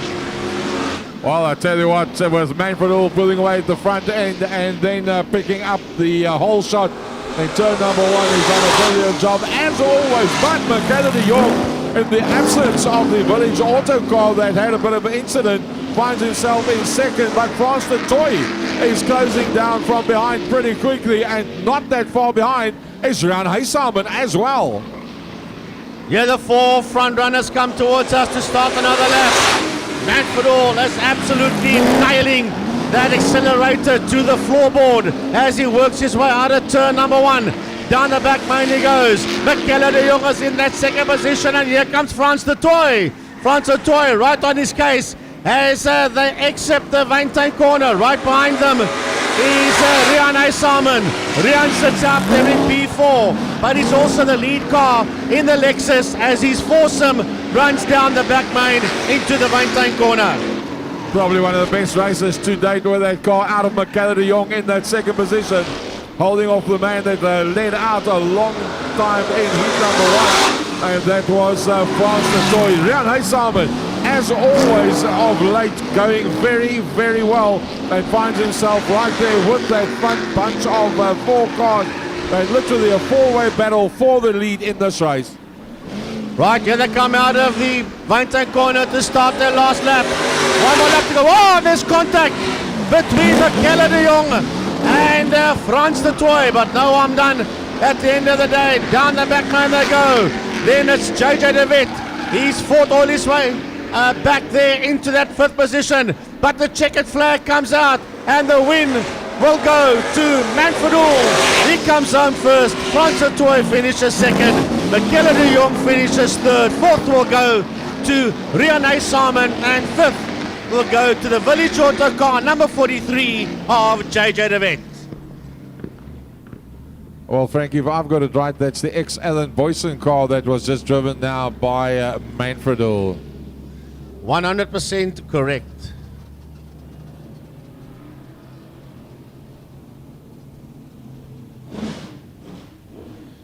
Well, that was the AMS class sponsored by SKP Boucontracteurs, and the Lexus class sponsored by Cape Industrial Flooring.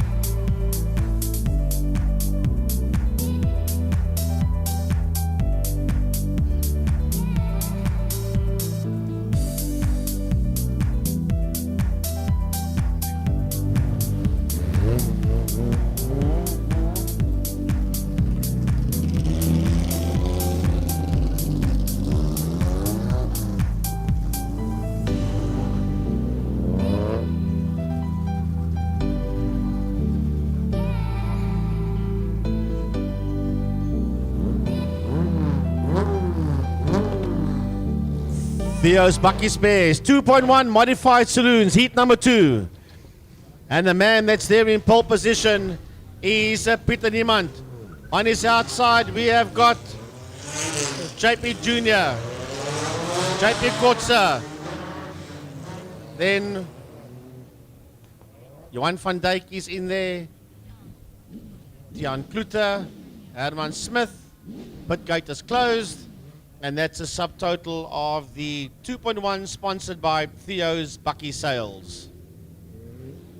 Big thanks to Tony's Motor Spares. They are the main sponsor. And DQ Auto and More, the sponsor for Driver of the Day and for Bad Luck.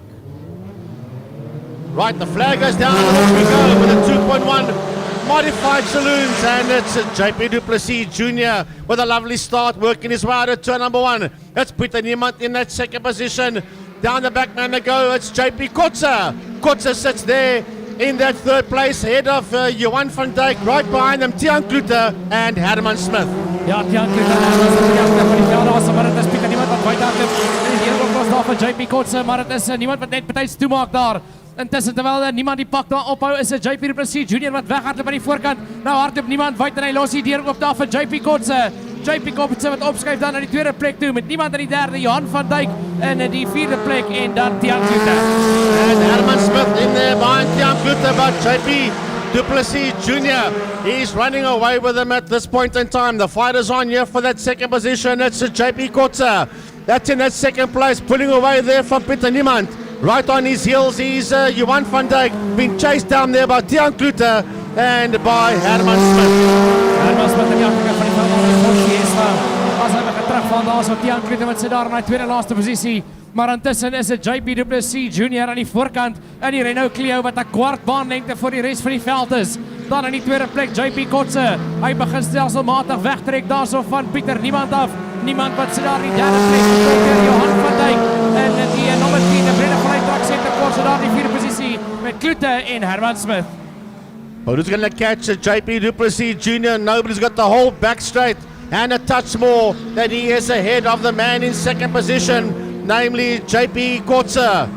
Du Plessis goes into turn number 1 as Kotze exits turn number 2. Right on his heels is a 101 there of Pieter Niemand. One mistake there by Kotze and Niemand will have it. Niemand goes wide, Niemand goes high, Niemand opens the gap there for Van Dijk, but Van Dijk has to hang in there behind Pieter Niemand. So niemand wat ook probeer al maak as vir Johan van Dijk, maar Van Dijk wat net nie naby genoeg is daar so nie. Dan Tiaan Klute wat sit daar in die vyfde plek, gevolg deur Herman Smith maar in die voorkant. Nou al 'n derde van 'n baanlengte los aan voor. Niemand het 'n antwoord vir hierdie jong man vandag in die 2.1 klas nie. Dis JP du Plessis Jr. aan die voorkant. Nou deur die kuipe draai kom met JP Kotze. Hy gaan nou eers sy laaste ronde begin. Gevolg deur Niemand, Van Dijk, Klute en Herman Smith Frankie as JP du Plessis vir die laaste keer nou in die kuipe draai ingaan. Out of the pit corner, the checkered flag waits to greet this man as he slows it all down. JP du Plessis Jr. comes home in P1. JP Kotze finishes in that second position, and it's going to be Johan van Dijk that gets to the line just ahead there of Pieter Niemand, followed there by Tiaan Klute, and behind him the 312 of Herman Smith. So in die eerste plek Du Plessis Jr. In die tweede plek was dit gewees daar Kotze. Kotze Jr. In die derde plek dan was dit gewees Johan van Dijk en in die vierde plek niemand. Pieter, ja, niemand het vierde gekom. Niemand het vierde gekom nie. En in die vyfde plek Klute en Smith in die laaste posisie.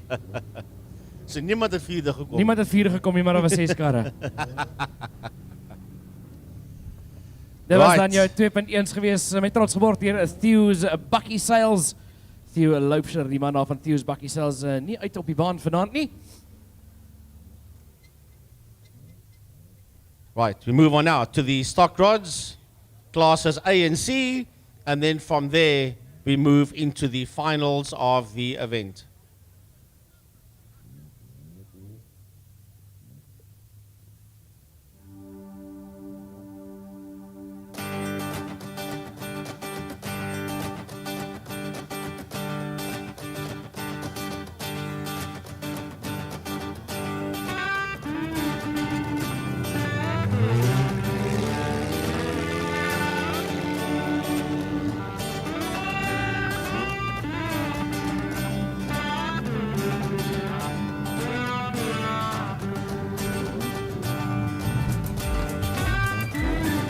Right, so stock rods out there on the circuit, the 52, and that is in fact Gert Ellis. I think that the name that's on there is Mia, but I think it's Gert that's in the car.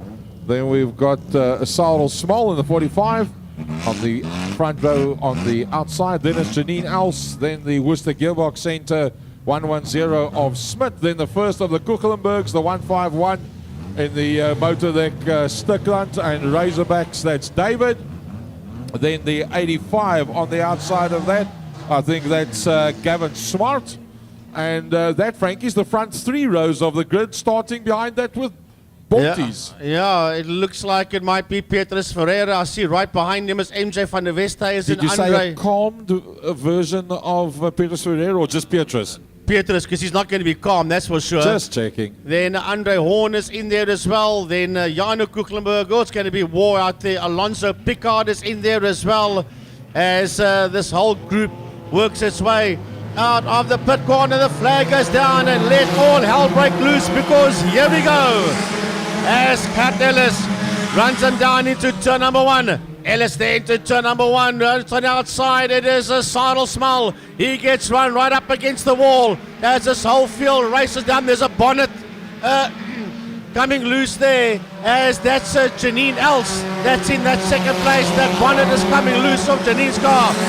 Then it's Stefan Smith right behind Stefan. There goes the bonnet of Janine Els, and right up against the wall is Sidle Small. Oopsie, Gavin Swart contact there as they came out of the corner, and that was with one of the Kuchlenbergs, and they get that one back out on the circuit again.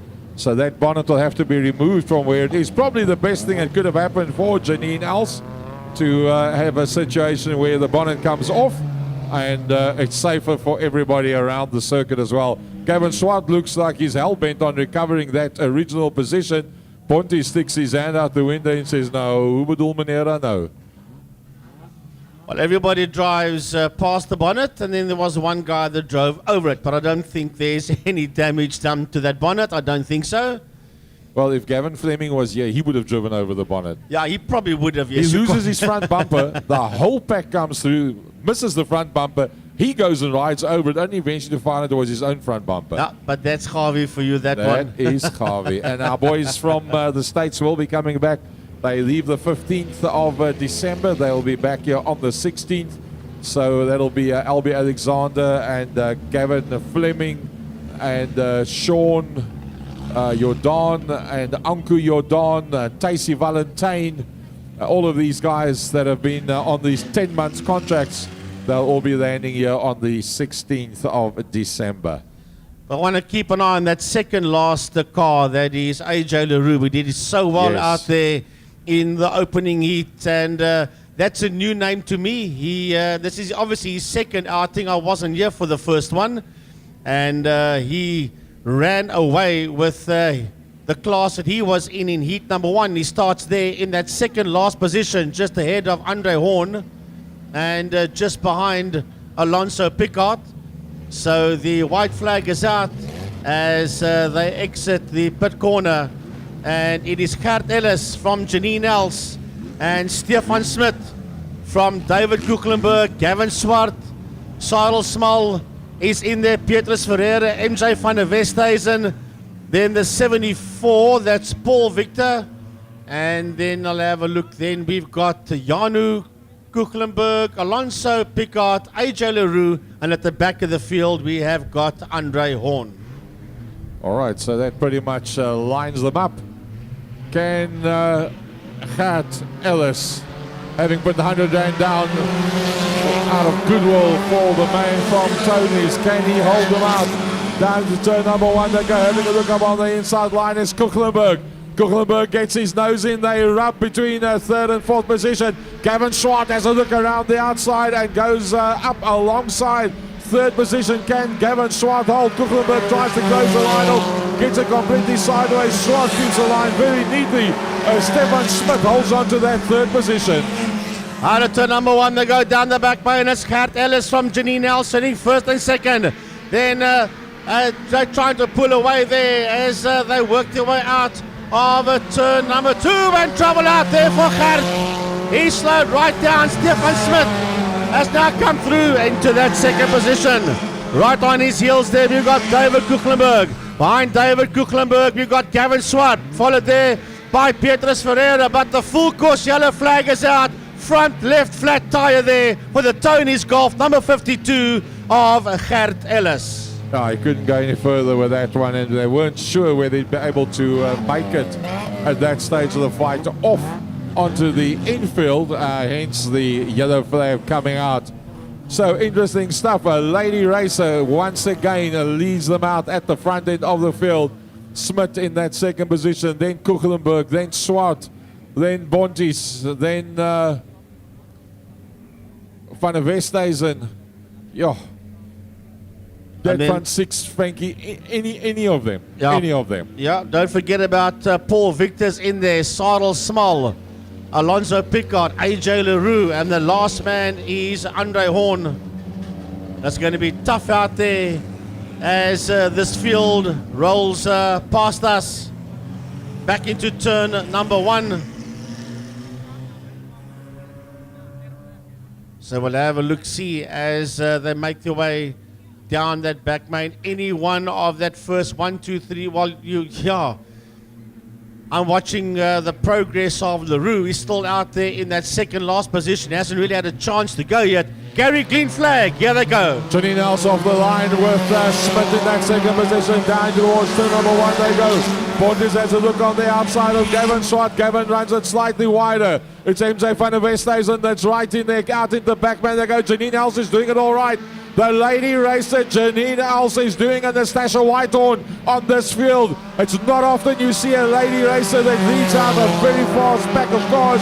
Well, there's 2 of them that can do it. The one's Anastasia Whitehorn and the other one is Janine Els, and she's doing it all right. She gets it a bit sideways, but she gets good drive out of the corner. Down the back man they go. Watch out there for Kuchelenberg. Cook is sitting there right on the case of Stefan Smith. That's in that second position as they come down towards us. Then behind him it is Gavin Swart, and this four's now breaking away from the rest of the field. Then that's Petrus Ferreira that's made the move there on MJ van der Westhuizen. Oh, he's eventually got past MJ van der Westhuizen, but the front 4 have gotten away. So Bontis is going to have to go in search and try and pick them up. Gavin Swart rubbing the back bumper there of the motorless car of David Kuchelenberg. David Kuchelenberg all over the back of the Worcester gearbox, getting the car of Smith, but it's still Janine Els. Janine Els still leads them out. The lady racer showing the boys the way around. Oh, she'd love to win this one. Coming out of the pit corner now is Janine Els with Stefan Smith in that second position, followed there by David Kuchelenberg and by Gavin Swart. That's at first 4. Then there's another fight behind them for P5 and 6. That one's been led there by Petrus Ferreira from MJ van der Westhuizen. But we go back to that leading 4 cars coming out of the pit corner, and Janine Els that's getting further and further and further away down the road. Kuchelenberg trying to have a look on the inside of Smith. He's got Swart that's right in there. That's second, third and fourth as they work their way out into the back main. But Janine Els is driving away. Janine Els is driving away at the front end of the field. A masterful drive by the lady racer. Second, third and fourth, it's Smith, it's Kuchelenberg and Swart. Well, Petrus Ferreira and MJ van der Westhuizen has now been caught there by AJ LaRue. So LaRue was caught up onto the back of that group, but the fighters are done. Kuchelenberg runs around the outside of Stefan Smith. They are side by side, but it's Smith that holds on to that second place. Followed there by David Kuchelenberg, and right in there with him as well is the 85 of Gavin Swart. Oh, Kuchelenberg eventually works it back across the front end of Swart. Swart in the body complete car, almost had his nose in deep enough.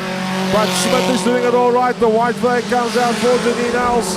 Janine Els is up, dusted and disappeared at the front end of the field. Kuchelenberg has to go on the inside of Smith. Smith holds out in that second position. It's Smith, then it is Kuchelenberg, then it's Swart. Frankie, take the lady racer to the line. A brilliant drive. A brilliant drive by Janine Els. She comes home in P1. Behind her in second is Stefan Smith, followed there by David Kuchelenberg, Gavin Swart. Right behind Gavin we have got Petrus Ferreira, MJ van der Westhuizen, and right on his case there was AJ LaRue as the rest of the field comes through there, followed there by Paul Victor. Then it was Sarl Small and Alonso Picard. Wow, brilliant stuff out there by the Stock Rods, sponsored by Body Complete. Well, I think there was a brilliant drive by Janine Els. Well, Unless somebody else comes up with some strange magic, that's going to be my nomination for driver of the day. Ja, someone else.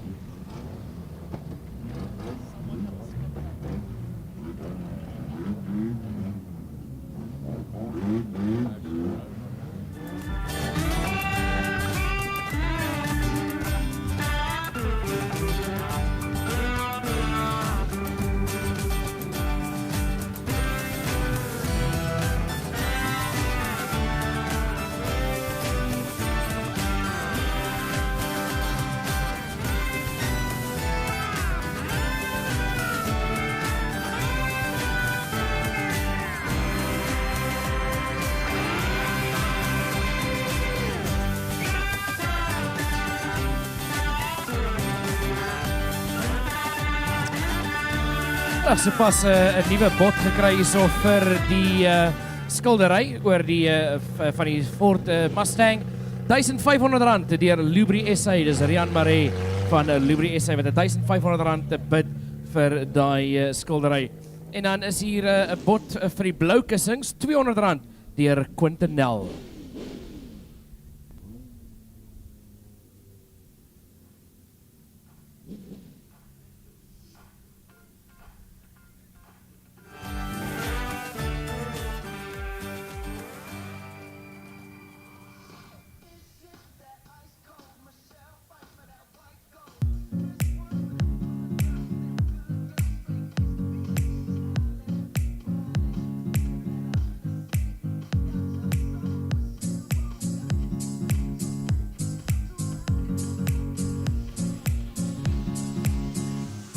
Reg, so pas 'n pledge gekry so. En eers 'n pledge, hulle het sommer die kontant gebring. Losie nommer 8 wat R1600 gebring het hierso vir die fondsinsameling.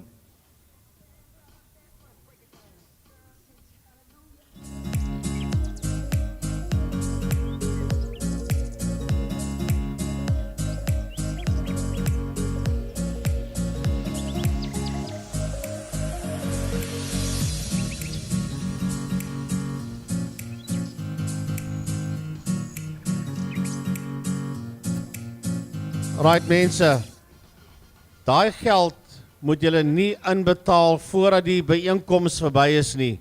Daar is al klaar geld inbetaal en vir die veiling, ja, en as iemand nou daai bedrag verbeter, dan gaan ons met so 'n bietjie van 'n probleem sit. So asseblief mense, But geld wat inbetaal is, vra Susan, julle mense moet asseblief nie die geld inbetaal nie. you Nou al nie, ja. if that's the amount of money that you wanted to give and you're quite happy to give that amount, even if it's not the top bid, please feel free. Well, correct. Please, feel free. I agree with you, Gaza. If you feel that you want to do it, even though somebody else does better that, you are doing it in any case for an absolutely fantastic cause. So in that case, we would thank you from the bottom of our hearts. Right, here we go with the finals. This is the finals in the modified contact class, sponsored by Cali Motors and Motorvaps. Oh, looks like it's going to be Johan that's going to be on the front row of the grid and highest point scorer going into this with the 144 alongside. That's Gideon van Sail. Then I see Francois Blom there in the 52. Stanley Hamley is there. Marius Smith. And there's a lot of people crowding us there. It looks like you got 111. That's the last guy out there. That is Herman Marx. So that's what we're down to. 1, 2, 3, 4, 5, 6 cars out there in the Cowley Motors and Motorvaps tap and spin class. Well, that means that we've lost 2. Bronley Dick is gone, yes. Yeah. And the 48 of Francois Burger. Yeah, the yellow Beetle. Only one Beetle out there. That's the 84.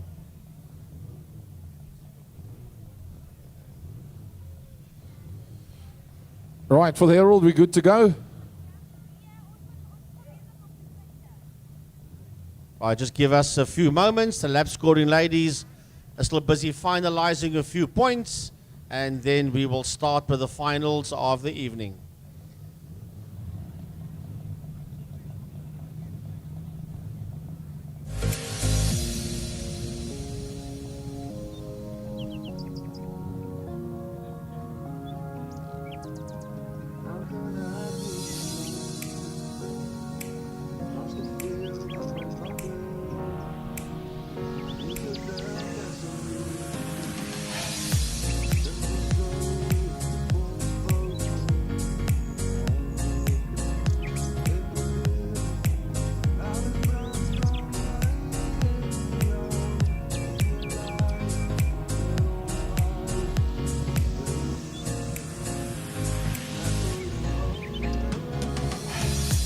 Right, folks, let's go through some of the calendar before we get this one underway. Well, as a matter of fact, we'll do it directly after this one.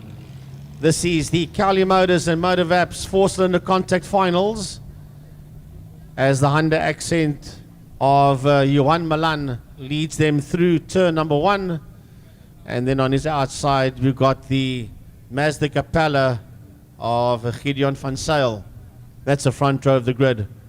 Then we've got Francois Blom, Stanley Hamley, the 84 Beetle there of Marius Smith, and then the Mark 1 Ford Escort, the 111 of Herman Marx. That's the cars we've got left. We lost Francois Berger, and we've lost Bronley Dick in this class for the finals. Right, the field rolls out of pit corner. Philip van Rooyen gives them the Monza flag, and he sends them on their way as they jump on the gas and race down into turn number 1. And it will be Johan Milan, but watch out for Stanley. Oh, Milan gets turned around there by Gideon van Zyl. Down the back, man, they go. Van Zyl sits out there in P1. Now he gets lined up there by Stanley Hamley. That's in that second position. Hamley tries to send him back in and gets it right. So it's Hamley that leads at the end of the opening lap.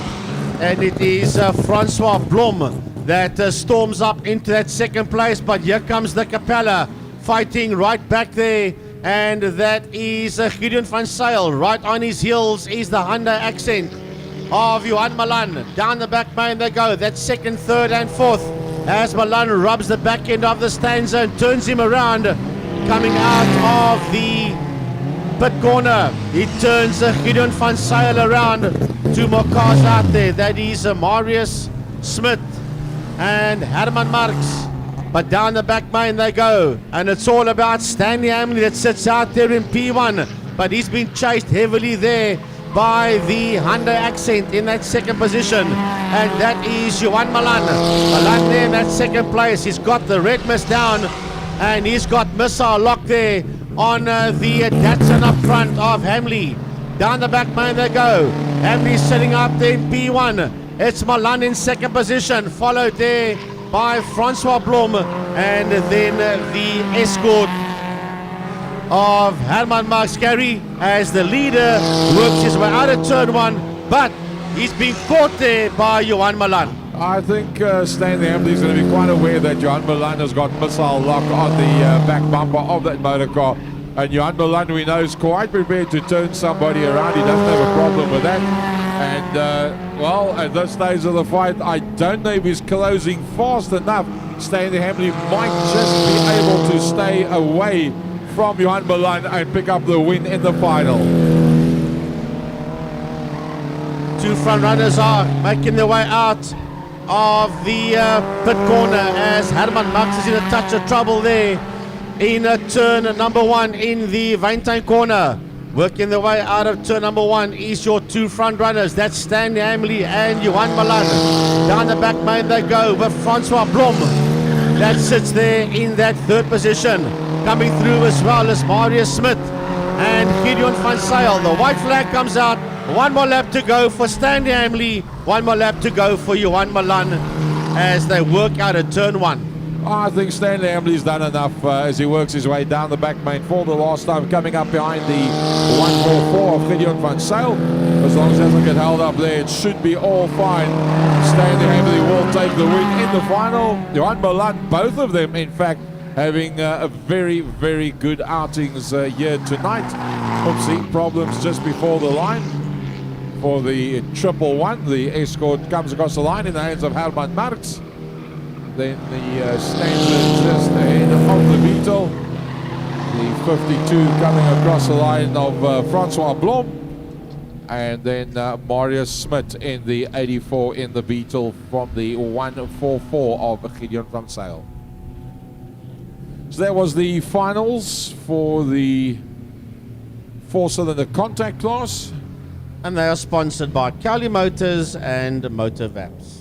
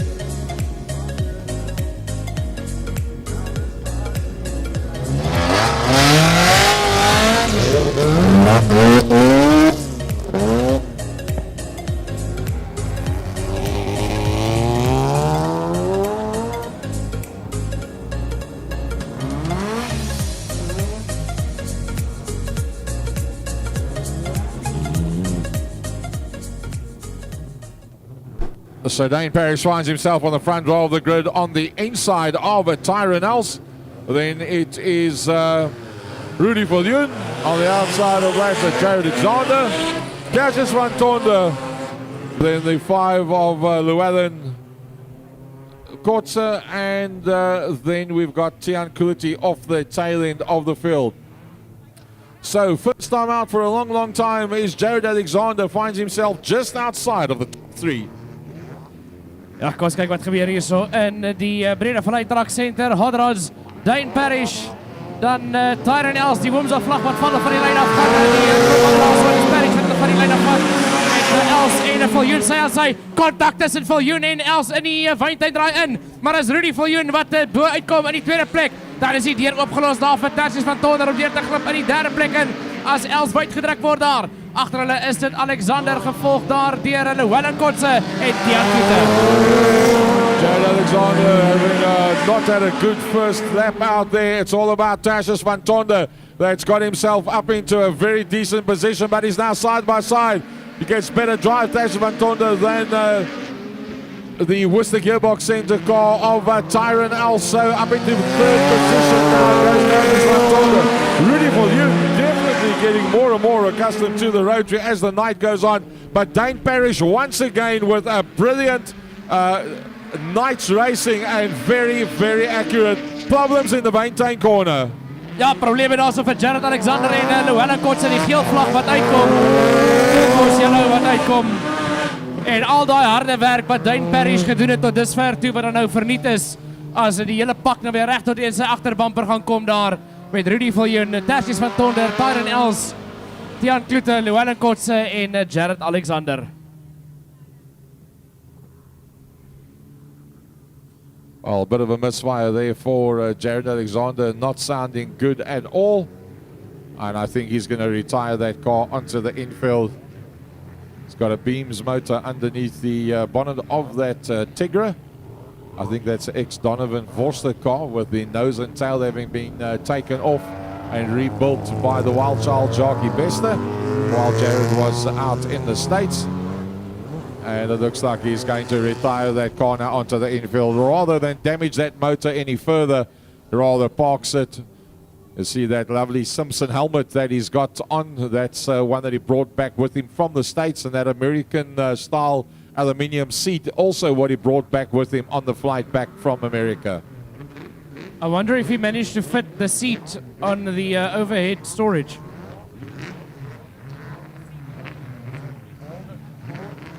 No, it's a bit marginal. Dane Parrish off the line. Rudy Viljoen behind him. Do something about Rudy Viljoen. Well, if anything, I think Dane Parrish is going to have a problem to keep Rudy Viljoen behind him, because Rudy Viljoen is on the move right now down the back main. Met hierdie wenner wat weer onderweg is, daar so is dit Parrish, dan is dit Rudy Viljoen wat daar reg op sy agterbumper sit, hierdie kuit bedraai, kom hulle saam. Dis Parrish van Viljoen, dan is dit van Tonder begin kry daar. Gevolg deur Tyrone Els, Llewellyn Kortse en Tian Kuti. En kontak tussen Kuti en Llewellyn Kortse. As Llewellyn Kortse net skielik krag verloor in die hoofpylvak en probleme dan vir Llewellyn Kortse. Maar die wedren gaan voort aan die voorkant. Dis Parrish van Viljoen, van Tonder en dan Tyrone Els in die vierde. Well, we thought there was going to be Tian Kuti off onto the infield, and we've got Llewellyn Kortse running very, very slowly. We thought it was going to be Rudy Viljoen that was going to be putting the pressure on the back of Dane Parrish. Well, in fact, a slightly different scenario that's played itself out. In fact, now it's all about the Tersius van Tonder in third position that's putting the pressure onto the tail end there of Rudy Viljoen. Full course yellow is coming out. Wins. Yeah, Van Tonder spun it out there, but the yellow flag came out before that, as Llewellyn Kortse made a whole trip, basically a complete trip around the lap to bring it to a standstill in the pit corner when he's had time to pull it off. So unfortunately the yellow flag coming out for that one, and Lolo's parked at the exit of pit corner. Well, we spoke earlier on about Janine Else that did a brilliant drive in her race. But I think somebody else that's got to also be a nomination for Driver of the Day. Once again, an immaculate night's racing by Dane Parrish. Quiet, unassuming, nothing fancy, nothing shiny. Just goes out there and gets the job done.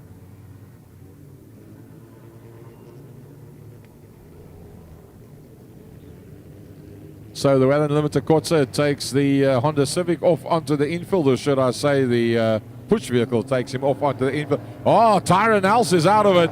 Steam coming out of the front of that car. And, well, that's a pity.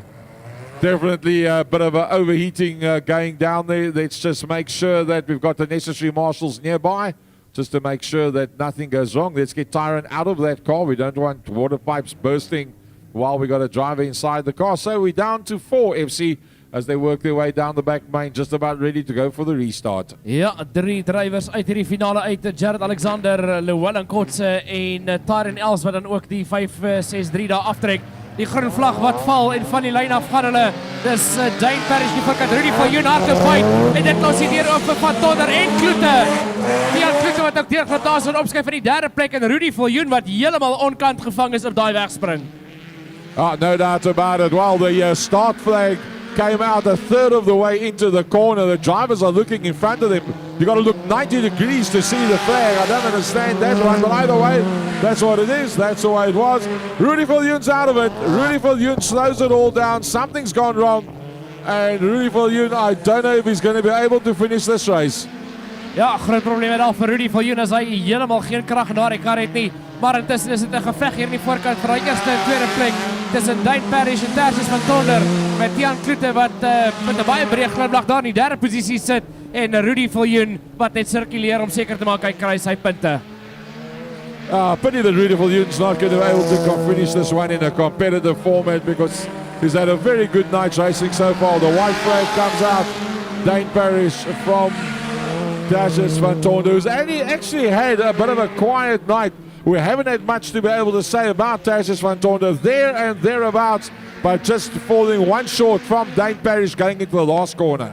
Ja, die laaste draai kom er nou van Tonder, druk sy neus aan die binnekant en daar's ligte kontak tussen hulle en Rudy Viljoen wat ook amper daar 'n slagoffer is, maar is Parrish wat deurkom in die eerste plek, van Tonder wat deurkom in die tweede posisie, derde plek wat gaan aan Tiaan Kloete in die nommer 25 Tigra en dan daai vierde plek wat sal gaan daar aan Rudy Viljoen. Maar wat 'n naalbuite finale draai was dit nie gewees nie. Van Tonder wat gelyk het asof hy genoeg gedoen het om deur te glip aan die binnekant daar van Parrish, maar Parrish wat net die regte greep gekry het uit die draai uit en eerste oor die lyn gekom het voor die Audi van Tertius van Tonder in die tweede plek en derde Tiaan Kloete. Oh, Jared Alexander taking the Tigra back to the pits. He's driving it back, so that's a good sign.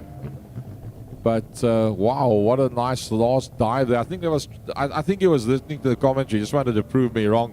Dived up on the inside of Dane Parrish, but then just got the tail in a little bit too far out. Couldn't go any further with that one and had to back out of it. But a beautiful, beautiful, clean, effective night's racing from Dane Parrish.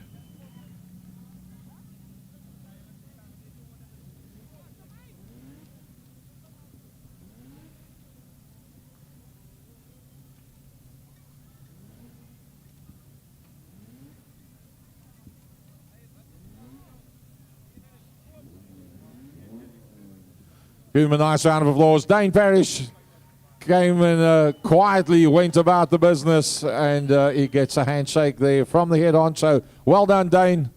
Well done, buddy. Good drive there.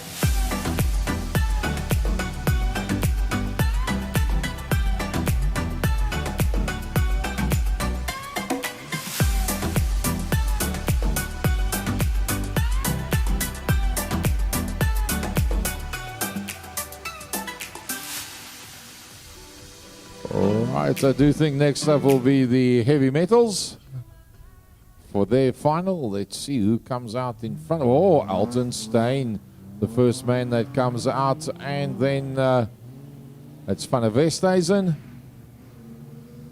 in the 5. Hendrik Vos. Looks like the Coastal Hire car is good to go. That's racemate Nyan de Toy.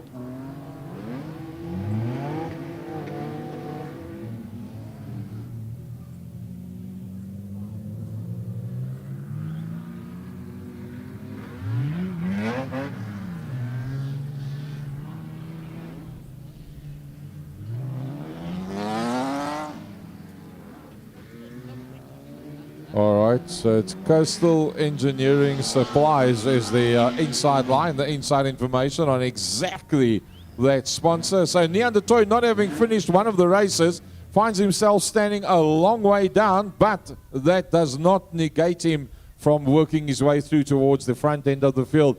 But realistically, the big bunny has got to be on Alton Steyn and Hancock Brandt starting at the front end of the field.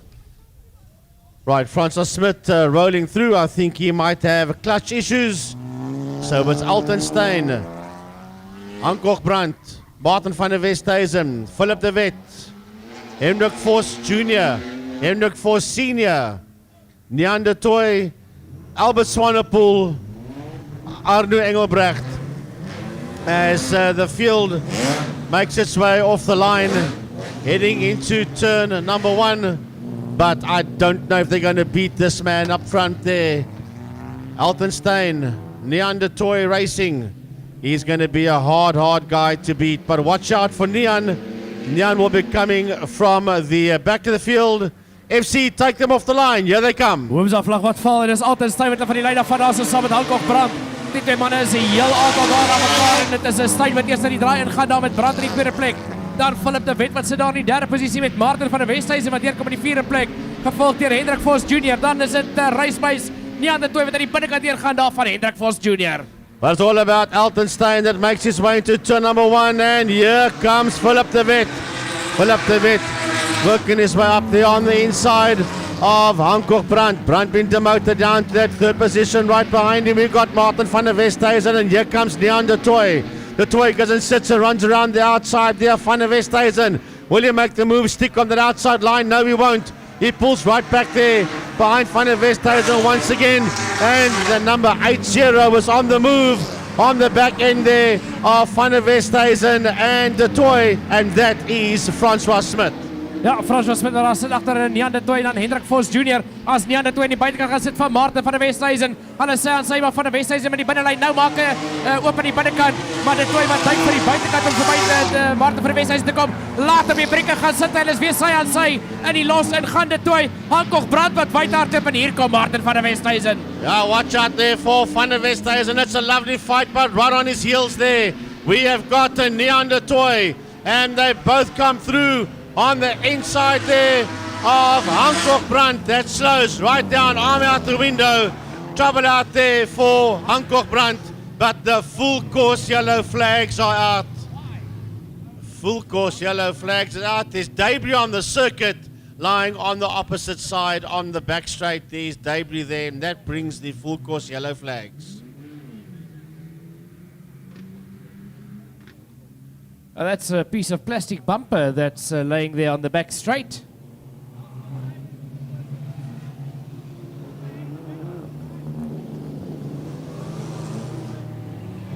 Possibly from the front left of Arno Engelbrecht. Just removing that bumper that's lying on the circuit, and we will go green shortly.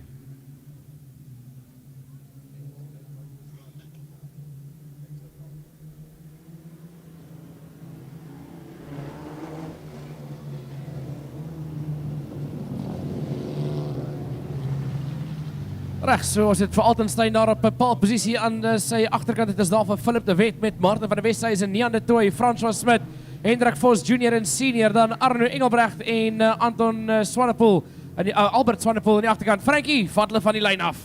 All right, the flag goes down once again. Alton Steyn climbs on the loud pedal. and races it down into turn number 1. Out of turn number 1 they come right now. It's Altenstein sitting up, then P1 with Philip de Wet. In that second position, followed there by Neander. Right into the wall goes Martin van der Westhuizen. Martin van der Westhuizen hammers the wall hard coming out of turn number 1, and that brings out the red flag. There was a massive, massive hard hit there in the wall coming out of turn 1 by the Tony's BMW of Martin van der Westhuizen. Yeah, Martin van der Westhuizen coming out of that corner, got the tail end hanging out and then tried to correct it, overcorrect it, and all of a sudden those front wheels just found grip and it pulled the nose of the car towards the wall, and a massive, massive impact there for Martin van der Westhuizen. And yeah, quick response from our medics, from our towing crew. Everybody got to there to Martin pretty quick. So we're just going to give them a moment to do their job and make sure that Martin is okay.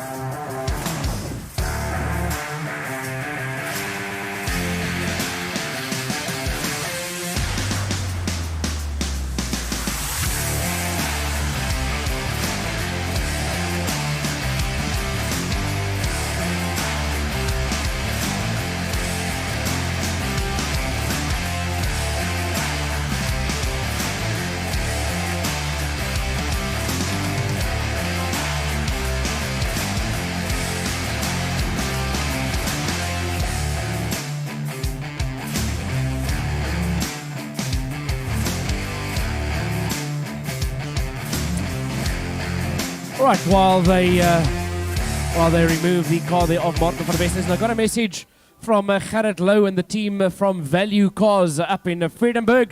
They've pledged $500 and they challenge every car dealership involved in oval track racing to match or better that.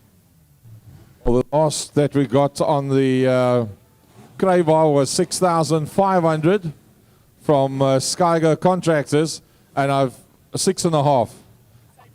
And I've now got somebody that just sent a query. Wat is die hoogste syfer tot sover?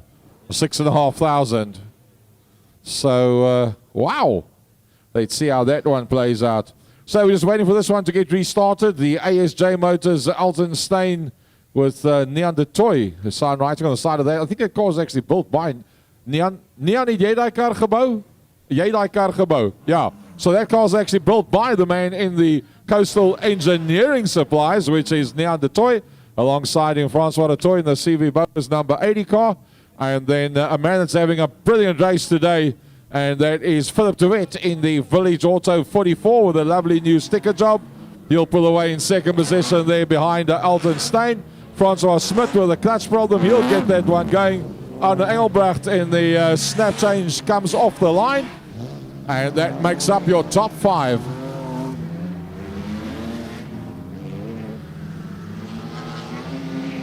Right, they're working their way down the back straight now towards turn number 2. There's massive gaps between them as they get released. So down into turn number 1 they go. And it is, oh, here we go. Here we go, Alton Steyn versus Neandertoy. And Neandertoy has got handy ball in that motor car. So here we go. Let's have look-see. Will it be Alton Steyn? Will it be Neandertoy? What about Philip de Wet? That is there in that third position. And right behind them is Francois Smith. Ja, Francois Smith wat sit daar so in die 4de posisie voor Arno Engelbrecht.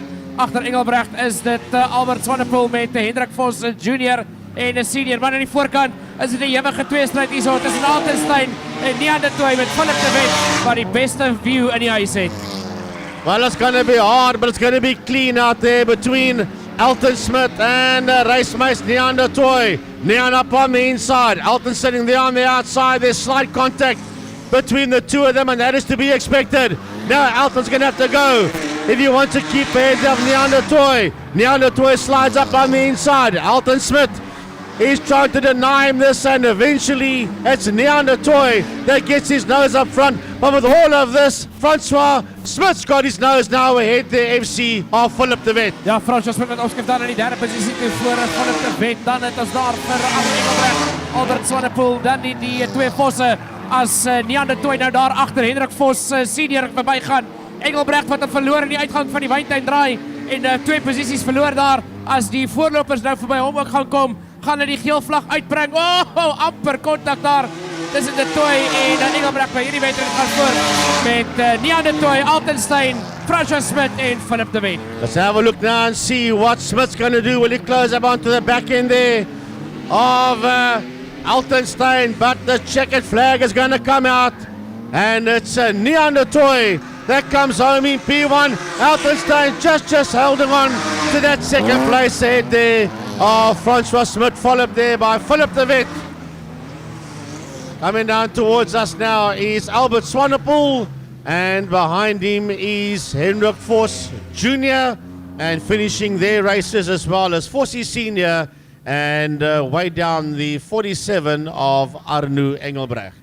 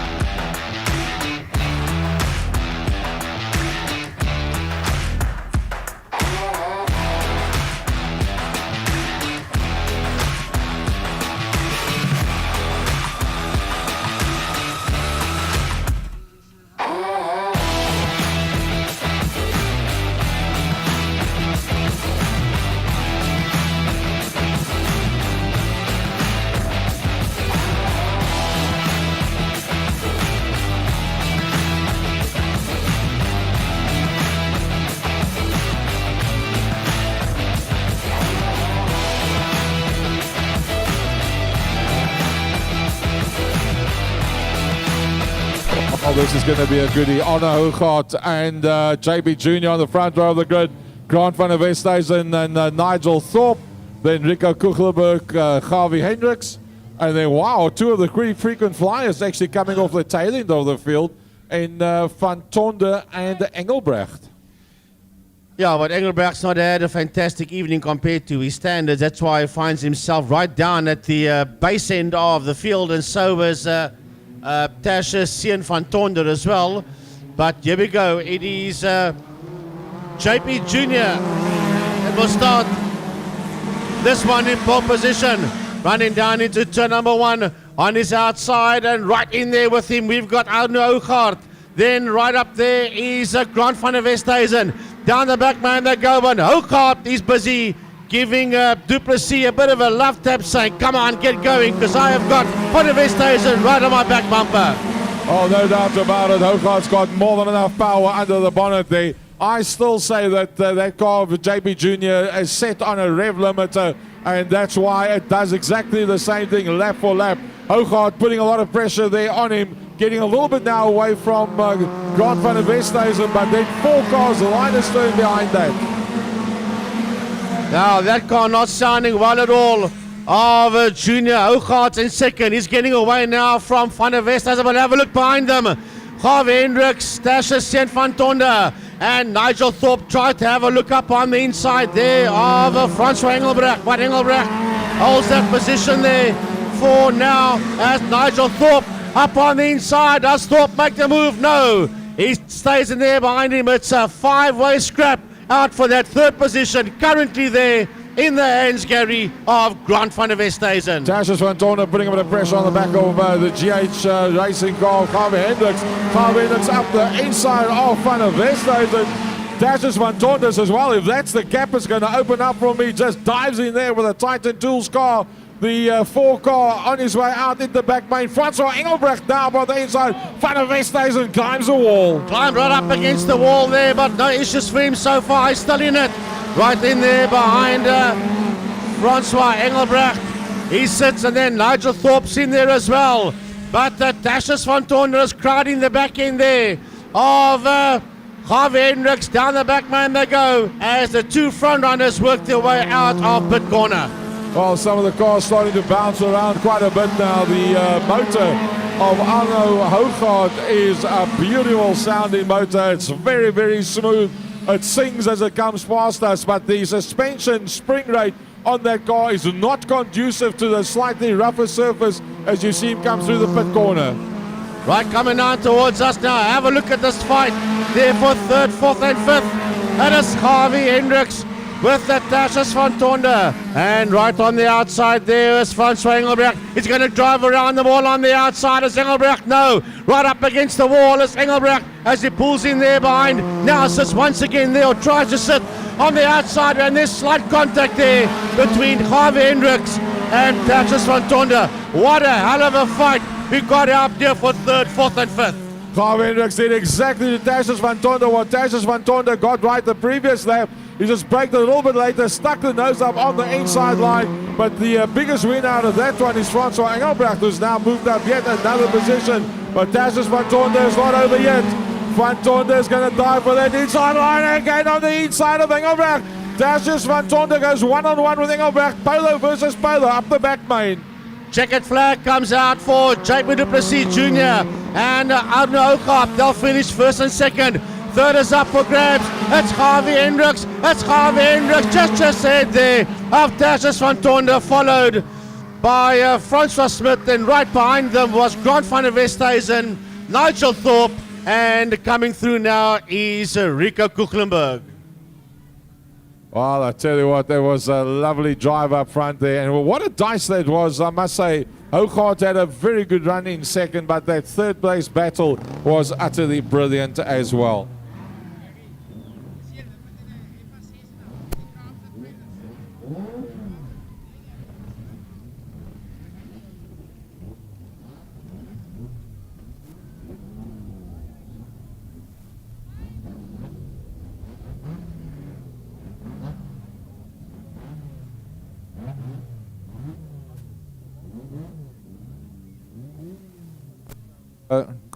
confirmation there. That's just that the carbs is a little bit dirty, and it's not a rev limiter. JB Jr., multiple champion with the Motormasters car. I must say, brilliant stuff with the 1660 and with the 2.1 this evening. Well, a big thanks there to Tony's Motor Spares. They are the main sponsor for this event. And then DQ Auto and More, the sponsor for the Bad Luck Trophy and the Driver of the Day, as well as all our class sponsors.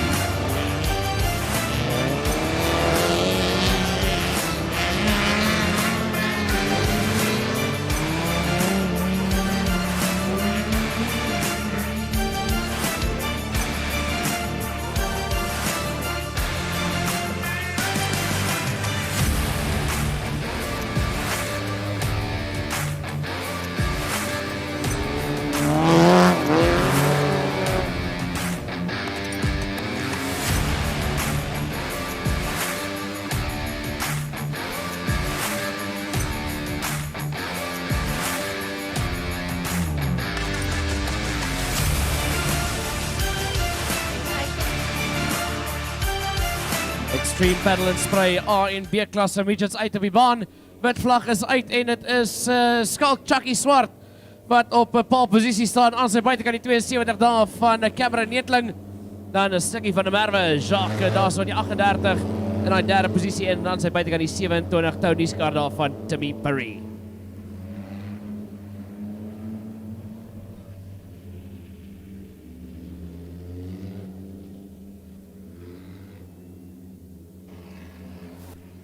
Vier van hulle uit op die baan. Frankie Enes vat hulle van die lyn af. Right, here we go as the Wamsa flag drops and we are racing as they head into turn number one.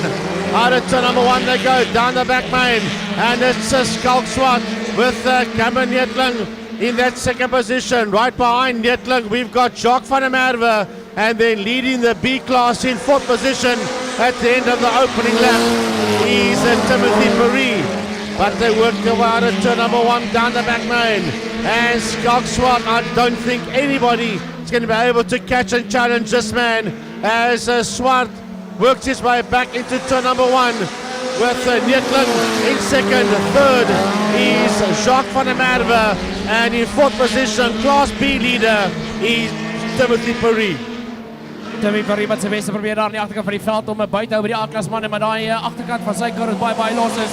Maar dit is 'n Skalk Swart op die lyn van die nommer 4 met Cameron Netling daar in die tweede posisie en dan Jacques van der Merwe in daai derde plek as die A-klas self uitspasseer en begin wegtrek daar van Timmy Perry in daai vierde posisie.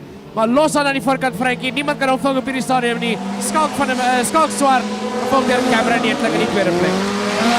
Working his way out of turn number one, going down the back main. He's the man from Extreme Panel and Spray. He is the sponsor of the A and B division midgets, and that is Skalk Swart. As he comes around to start his final lap with Cameron Netling in that second position, followed there by Jacques van der Merwe and Timothy Perry. The checkered flag is out and victory will go to Skalk Swart Coming home first, second across the line will be Cam Netling. Then in that third position, we have got Jacques van der Merwe. And then in P form, the only B-class driver. Well done there to Timmy Perry. Well, that was the A and B division midget finals sponsored by Extreme Panel and Spray. And that is nobody else than Mr. Skalk Swart. I must say, Frank, an impressive drive there by the number 27 of Timmy Perry. The only B-class out there and not getting lapped by the A-class guys. I mean, we know what the speed difference is between the A and the B-class. And just still stick it on the same lead lap as these guys. Job well done. Yeah, job well done there to Timmy Perry. He's the only B man out there, but hung in there with the drivers in the A-class.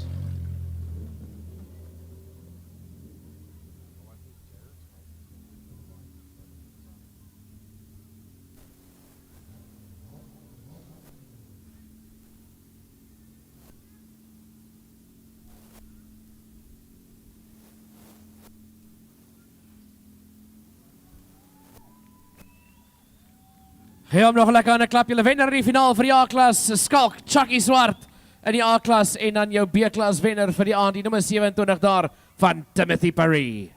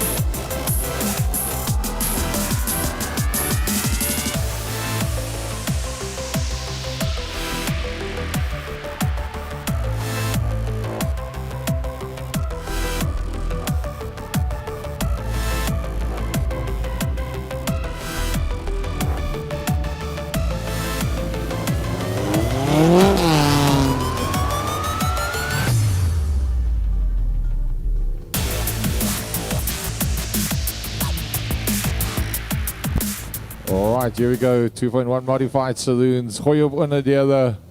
And the C&D Telcom group with their sign writing on that lead car of JBWC Jr. Came with the 1660 and he did brilliantly with that. Now he's got himself a pole position. He's got Tian Kluti and Herman Smith in behind him on the inside row. FC that outside row as they work their way down the back main. 6 cars in the final. Ja, JP Kort sit daar aan die buitekant van die eerste ry. Dan het ons daar agter hom Pieter Niemand met Johan van Dijk as die Woomsa vlag val. En van lyn af kom jou 2.1 pak hierso. JP du Plessis Junior, JP Kotse, Tiaan Klute, Pieter Niemand, Johan van Dijk en Herman Smit almal saam daar die eerste draai in. JP du Plessis wat geen kompetisie daar deur die eerste draai nie. JP Kotse wat probeer byhou daar in die tweede posisie, maar altyd vir hulle trek weg van die res van die pak af daar met Klute in die derde plek met Van Dijk en Pieter Niemand. Is hulle almal saam daar deur die kyk draai kom en JP Kotse fout maak. Peter Niemand battled in the early part of the evening, but it's been going better and better for him as the night's been going on. Oh, Van Dijk's overcooked it. Van Dijk turns the discount boards car around, and that's going to take him to the back end of the field. JP Jr. looks like he's well on the way to a double hitter for the evening. Ja, JP Junior wat definitief vir hom vat as na 'n dubbel vir die aand toe as hy daar in die eerste posisie sit. Met JP Kotse daar in die tweede posisie, dan Tiaan Klute in die derde plek. Kotse wat baie dwars deur in die wyddraai gaan daarso. Maar 'n beheer is daar van die 3-2-3. Dan is dit Klute in die derde plek met Niemand wat daar staan op die vierde posisie. Herman Smit in die vyfde plek en in die laaste posisie die nommer 10 daar van Johan van Dijk. Herman Smith bringing up the tail end of the field in the H&H Motorspace Flexi. Just in front of that is Peter Niemand. In front of Peter Niemand is Klute. In front of Klute is JP Kotze.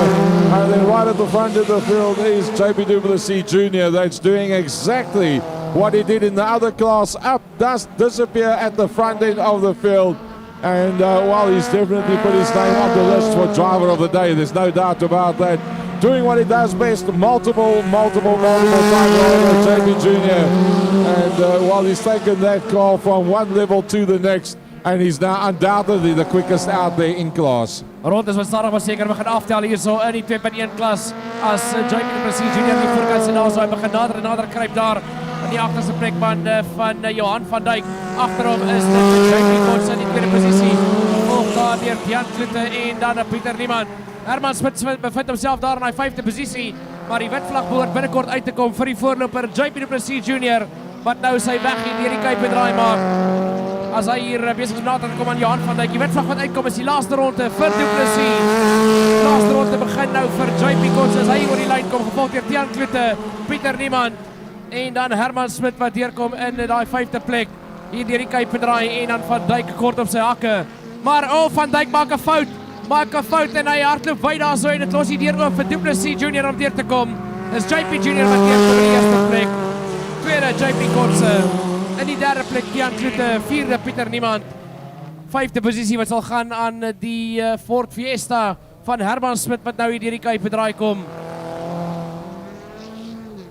Ja, die 3 en 2 daar van Herman Smit wat klaarmaak in die vyfde plek, gevolg deur die nommer 10 Corsa daar van Johan van Dijk.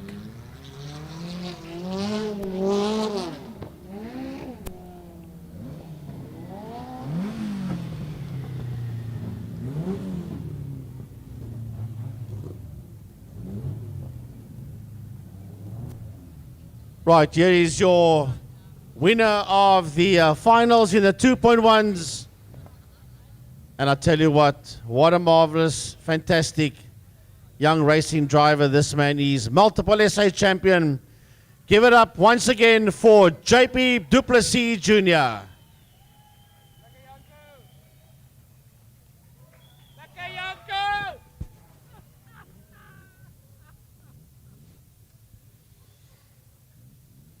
Right, folks.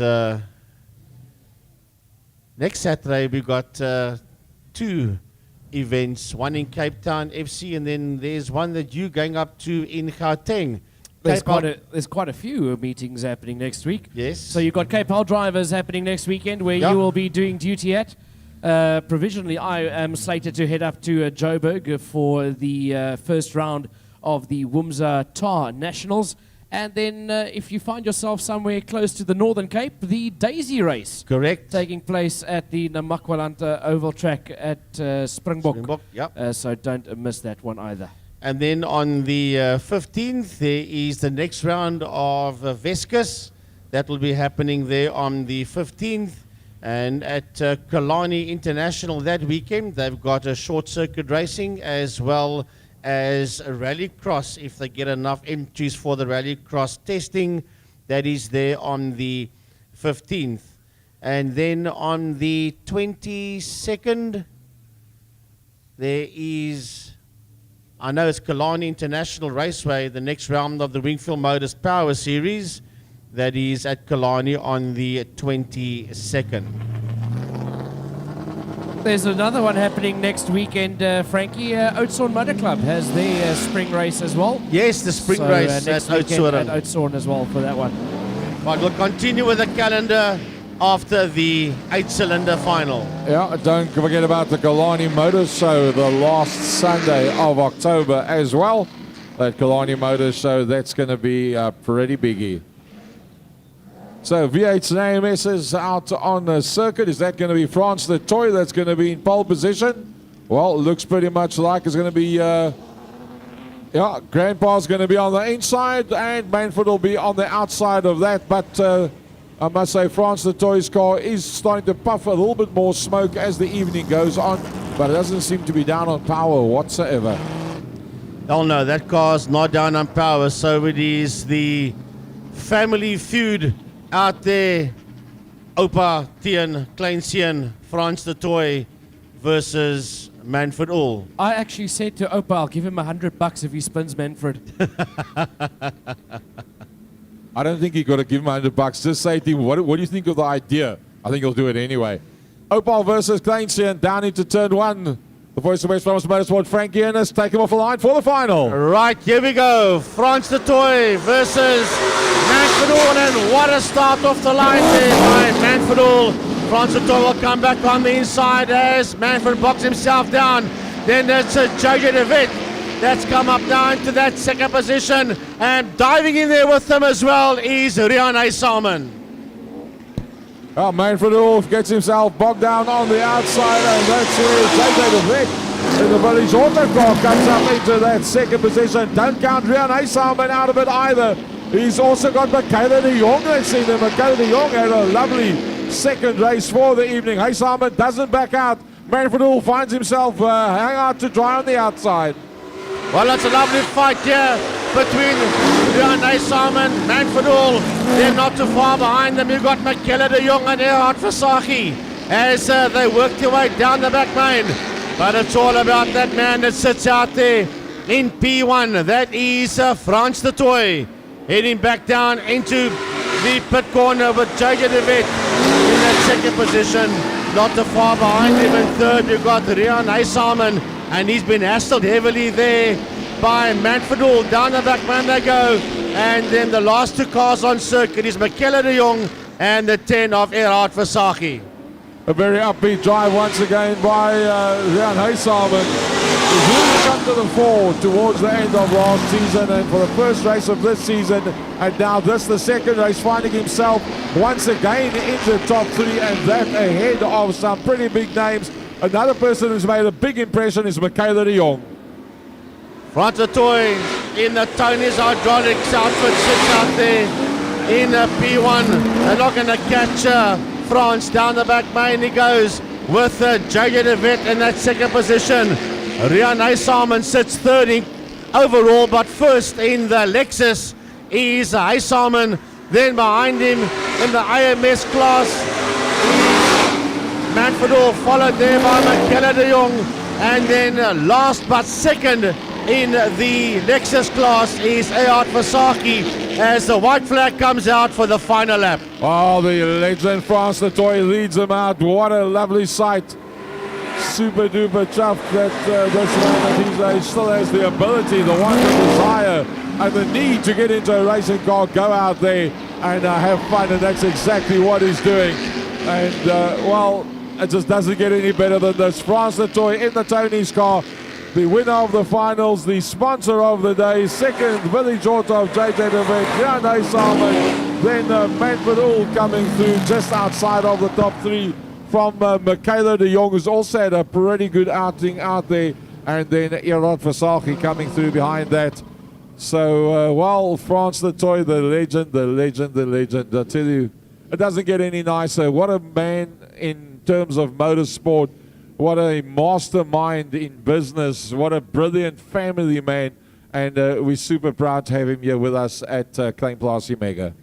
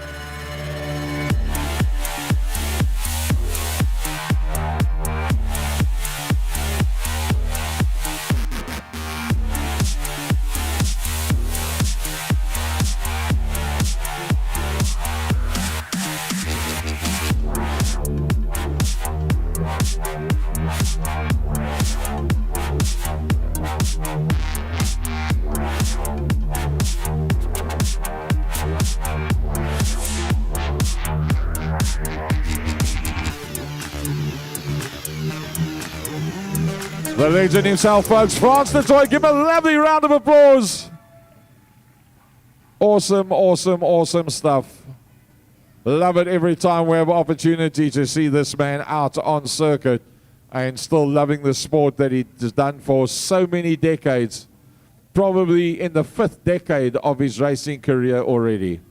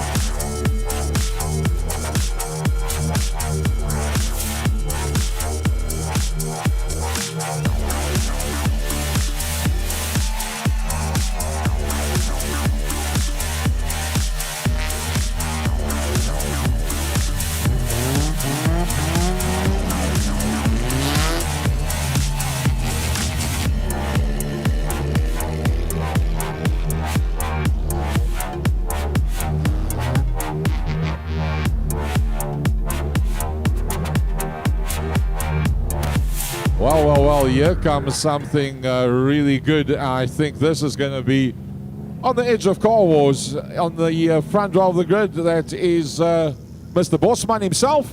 He's had a bit of a rough day out there today. Gavin Swart in the body complete 85.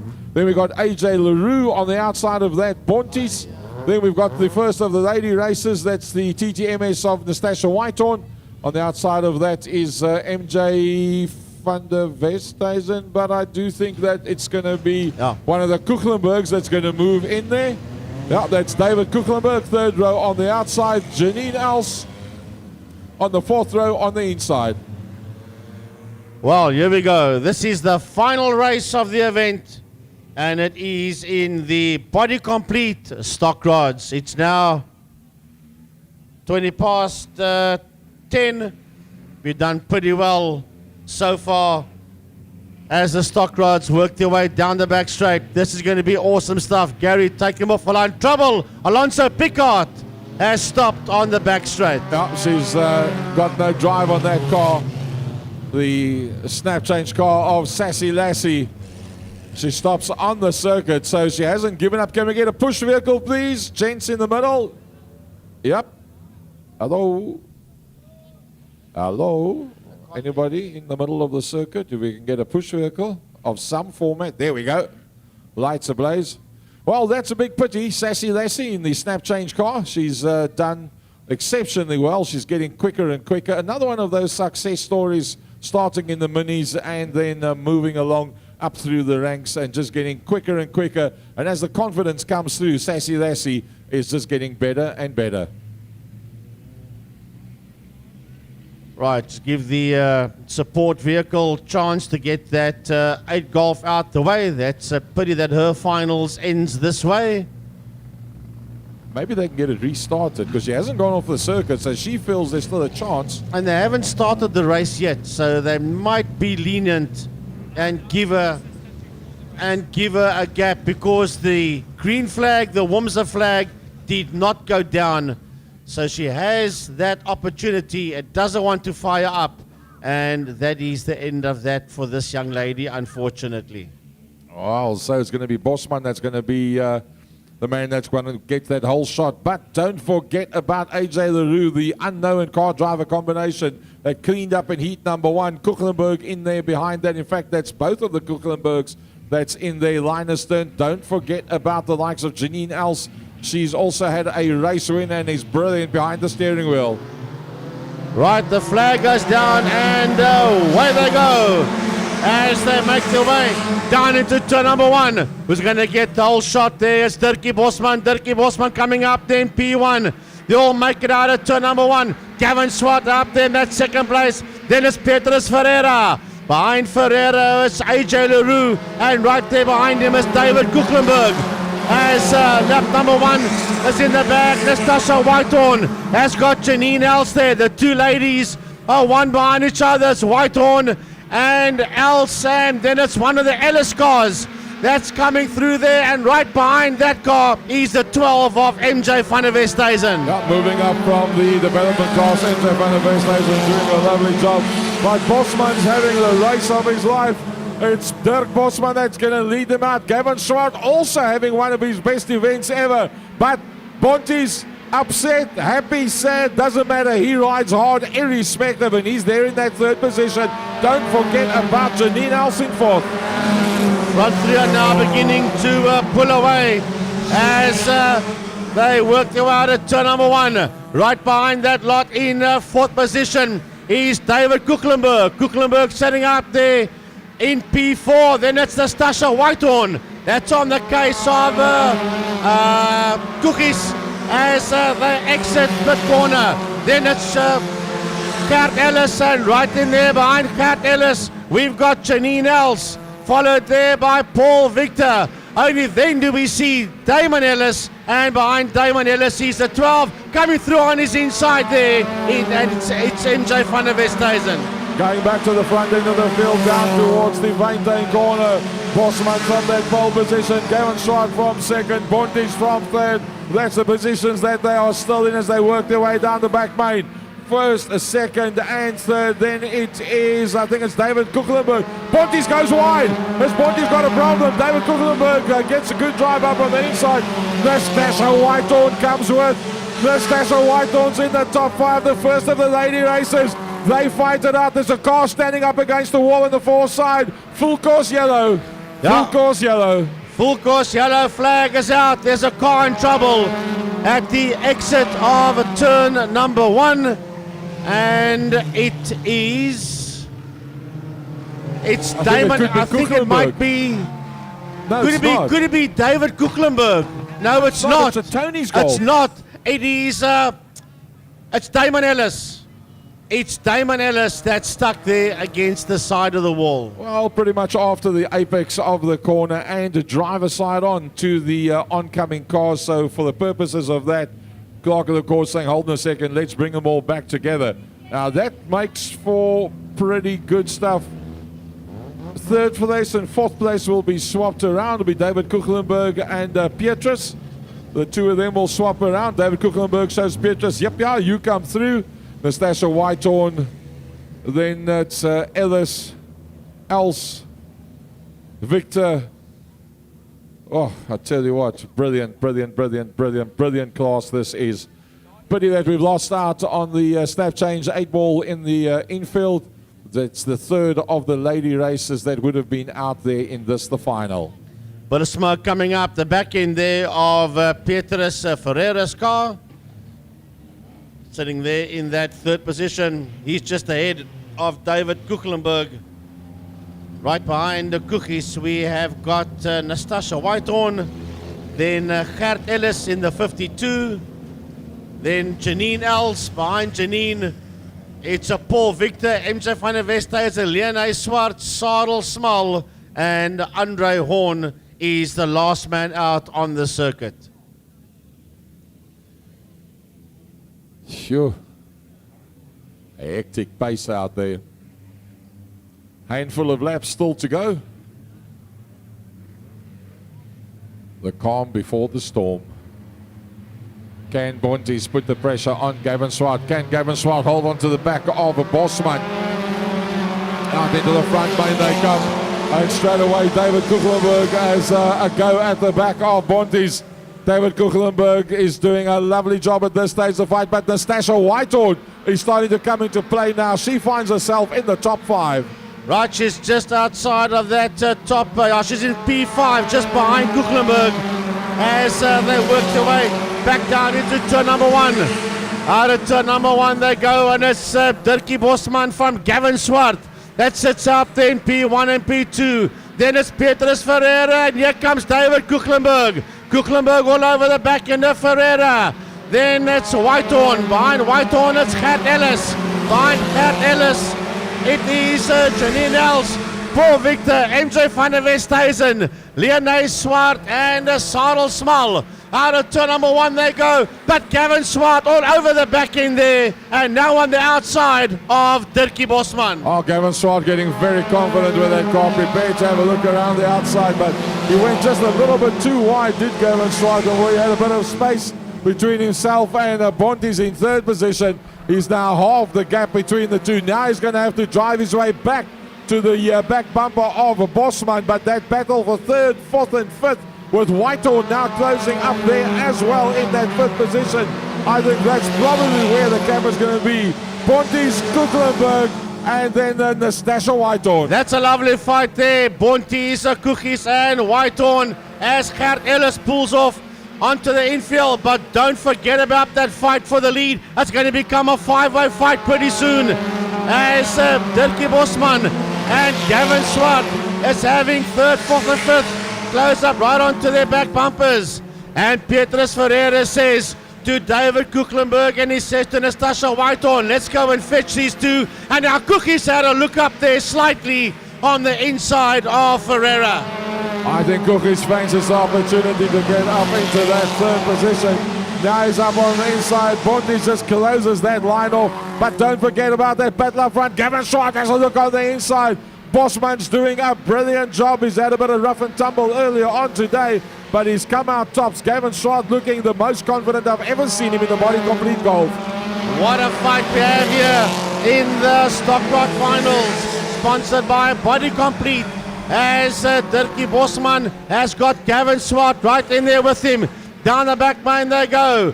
Ferreira sits in third. Behind Ferreira it's Kukelenberg. Behind Kukelenberg is Whitehorn. And behind Whitehorn it is Janine Els as a white flag comes out for the final lap. Leonard Swart is there. Paul Victor's in there. And so is Van der Westhuizen. There's a half a lap left to go for Dirkie Bosman. Well, that's coming up towards the end of this race. Bosman doesn't go wide now. He's got to hold on. It's going to be Bosman that's going to win it from Gavin Swart, Bontes, David Kukelenberg, Nastasha Whitehorn, Janine Els, then the rest of the pack coming through behind that. I think it was Leonie Swart that was the next, just ahead of MJ van der Westhuizen, Paul Victor, and then Small coming through behind that. Wow, everything that we hoped for. Folks, that wraps it up for the evening. Thank you very, very much for your pledges and your contributions towards the cancer side of things. Keep an eye on the Second Gear page. Keep an eye on Rage Productions. Keep an eye on West Province Commentators Association for the latest information on the motorsport throughout the Western Cape and the southern half of South Africa. From our side, Gary Fleming, drive home safely and good night to you, one and all. Ja, van my kant af FC Nieuwoud was heerlik geweest om saam met julle te wees, bietjie snotterig en alles geweest, maar ons het dit gemaak en ons het heerlik saam met jou gekuier hierso by die Vroom Vakansa byeenkoms by Mega Oval en ons sien julle weer binnekort iewers by 'n baan in die Weskaap of iewers in Suid-Afrika. Van my kant af FC Nieuwoud, goeienaand. I want to say a big thanks to first of all the day sponsor Tony's Motor Spares, then DQ Auto and more for the bad luck and driver of the day. Then all the class sponsors, Alu Dynamics, Boland Tire Works, Cowley Motors and Motorwebs, Body Complete, West Cape Spares, Theo's Bucky Sales, Betterfly Truck Centre, Discount Boards and Timber, SKP Bouwcontracteurs, Cape Industrial Flooring, Extreme Panel and Spray. A big thanks to all of those people. A big thanks to FC and Rudy and Aubrey, all the photographers, and then Pro Max Sound. Don't forget these guys, the best in the business. Corne and Ruan van die Kerk. A big, big thanks to you guys as well. And then to the spectators for joining us. And yeah, just have a great day tomorrow. Enjoy the weekend. And remember, Formula One Grand Prix tomorrow from Singapore, I think, if I'm not mistaken. Yes, it is Singapore. Go well and bye-bye, everyone.